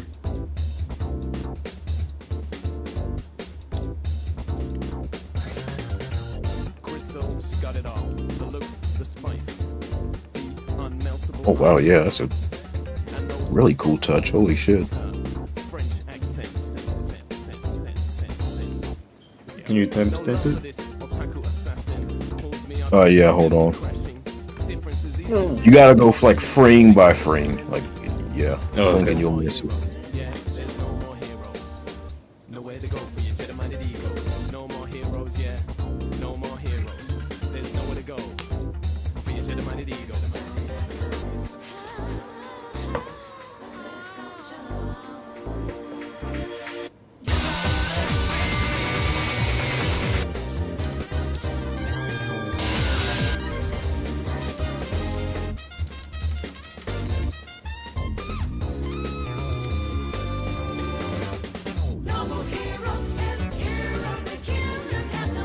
Oh wow, yeah.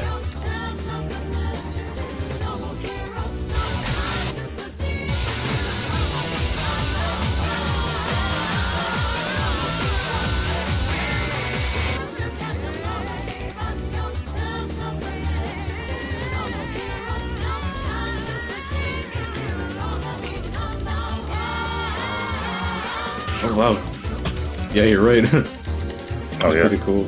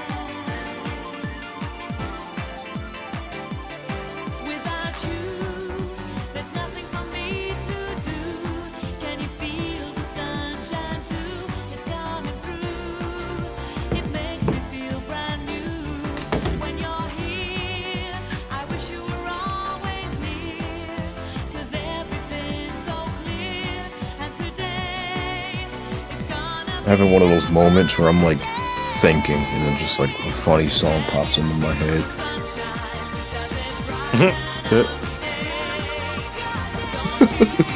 Yo.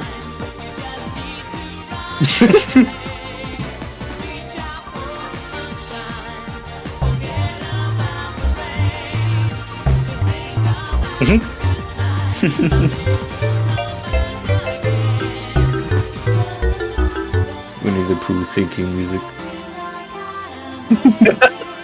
Wow. Now you thinking of Bounce a Wampa.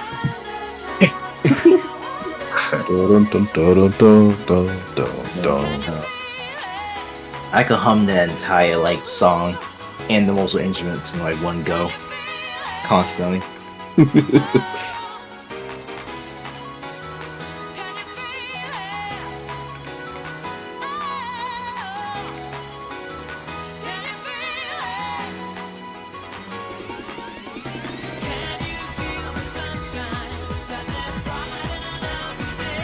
Oh yeah, make sure you guys pay attention to the clock. Listen up, well, us Eastern time maybe. I don't know what it applies to y'all. We're gonna be hit with like 1 hour short this midnight. So like 2. So around 2 o'clock. Yeah. Oh brother. Around 2 o'clock, it's gonna hit 3 o'clock. So if you're gonna have 1 less hour of sleep for chance. Well, for me, that is. For chance, as they say. Ooh, not good. Around like, I want to say like around 2 or 3 is when it's gonna happen.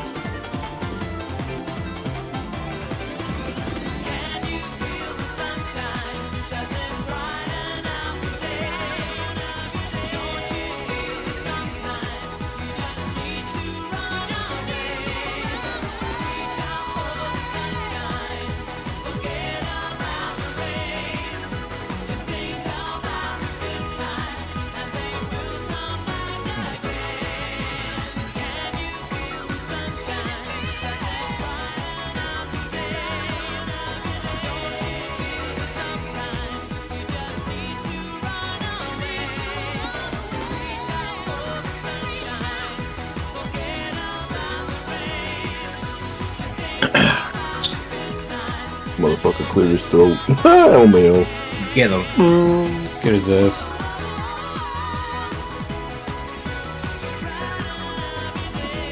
Think about how we were like getting on Tree yesterday just because he said he was getting ice cream. That shit was so He fucking wouldn't funny. fucking leave to get the ice cream. Yeah, I know. Ice cream getter. Unbelievable, man. You know, you would need to get ice cream too. When's last year ice cream? Oh. Uh-oh. Not recently, because I'm not a fucking ice cream getter like you. What the fuck are you then? Fucking poser probably eats frozen yogurt. Is like, damn, this shit's peak. That's what I was saying. Not, Act like whose side are you on here?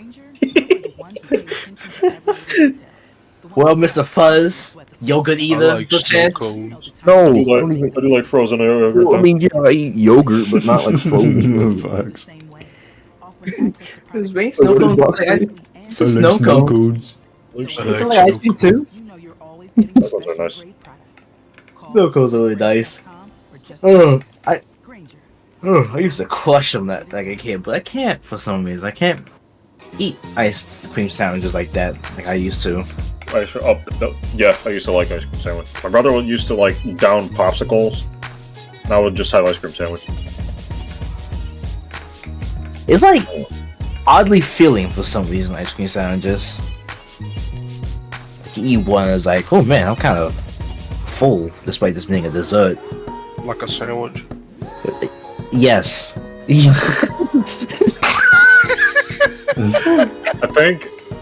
I think what gets me about ice cream sandwiches nowadays that kind of makes me like have an aversion to them. I mean, I still have one, but like most of them are just not made with real ice cream. They're not? They are? Some of them aren't. Huh? At least I don't think so. Sandwich, but the ice cream. It's just a sandwich. I feel It's a betrayed. sandwich? No one I'm full from them. Like a sandwich.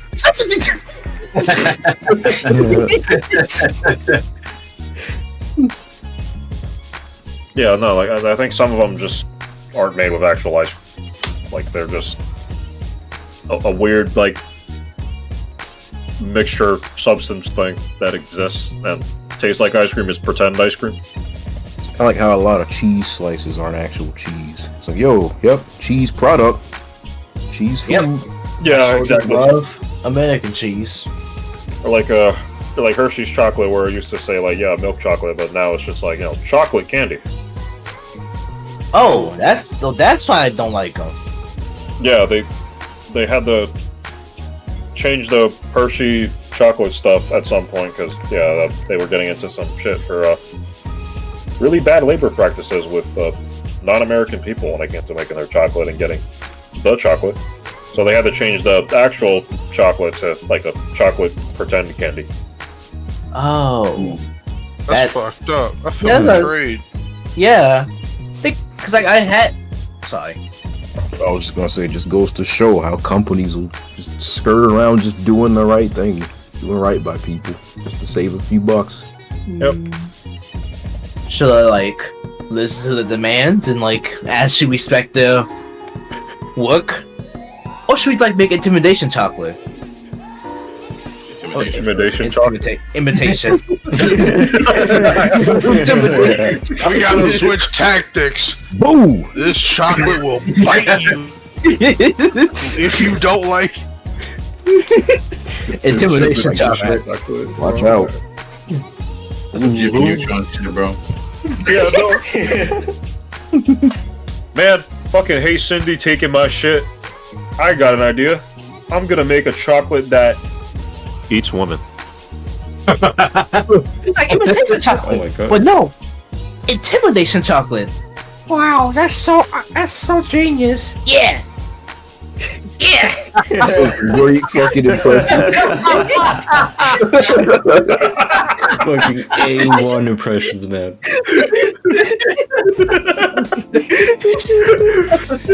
Man, fuck getting multiple voice actors. Just put 3 on that bitch.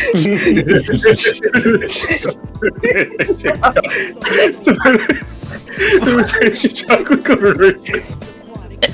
Oh no, bro. Yo, muscle man. Muscle man shit. Oh shit, bro. Not good, man.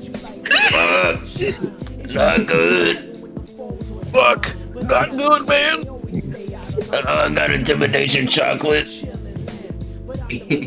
Bro, what the fuck did Planet She do to that nigga? Holy god. He came back? Oh. I thought he sucked there.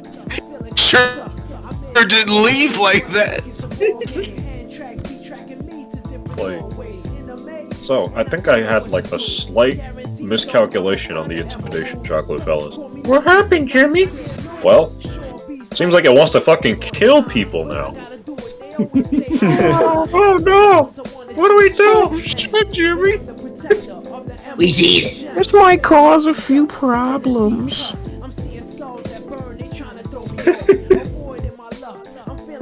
Don't worry, guys. I How got an many idea. problems could it cause? It's just chocolate. Wasn't like a black guy in the group? One thing about like Timmy Fairy Odd Parents. Okay, the way you phrase that, yeah, no, yeah. The black guy in the group. There was a nigga in there somewhere. I feel like there was. Like I think I'm thinking like Fairy Odd Parents. No, Fairly Odd Parents had like AJ and Chester. It was like Funkin, Bumpkin, white kid that lived in a trailer, and then like AJ was the smart black kid of the group. Yeah. Jimmy Neutron had a black girl. Yeah. Yeah, close after. Libby. Yeah, Libby. I know Cole it looks like Hood.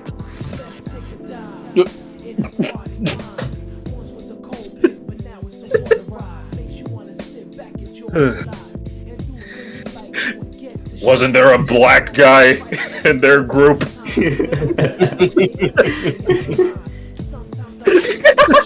What is that? Oh my god, that kid! Bro! Bro is built like a fucking Dragon Quest slime. Bro, you don't know him, bro? That's Big Ounce, dog. Yeah, Big Ounce! I was about to bring that up. Big Ounce? Yeah, original Hood nigga, come on. That's where that comes from? Big Yeah! Yeah! Big Ounce, professional street nigga in the flesh. Wait, that's like Damn. that's like the wrong frame of him. This is like the right frame. Yeah, it's the. Yeah, let me grab it.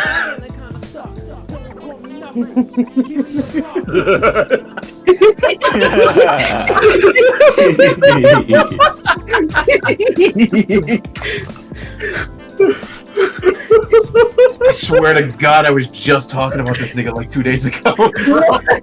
You were. The conversation was about. I think we were just talking about like what other black characters there were in Jimmy Neutron. I was just like, come on, bro, there was Big Ounce. You don't remember?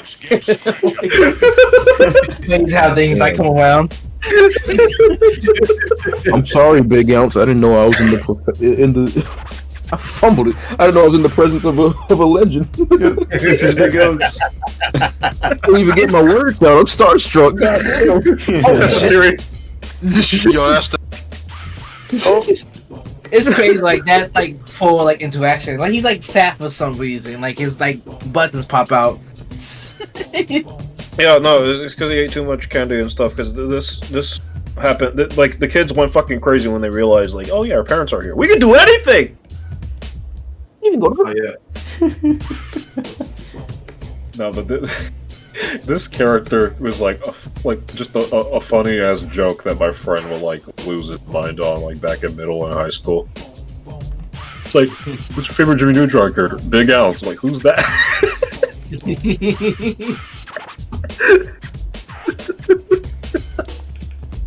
No, but yeah,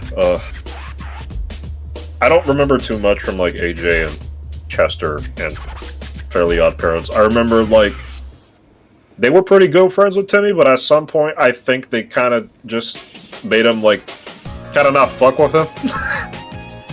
Well, it was a multitude of things. For one thing, they just stopped existing at one point because their voice actors weren't on the show anymore. Oh, yeah. Damn. Well, the only thing I remember from Chester was that he well-deserved fairies over Timmy, but you know how that works. But the thing is that even though he had a much more unfortunate life than Timmy, he was like happy. So Yeah, he was Like, technically yeah. happy, so he didn't get fairies. Yeah. Which, damn. That's a fucked up way to like think about. You know, you are like poor and whatnot, but because you're just content with it, you don't get the fairies like I help you out. I was about to say the rules in that show, like the book, was some shit. Because yeah, the moment he did get fairies for a bit, he's like one of the first things he did was like solve world hunger. Wow. Oh my god. That's actually fucking insane. I think the roundabout thing that's like funny from what I've heard of like the reboot is the how much rules they had to enforce with like fairies and magic and what they could do because Timmy just like broke a lot of shit. Yeah. That's insane. It's like a really nice way of canonizing that. Yeah, everything Timmy did in the old show actually had like consequences. Mm-hmm. I find it funny that like there is more impact from Timmy with Cosmo and Wanda than there is from the previous order of Cosmo and Wanda like starting World War I think. Like Yeah. I have not seen this show in years. So everything y'all are dropping on me right now, it might as well be new information, and I'm fucking say. Yeah. With so much stuff that Timmy actually did that was worse than you imagine. Bro paused time for 50 years and nobody noticed. He made a wish that like nobody would age so he didn't lose his fairies. And that was just like a huge fucking thing. Because everybody's actually old. And the reason that nobody figured it out is because he specifically took, like, what was it? He, like, erased Cosmo's memory of that wish or something? Yeah. Just, ooh. Like, devious ass shit. I'm like listening to this conversation. I'm just like, what the fuck was going on in that show? Oh yeah, didn't there like previous owners like start World War One? And I'm just like, fucking what? Yeah, they casually dropped that shit too. By the way, Yeah. like Fucking crazy. That implies that the Holocaust also happened in that universe. Oh, Ugh. man. What the- And they had some fun to that. Oh wait, no, Sorry. no. I thought that was a byproduct of World War II. Or am Yeah, I? it's World Is my War history wrong? Oh, Okay. so, yeah. but I guess just like just on principle of like one happening, And then that two implies that two happened too. Yeah. Right. God. It's like the domino effect. Yeah. That is like you are playing a dangerous game to like, unless you're making like a fictional adaptation of like real life events. You're playing a dangerous game like adapting real world events and like a show about like fucking fairies, bro. Ooh. Hey. Most of I think that's the show. Most I could think of another show doing that was like Futurama. Yeah, but even Futurama was like more of an adult show anyway. So Yeah, it gets the pass. This is a kids show on Nickelodeon. what were the Reddies cooking? Butch Hartman had no, he had no filter sometimes. I guess you could also just think back to that when those wars were actually happening and like Disney and Warner Bros were making like their cartoons at that time. Mm-hmm. Taking like pot shots at Hitler.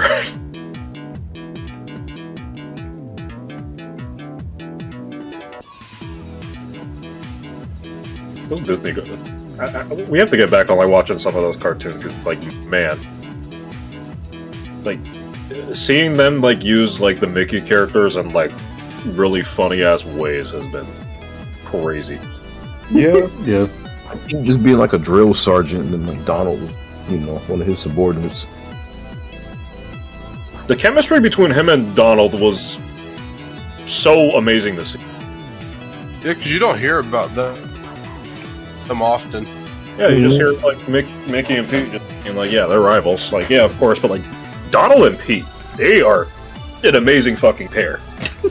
It's like it's kind of like it sounds stupid when I say this. Kind of like Steamboat Willie in a way, but like instead of Mickey, it's Donald this time looking under Pete, or having an involvement with Pete in a way, and Pete kind of like just being the authority or being in charge. Yeah. Think back to the short we watched where like Donald got hired at like the construction site and Donald already had like a fucking attitude. He's like, yeah, I'm gonna hit you, and then like Pete just materializes like with the fucking elevators. Like, what did you say? You wanna speak a bit louder? What's this? I don't think you were there for that one, but that one was fucking. I need to watch that.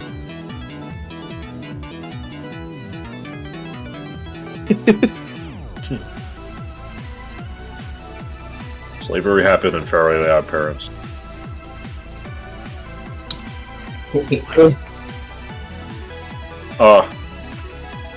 I gotta ask when. I'm really trying to like think. I love how like there was like no challenge to that. Like I can't. Oh no. Like I thought you said that randomly, and then I realized Melo said it in the chat. I was like, Yeah. Yeah, no, I was back. Yeah, So I don't know how slavery happened fairly odd parents. Okay, yeah, sure. Yeah, that happened. Well, wait. Yes, it did. It was a Vicky episode. Of course it was. It was because the lemonade stand, she had a bunch of like kids trapped in a hole making lemonade. Oh yeah, they followed up with that because of like that one fucking kid in the reboot. Yeah, okay, I remember. Yeah, one of the kids she kidnaps is like an adult now, like the new show, and they follow like his kid. It was like Doug Dimmadome's son. Yeah. Oh, right. It was like Dale Dimmadome that made like lemonade for Vicky. Almost that. Yeah, he's an adult in that reboot. And yeah, you follow his kid. Wait, Isn't he rich now? Yes. Yeah. What were you gonna say, Trick? I was gonna say, wait, was Dale like Dimmadome in charge like the lemonade, or was it just Vicky? Vicky was using him in her like slave labor job for making lemonade.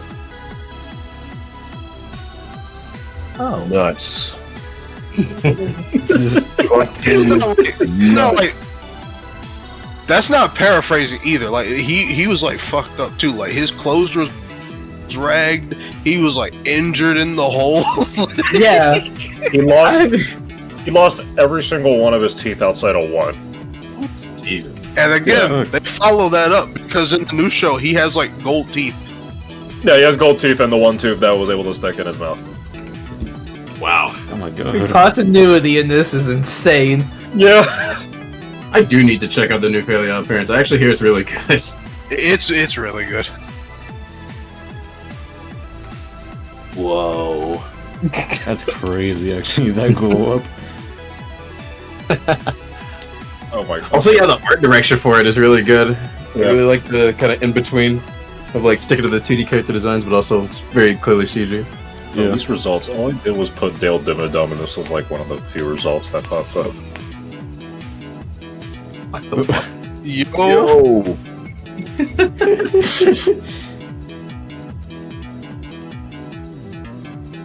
Also, yeah, I'm surprised Vicky didn't age either. But then again, being evil probably does that to a person. Yeah, she's like in her 30s, but she still looks the same. It's crazy.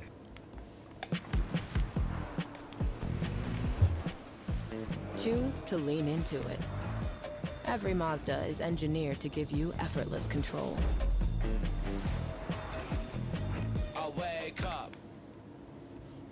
I still think about there's one frame of her from the new. It's like when she appears in like one of the like behind the scenes before entering, and oh my Holy shit. Yeah. You look so fed up. Oh my Yo, god. Scarlet.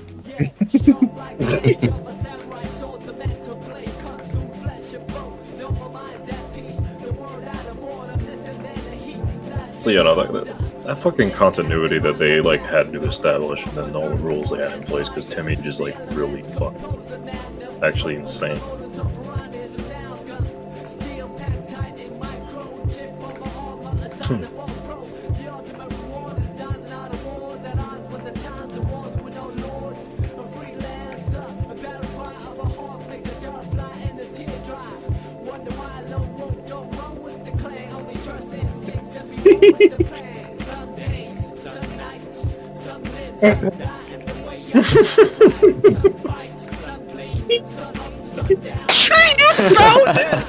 I found it, and I also found the guy too. Oh my god. Yeah. Jesus. Oh yeah. This is actually wild for me to hear, cause like I watched Fairly Odd Parents as a kid, but like I never actually like got into it in a way. So like I just caught episodes here and there and whatnot. Jesus Christ! Didn't like Timmy like help him out and obviously like use one of his wishes for Dale to be reunited with his dad. I think so, yeah. It's an episode of the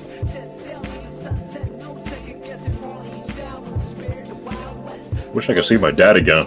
Ding! Jimmy Turner, thank you for. I'm Doug Thibodeau, owner of Dimsdale Thibodeau. Thank you for reuniting me with my long lost son, Dale Thibodeau.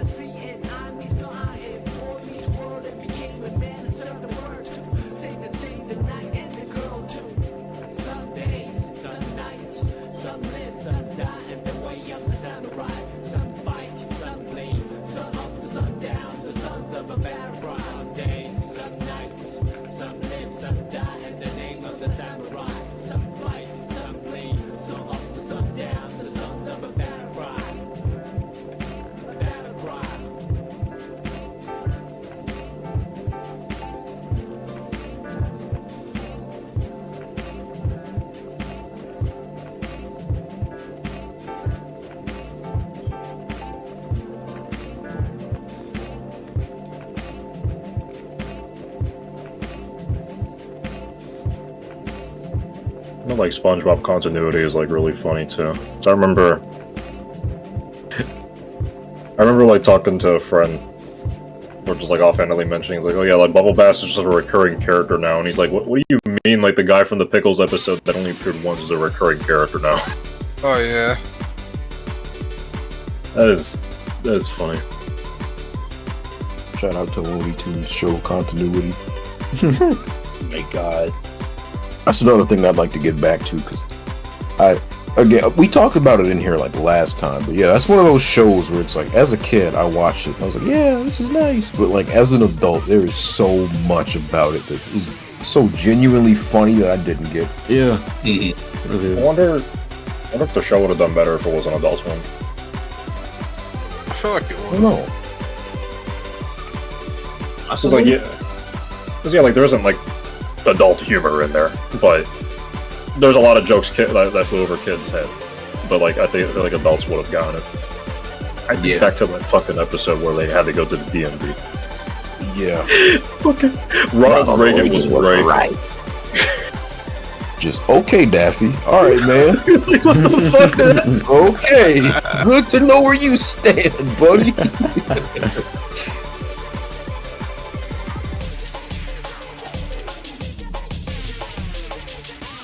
I'm actually really curious, like, the layers of that joke, because I'm not too familiar with Ronald Reagan myself. We'll save that discussion for another time. Yeah.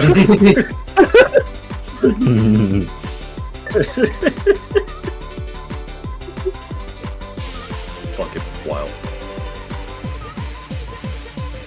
There's some other shit too that was just like, whoa.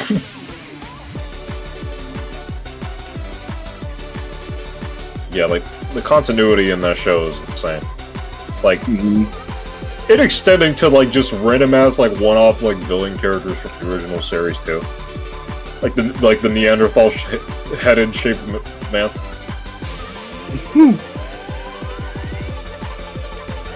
All right, Homber.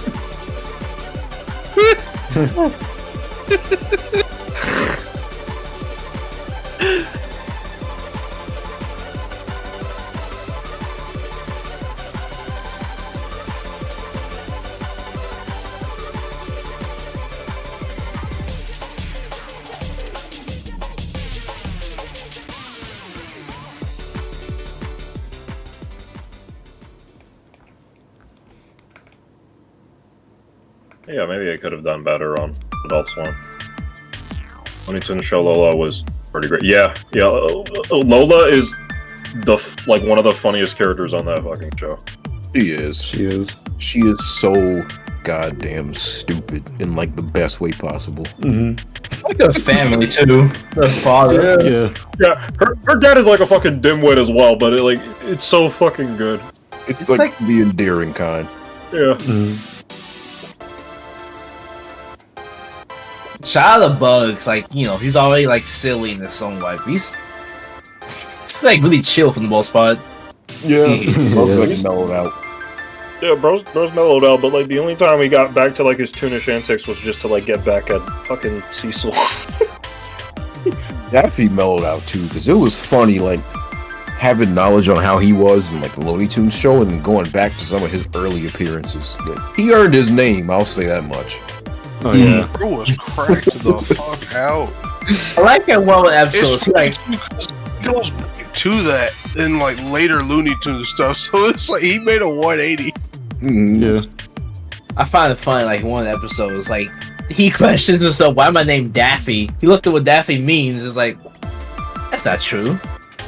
Like,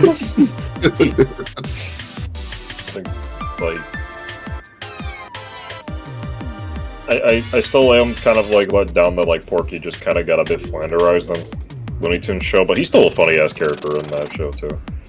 Yeah. Especially with the chemistry between him and like Daffy. Daffy is a fucking dickhead in Looney Tunes show. He's like cartoonishly like awful. Especially when Porky is around. Yes. Whole abuses Porky. I'm gonna say it.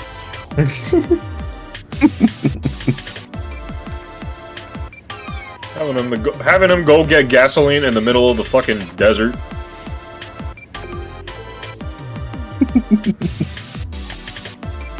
It's like, what if someone's gonna graffiti your car? Okay. Daffy ends up graffitiing it anyway. Like, yeah. Bro.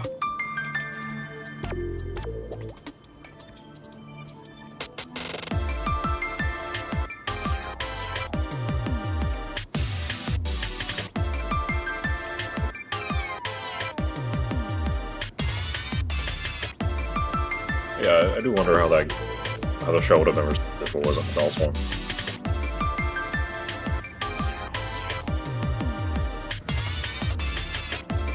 Thinking of other cartoons with like funny continuity, regular show. Yeah. Yeah. Oh god, yeah. There's so much you genuinely just would think would be one-off, like nonsense, and then they find a way to bring it back.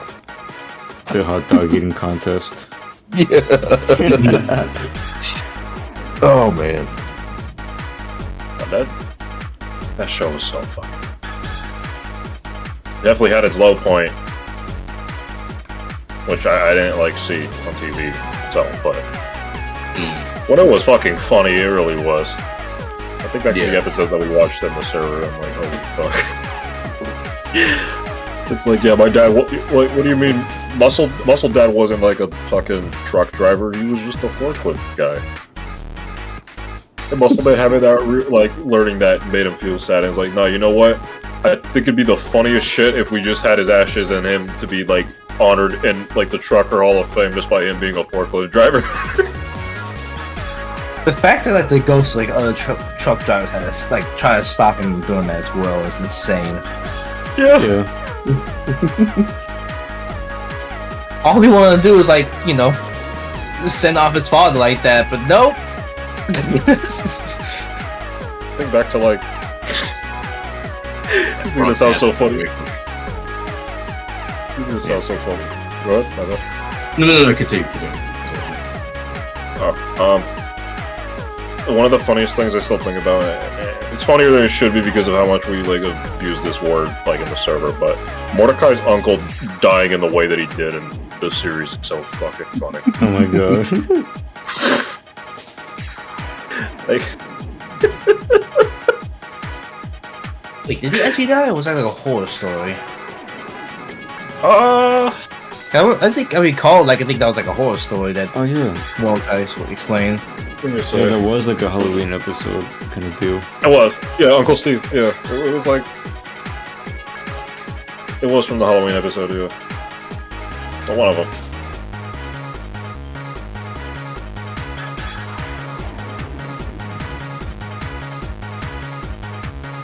You get the render. I remember the Terror Tales of the Park. Like, I remember watching that shit, like, when it first aired. I was surprised at the episode where they all, like, died from the wizard, or whatever. Yeah. Mm-hmm. Like seeing Muscle Man, like, skinned at the door, I was like, they can show that?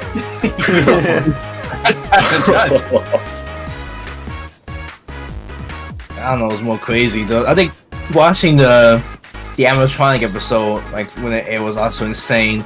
They just like pull out guns and everything. fact that they had to get around like killing characters with explosions is so funny too. It was, so funny how it happened. Like sometimes it wasn't even like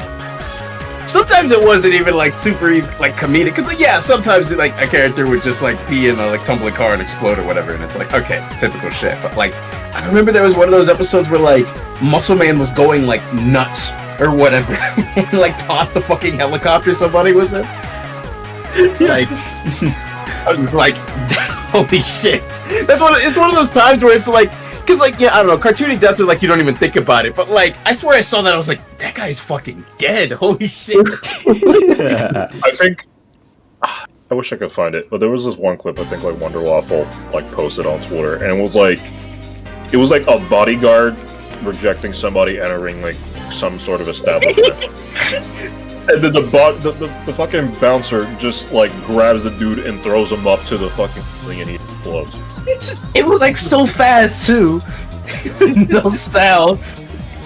That shit was on sight. Oh god. Yeah, I know me saying like I can't wait to get back to those is like the recurring thing for tonight, but really, because I want to say a lot of these shows we've been talking about are things that I remember kind of catching partially, and then I just sort of fell off like TV around when they were like in the middle of their runs. So yeah. It's been nice like catching up on a lot of the good stuff I missed. Yeah. It was also like when I was like watching TV, it was also around a time like, you know, a bunch of the unfortunate shows started showing up, like the Teen Titans Go and Powerpuffs Go's reboots. The reboots basically started pulling up, and I was like, that was my falling out. Yeah, that's what did it for me, because like I was one of those people who was like, if it ain't a cartoon, I don't want to watch it. So when I didn't even want to watch cartoons, yeah, I just stopped watching TV. So I have like cable, but we all use like streaming. Just like, why are we even paying for cable anymore? Let's just get internet, and that's it. That's all we stuck with. It's like now, funny thing. My family just uses streaming. I just pirate shit.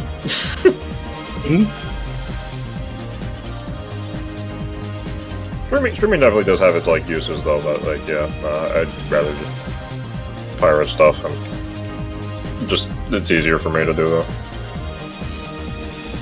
Still have those like 2-month like free subscriptions of Crunchyroll I haven't like redeemed yet. Waff talking about piracy, you trying to get us shut down? No, I'm kidding. Yeah, man, we just got sponsored on Talking the other day. We can't be destroying our business. Right. I'm gonna get sponsored by some kind of VPN very soon. Yeah, this stream was sponsored by Surfshark. So no, it's not. It's sponsored by NordVPN. I was gonna say, yeah. Protect your private data online with NordVPN. What you want to do is, if you want to, I'm gonna drop in the bit. if you want a 5-day free off, type in the code with little Juan 420 and two things to get like Little Ron 420. Get 5 days off free. Yeah. What a steal. Little Ron sponsorship's crazy. He's come so far, it's short about its time. Yeah. They said he'd never make it in this industry. And to that, he said, okay. Showed him wrong. What an entrepreneur. Yeah. Crazy. Might end up using that Crunchyroll stuff because I gotta watch the animes that you guys have been seeing, like Free Run and Delicious and Dungeon. Yeah. Still. So I gotta finish Azumanga Daioh. I wonder if that anime thing is still the one I used to watch anime. Oh, well, might want to type that in the chat and not say it on screen. I'm not gonna say it.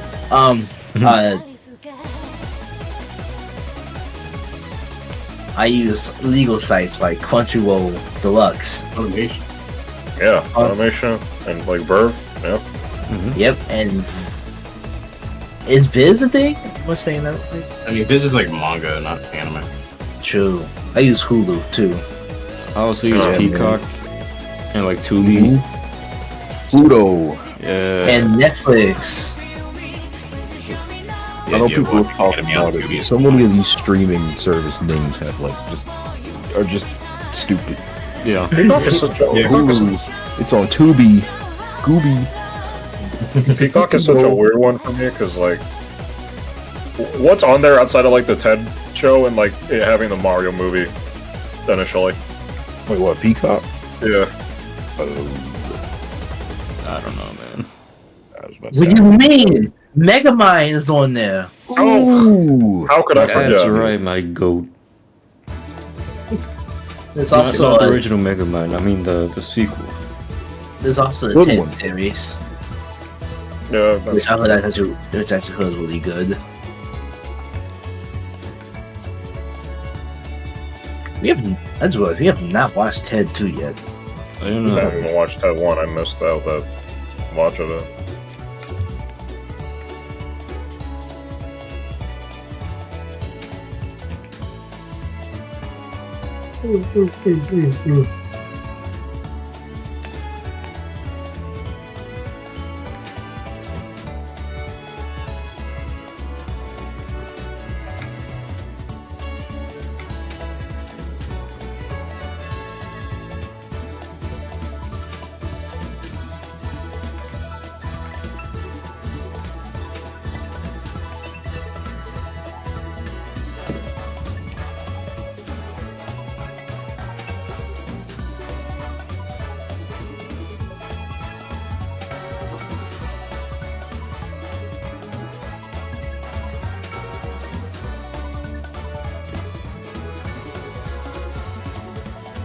I use Crackle.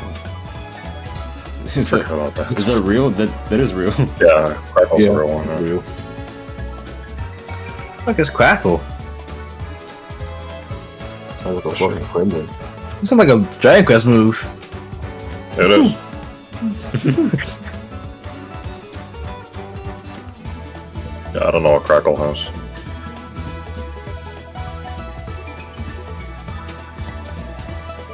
I know I use like the Shudder briefly. That's like a streaming service specifically for like horror stuff. Never heard of that. What the hell? I feel like I have maybe. I only know about it mostly because I watch like the Dead Meat. You know, they just do kill counts and like podcasts about like horror movies. Also, not to Interject too much, but I'll say it 15 minutes in advance, but I gotta head up by 11. Alright. All right. Already. Yeah, we've been streaming for 4 hours and 45 minutes. I feel like it. But wow. Yeah, I was gonna probably like stop streaming like in like a little bit. Cause I actually got I'm getting pretty sleepy. Alright.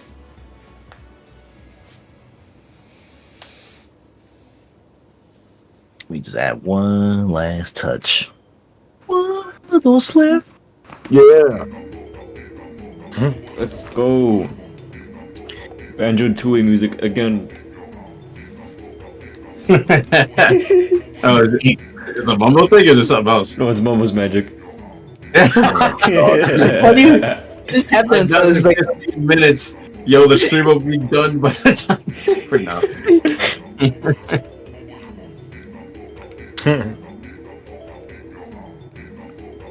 I can't believe you still have that.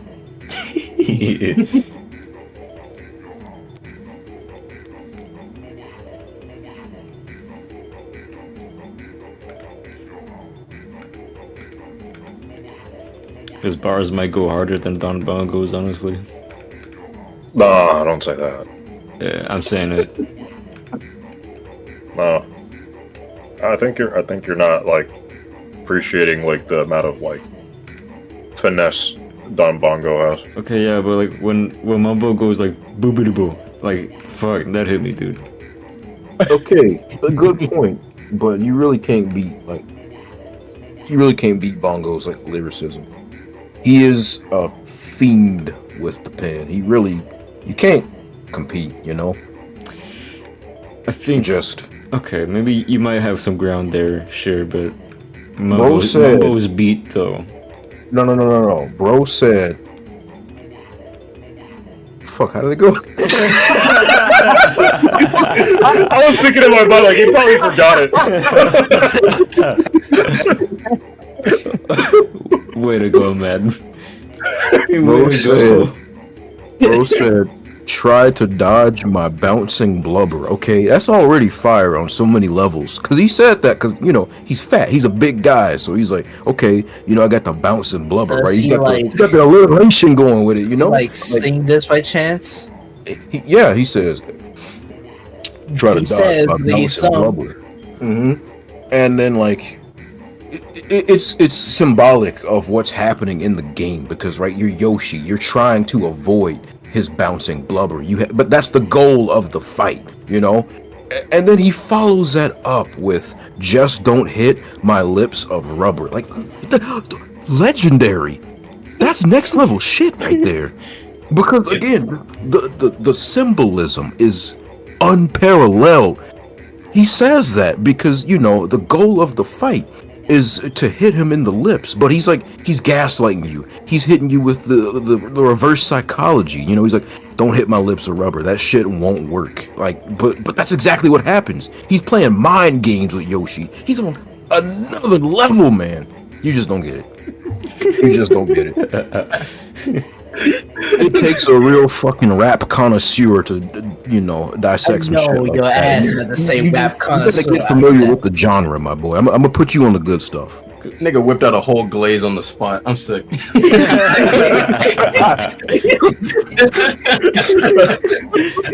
It's so funny because like last time we did this, he actually did forget like what Don Bongo's like lines were too. Man, you're forgetting his lyrics. I'm sorry. A lyrical genius would make lyrics that stick with you forever. Oh, maybe you're wrong. Nah, man. I still waste the question. Does he ever like sing these lyrics? Yeah, he says them at the start of the fight. Yeah, the beat goes. Come on. I just love that. Like, yo, he said. Oh, it didn't even go through the fucking mic? Wow. I thought it did. Oh well. Well. Just imagine the it Yoshi went through. It went through. Yes. It's just like. It's very quiet. No, that's not the song he sings it to. It goes like dun dun dun dun dun dun dun dun dun dun dun dun dun dun dun. Yeah. But he doesn't sing it. Yes, he does. He said you have to. He does it in like conjunction with the music, and No, it's like it's in conjunction with it. No, you're completely ignoring the fucking Cloud Gin collab he did, where like you know the Nigga, Cloud Gin yeah. came in and he said, "My fiery breath is very hot. Those spiked balls are certainly not." Like that is a crazy verse to just drop. in the I middle of won't a track. deny it's a That's crazy crazy. verse, but there's like that's like saying, man, that's an insane cannon you got there. Where's the that's insane cannonball you got there? Where's the cannon? I know you're a fake fucking fan because you weren't around when Cloud and Candy hopped on the track too and said, "Slurpity slurp, I'm so sweet, I you think can't it- lick me." Burp. I think you're just schizophrenic at that point. You just don't understand this shit like I do, man. It takes a connoisseur to understand this. I think it You gotta takes open an your insane mind, open person. your eyes, open your ears, and open shit, everything, man. He You did. look at stuff on the surface level, you're not gonna enjoy it. All right, Gramps. Let's calm down a little bit. He did not sing those songs. Yes, he did. Where? At the start of the fight. Yeah, he says they say it to him. Yeah, we Uh-huh. know he gives us the verse. They give us the verse. They give us the rhymes. It's like poetry, absolutely. But like, you can't call that a rap because he's not singing anything like that. Oh yeah, you a real rap fan? Name one Inviso line.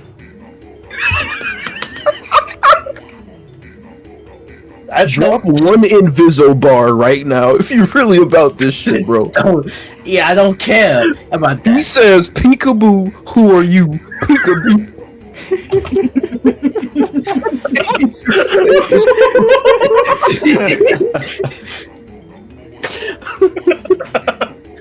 Oh my god.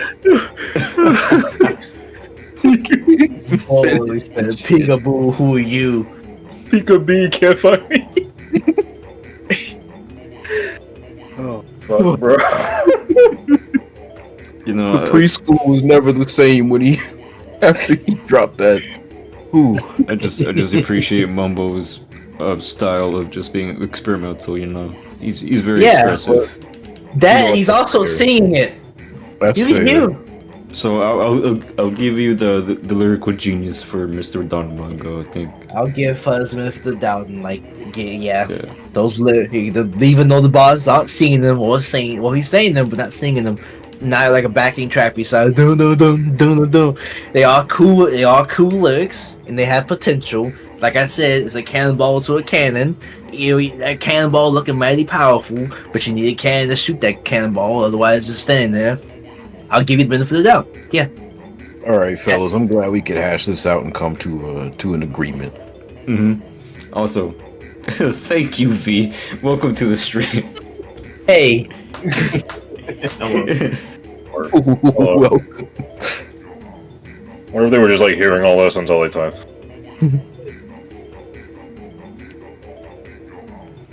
Let me skip this mumble track. How many Actually, times have we just done shit like that? Because I'm thinking about like me and Waff having a just argument over Pachyderm. This is the second time there's been an argument over fucking Yoshi's story characters. That Pachyderm shit was so funny because I was the one that was like saying like, yeah, it's my favorite enemy, and you were just hung up about the fact that I called him an enemy. Yeah. Wait, really? That's it? Yeah. I think this is a smear campaign. Mr. Derm is not an enemy. What? Yeah, I was the one defending Pachyderm. Like I was like, yeah, he's my favorite Yoshi story enemy, and Fuzz just did not like me calling him an enemy. Yeah. Come on. So I had to find like the Nintendo Power strategy guide to like say like, yeah, he is listed as an enemy. And then Fuzz was saying fake news. And I was trying to find a PDF for the Japanese strategy guide, but I couldn't find it. So yeah, that's how the whole entire like Pachyderm thing happened.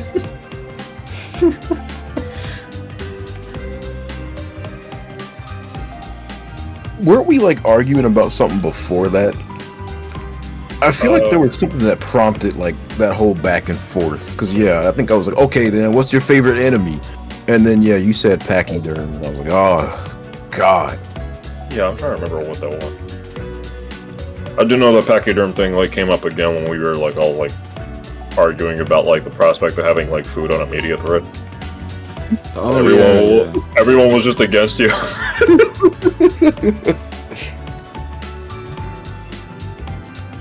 Like I'm sick of these boneheads, and it's not like I already got done like doing like defending Pachyderm. I don't want to hear it. I love arguing about nothing at all.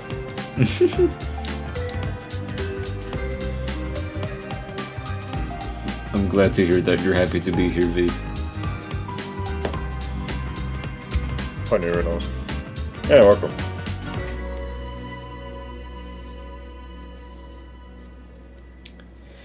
But oh, Packy stuff. So give me a minute. Alrighty. One box could leave you messed up and fractured. Lock these uppercuts, they may leave you captured. May the best fighter win and win again. Battle to the top until his life ends. But if his life ends and he starts to decay, may one of his street soldiers avenge things. See you talking to the game, couldn't be talking to me. I got enough to beat and more soldiers to bury. You know we just clicked in and made you realize this game is twice as hard. You see that with your own eyes. You're on the way to choose your type of life, cause you gotta. I tell you from now, which fight over be the hotter. I don't think you want this one. Just practice. This challenge me when you're ready with your tactics. High punch, spin kicks, watch your back split. I see you in the air when I make you back flip. Select to make your first pick. 10, 9, 8, 7, 6. Choose and pick the best one. 5, 4, 3, 2, 1. Select to make your first pick. 10, 9, 8, 7, 6. Choose and pick the best one. 5, 4, 3, 2, 1. Select to make your first pick. 10, 9, 8, 7, 6.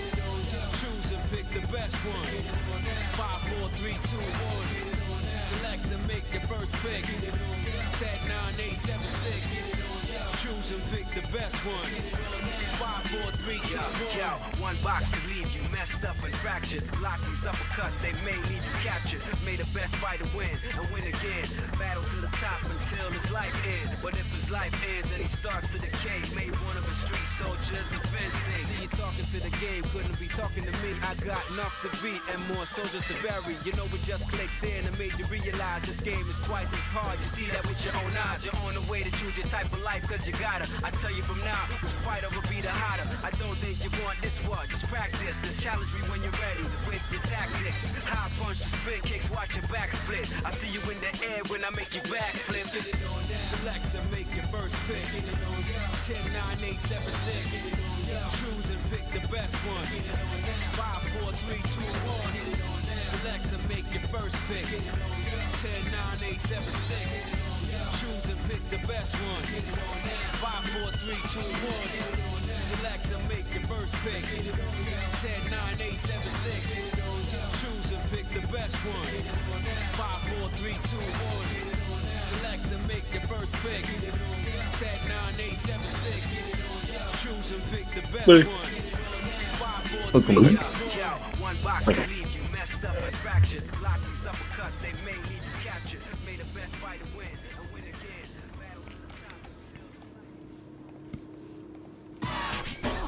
Should play something special for Mario Day. Where's Mario Day? You should play March Monday. Yeah. Oh, March 10th. You should play Asakai Mario. Oh, I forgot about that game. Why? Bring that up. Yo, Cat Mario? See, Cat Mario, sure, I'll play that. Isekai Mario, that's a different story. Oh, Oh. Yeah. Yeah. I thought you said Cat Mario. I was like, yo, that's actually an interesting, deep cut of a game to say out of blue, but sure, yeah. No. Isekai Mario, on the other hand. Why? Do a run back on Hotel Mario. No. I'm not touching that shit again until the rebook comes out, if that manages to come through. I'm sure it will. 'Cause I need to run those hotels again, bro. I know I could like beat like Ludwig's like Thump Hotel and like Bowser's like Seizure Palace. I know I could clear that shit. Wendy's Hotel. Wendy's too, yeah. Alright. Well, didn't get to finish the whole drawing. I have to go. Alright, have a good night. Good night, Good night, man. Alright. See ya. Had a fun time streaming. And yeah, Oh, yeah. talk to you all later. You're gonna have to fix the thing over there. Yeah. Let me do that. Yeah. But yeah. Alright.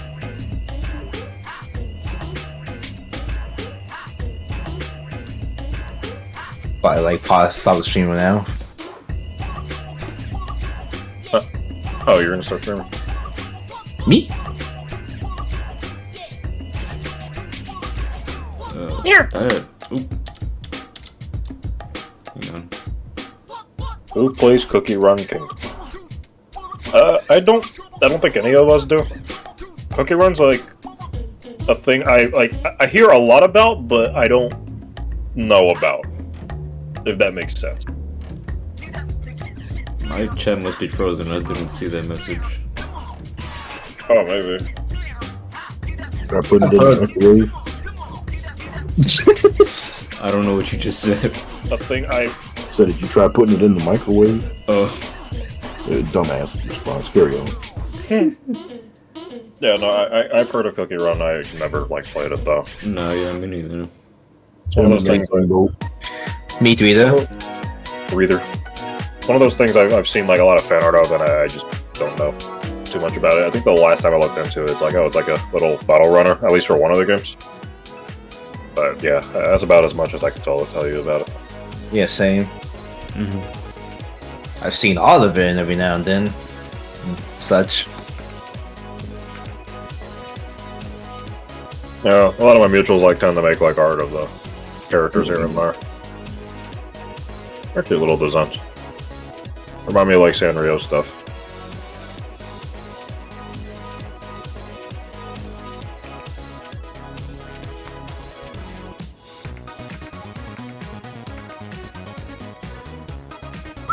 Alright. This commission's looking really good. That was tight. Surprised the whistle actually came through the mic. Yeah. They call me the Whistler.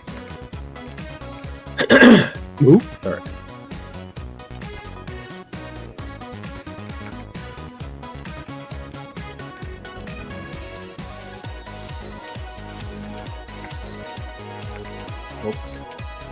Through the block.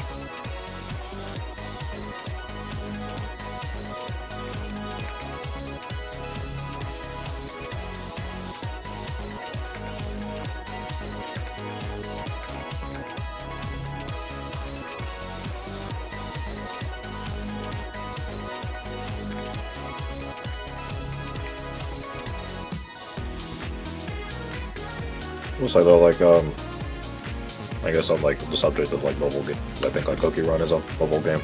I think the only mobile games I really play is just like puzzle games. Like Bejeweled. Mm-hmm. There's just like a subset like mobile games I used to play a lot. I forgot what the company was, but it was like one game that was like it was kind of like Pokemon, but like not. But it was really cool because I had like a little farming stuff to it. It was called Beastie Bay, I believe. It was a small little like fun game. That was cool. That's really good. Big response. Good game. I think I do like the Infinite Runner stuff. Like Subway Surfers is fun, and like Minion Rush is fun too.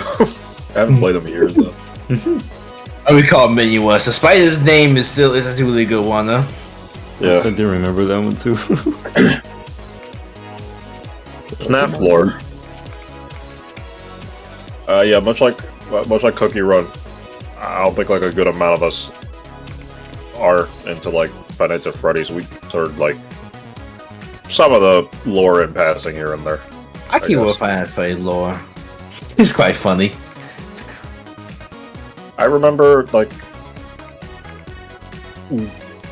key things here and there. That's all about all I could tell you. It's very like interesting rabbit hole to dive into. Wouldn't it be a bear hole? I guess it could be a bear hole.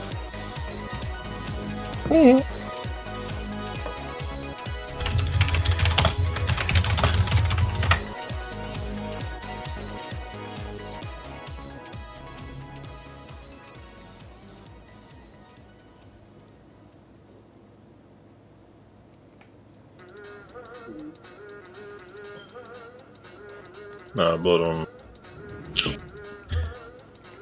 what else do I play? Yeah, it's mostly just like puzzle games, and that's about it on like mobile stuff for me. I also been playing like a bunch of like Nitro games, like Leap Day. Yeah, you got some cool stuff.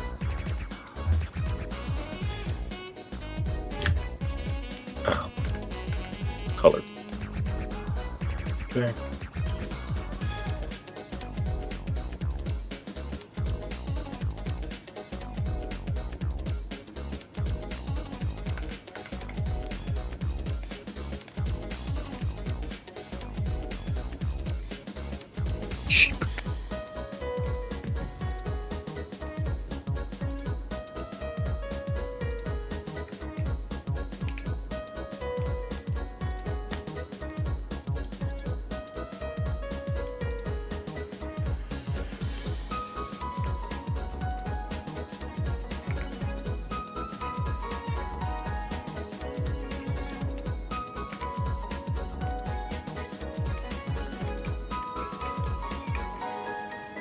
Ow. You good? Yeah, I hit my elbow on my chair. Oh, Ouches. Oof, yeah. Sucks.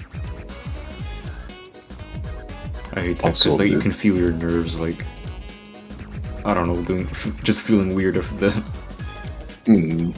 How often do you guys stream? You could answer that, fine. I would say every other week. So like 2 weeks ago we had a stream as well.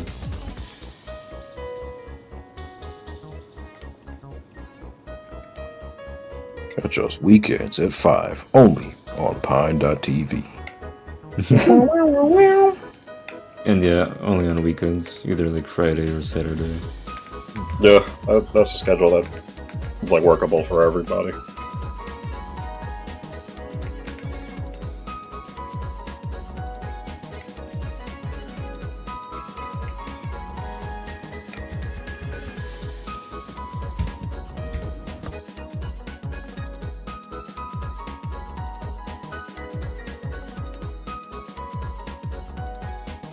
Alright. I'll put a pin on that for now.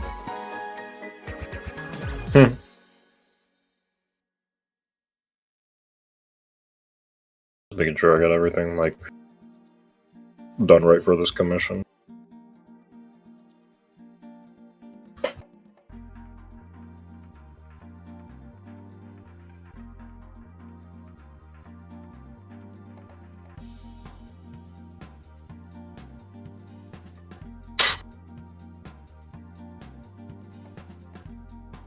Ooh, yeah, alright. Do I want to blur that? Yes or no? Yeah, I think blur looks. Alright, Tree, you are offline. Let me take your screen off. Boom, you're gone now.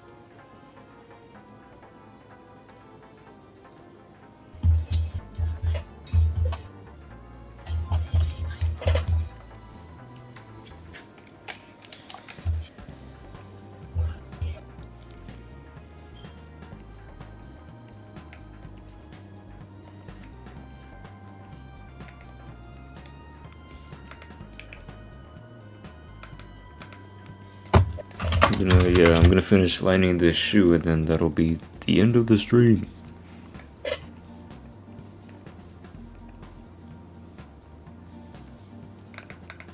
So your last words.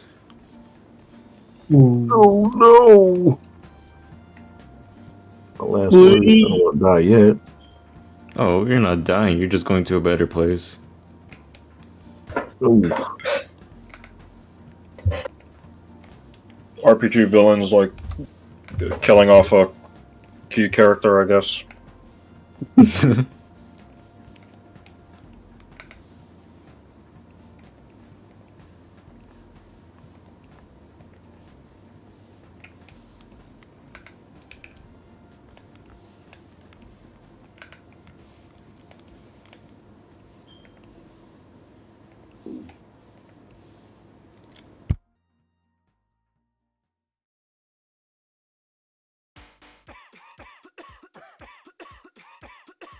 What the fuck is this ad? It made a beat out of coughing. What? Yeah, there were like people coughing like in rhythm. This stream is sponsored by coffee.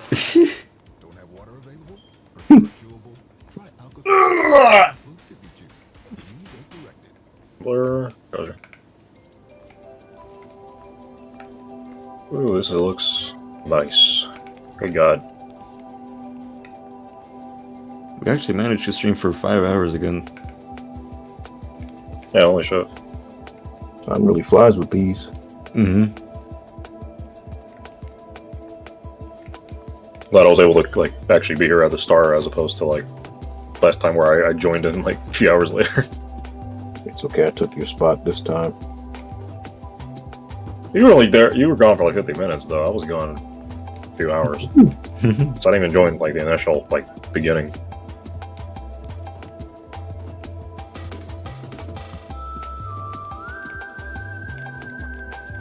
This is a nice song to end the stream off on. Yeah. It's just the Escape one.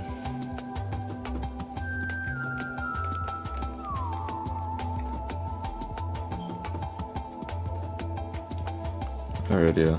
I'm gonna continue the rest of this off stream. So far it's looking like that though. Let's see.